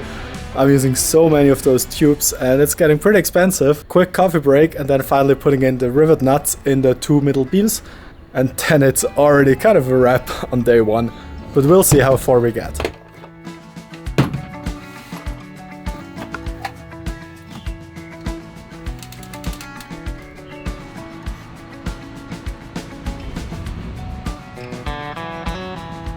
Now that's really cool. Exactly where I wanted to drill the holes for the rivet nuts, there are actually already holes in place. Now I would need 6.9 millimeters and these are 7.5, but I guess those will work. So I'm gonna do those first, and if they work, then good enough.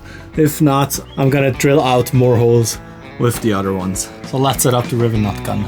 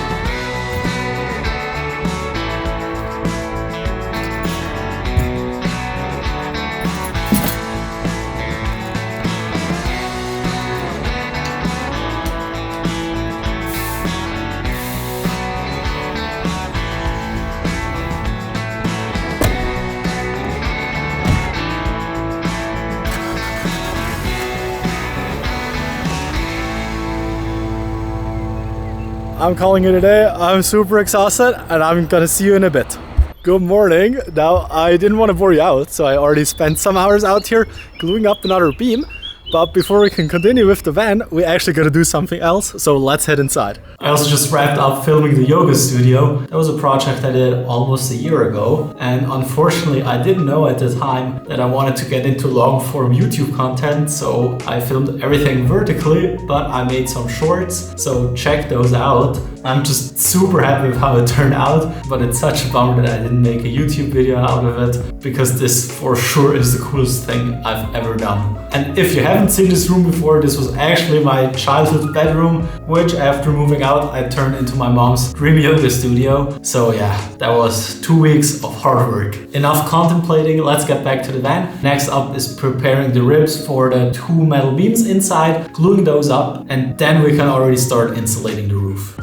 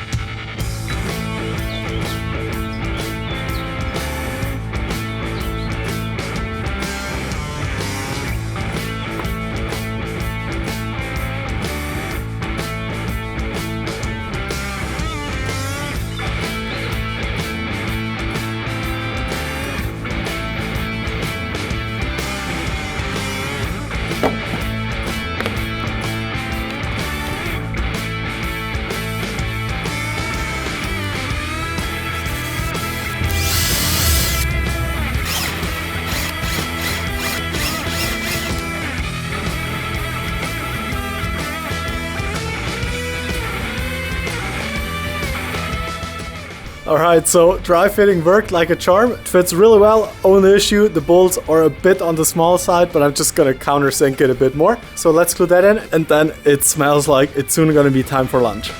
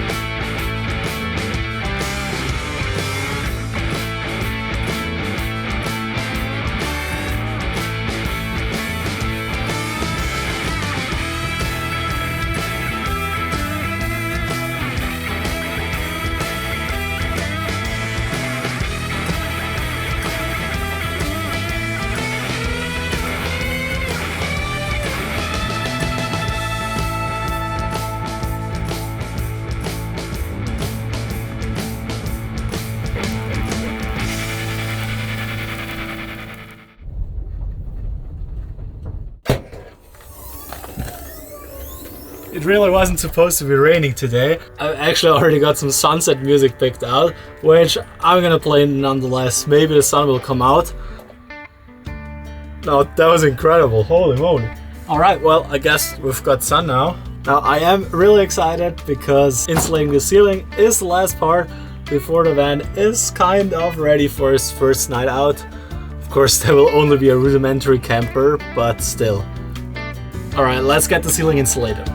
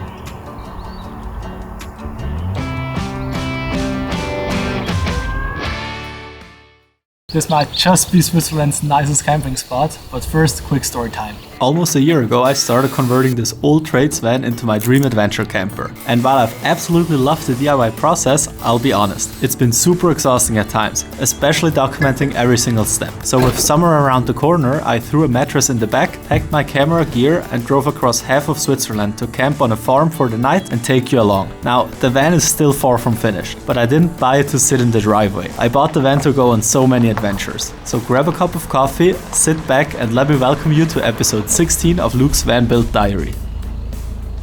Let's set up the van before I give you a tour around the farm because it's super cool.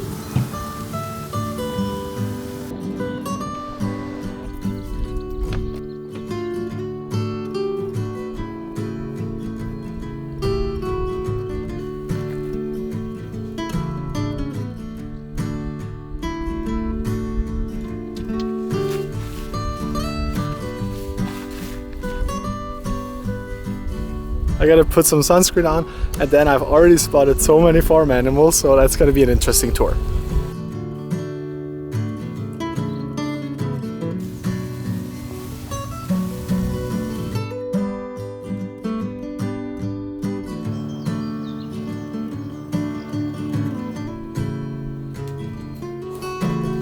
I just remembered that I'm quite allergic to pollen, so my nose is tickling like crazy. I didn't bring medication, and obviously up here there's quite a lot of stuff flying around in the air. Anyways, let's do the tour. Also, I'm gonna try doing it in one take, so bear with me. Alrighty, so I am about 130 meters above the town of Weggis, which I think is in the canton of Lucerne. At least it's next to Lake Lucerne. And just look at that view. Now, I found this parking spot on an app called Nomady, and it's kind of an Airbnb for camping spots, and most of the spots are actually owned by farmers.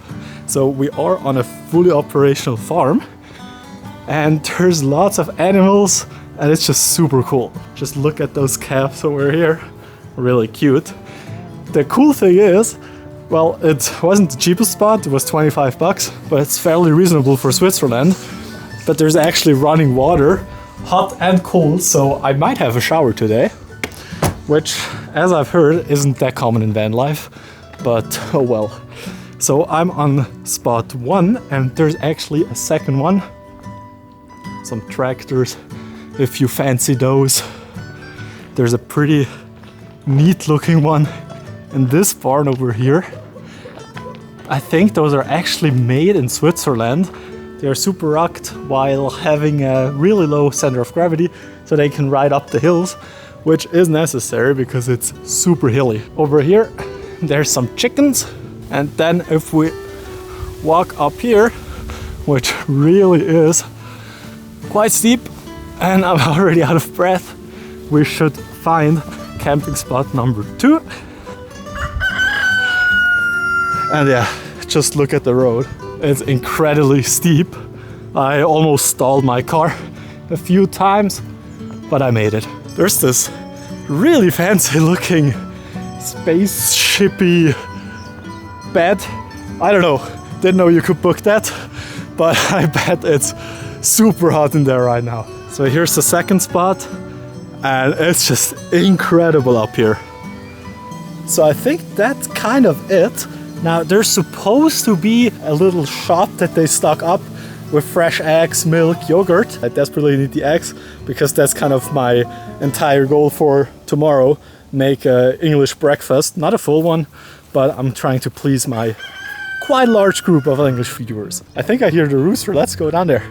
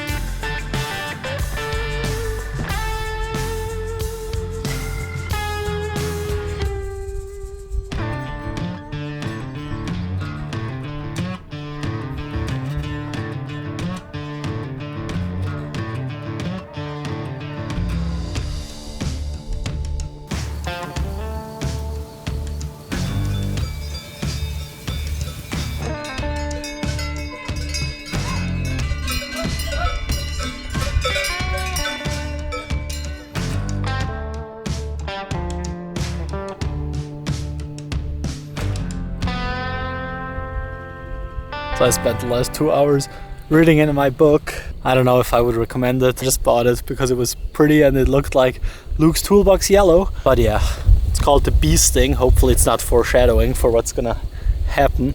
And it was also the biggest book in the bookstore.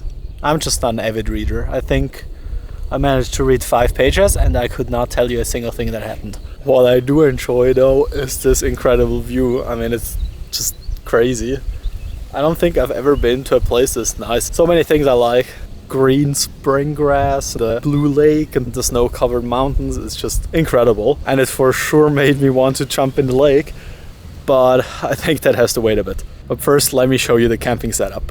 Now, if you're thinking, what setup? It's not even a finished camper. Then let me prove you wrong. Because I think I've got a 6-room camper mansion here. Alright, so here's the bedroom. I've got the photo studio. Kitchen over here, I mean the indoor kitchen, and a snack bag for my parents. I'm gonna unbox it later. Funnily enough, I packed one and they gave me one, so I have so much food. Then I've got my wardrobe, my bathroom, and the living room over here, and the outdoor kitchen.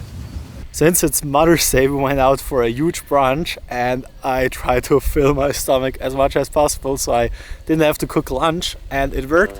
But now it's around 5 p.m. and I'm getting hungry. I gotta find some firewood and then let's start a fire, prep dinner, and I'm really hoping on one of the most beautiful sunsets, but we'll see how that goes.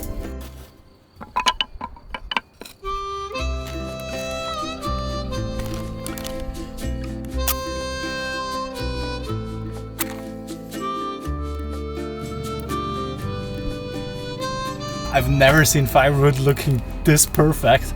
It's as if a cabinet maker was tasked to make firewood. Also, Poland still kill me and I already went through almost all my tissues. Alright, let's see what's for dinner. I've got some rösti, which is kind of like hash browns but better. A zucchini, or as some of you would say, courgette. And a halloumi that's far too warm by now. Let's get this prepped and then I'm gonna cook it on the fire using my dad's military issued cookware.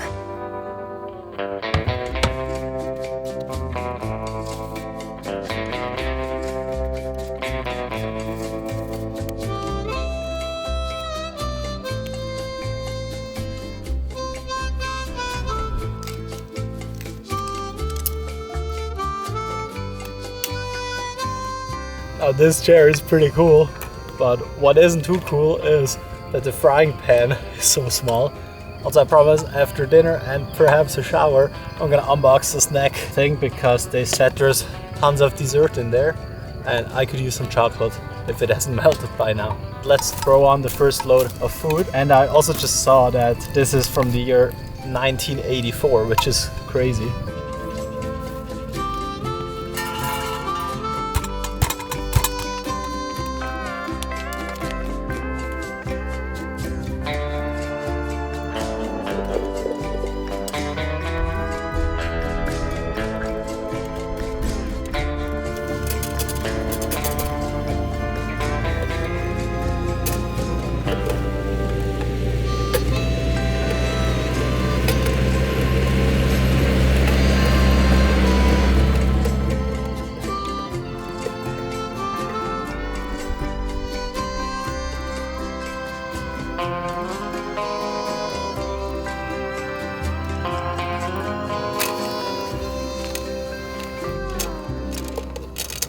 Wait a minute, the chickens are on the loose.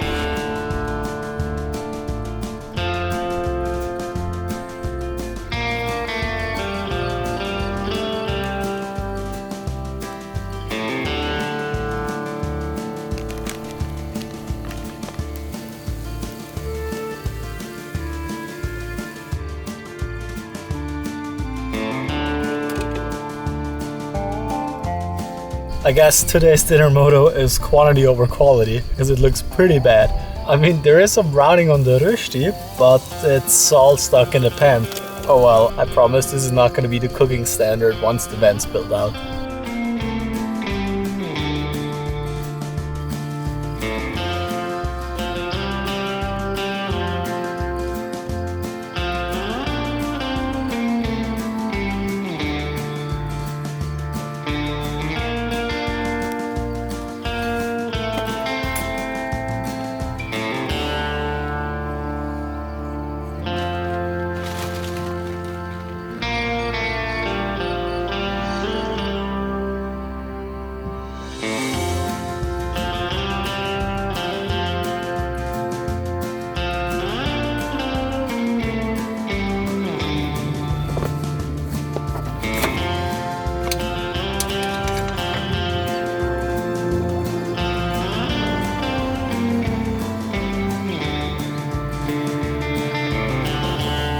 I think sunset showers are my new favorite thing. That was so nice. Let's enjoy the rest of the evening and then let's check out what kind of snacks we've got in the goodie bag. I think I'm gonna call it a night pretty early because I want to get up before sunrise, but we'll see.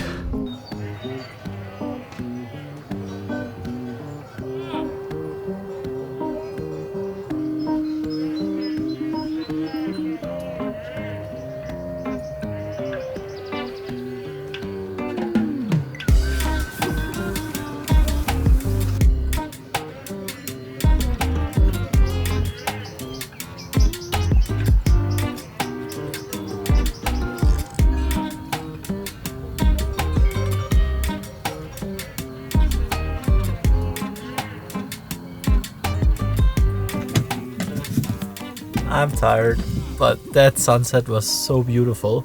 I gotta say, even though this van is not finished at all, it's so cozy in here. But now, as promised, time for some dessert. Even though I gotta say I'm not hungry anymore. I was way too much dinner. Got some fancy chips, some wiener waffles. That's yeah, maybe I should not have pronounced that in English. Chocolate milk, chocolate crackers, orange juice. I have way too much food. I think I have 3 apples, coffee, chocolate banana bar, and last thing, you gotta see that? My parents wrote me a little card wishing me good luck with the van on the many adventures. Except for the guitar, that's pretty much a setup we were rocking today. Alrighty, I'm gonna snack on some stuff, watch some YouTube, and then call it a day. See you tomorrow.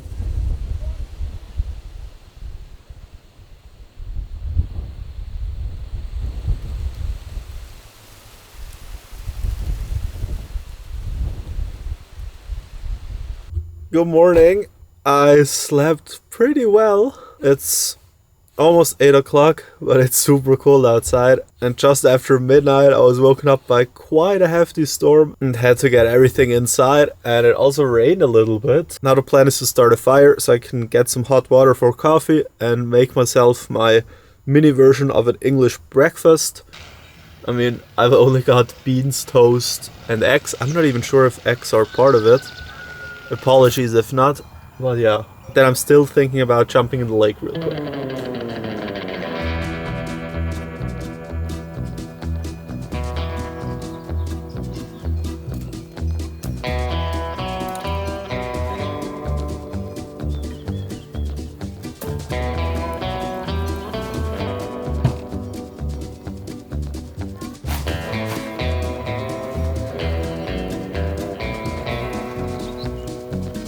Now look what's here. Probably the freshest eggs. I don't know if that's the name of the chicken. That would be cool though.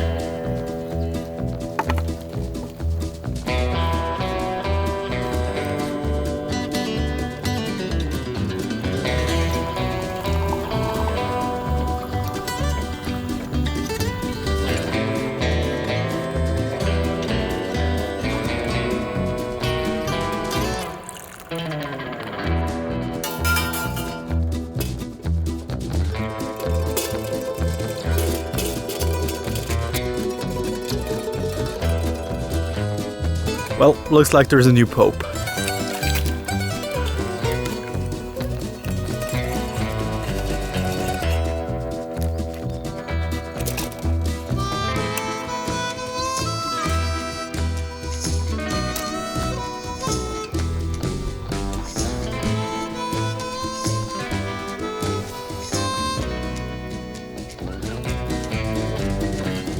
Welcome to Luke's Half English Breakfast. Now for all my English viewers, please leave a like if I made you feel proud, and if not, then maybe still leave a like if you enjoyed coming camping with me. Of course, that also counts for the other ones because that really helps me out. I don't think I've ever spent this much time making a breakfast, so let's enjoy that. And then there's some rainy weather coming in. I was planning on taking you on a little hike, but that has to wait for another time. And now I'd say there's just one more thing to do.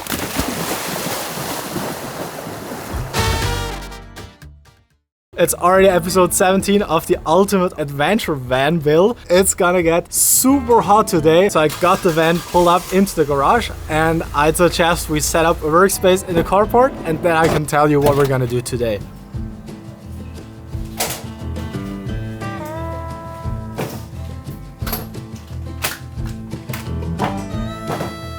Let me tell you about today's plan. Unfortunately, my van has these really crooked walls, so we kind of got to make them straight.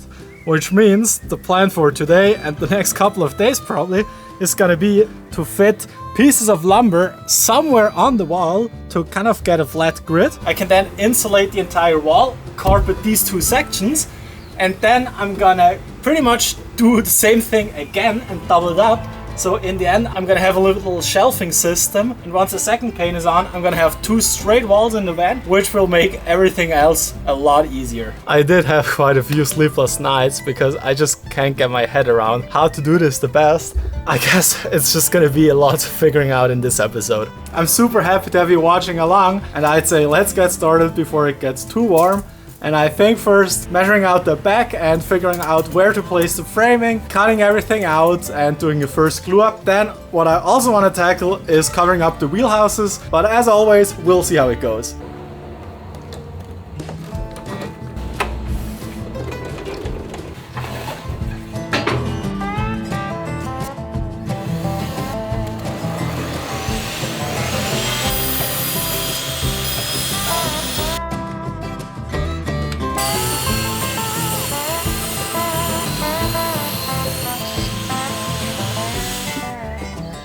Alright, so let me show you the problem. Now look at the van, how crooked everything is.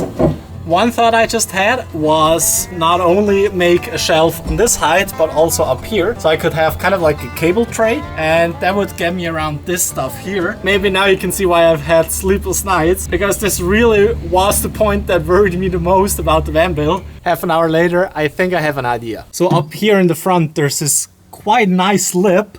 Unfortunately, it doesn't extend all the way to the back, but I think we can just put a piece of wood all the way to the front and have it extend to the back and then tuck in the carpet and the insulation behind this. So yeah, that's the plan. Let's get cutting.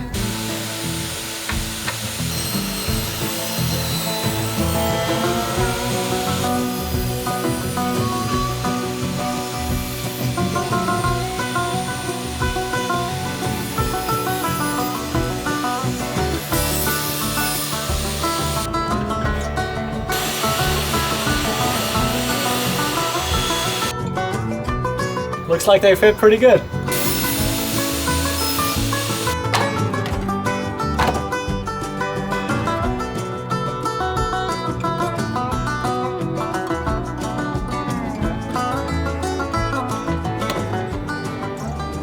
This shouldn't take long to dry in this heat, but anyway, I got myself some coffee and let me show you a little cool thing that I bought. It's a countersunk drill bit with a depth stop, so you can adjust it down here. And then you get the perfect depth and diameter and whatever to make the screws look nice. I also got some more screws and some paint, but I'm not sure if we're gonna use that today. Probably not.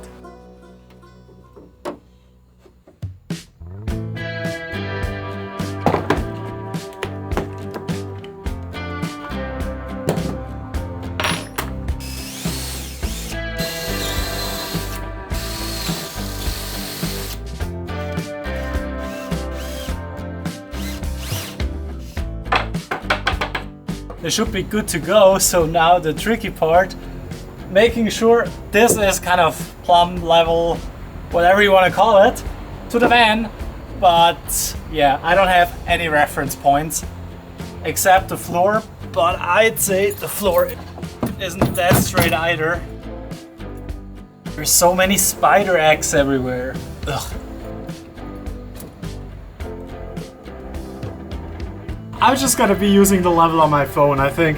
That should be good enough. The van floor is parked at 89.4. But yeah, that's pretty much dead on.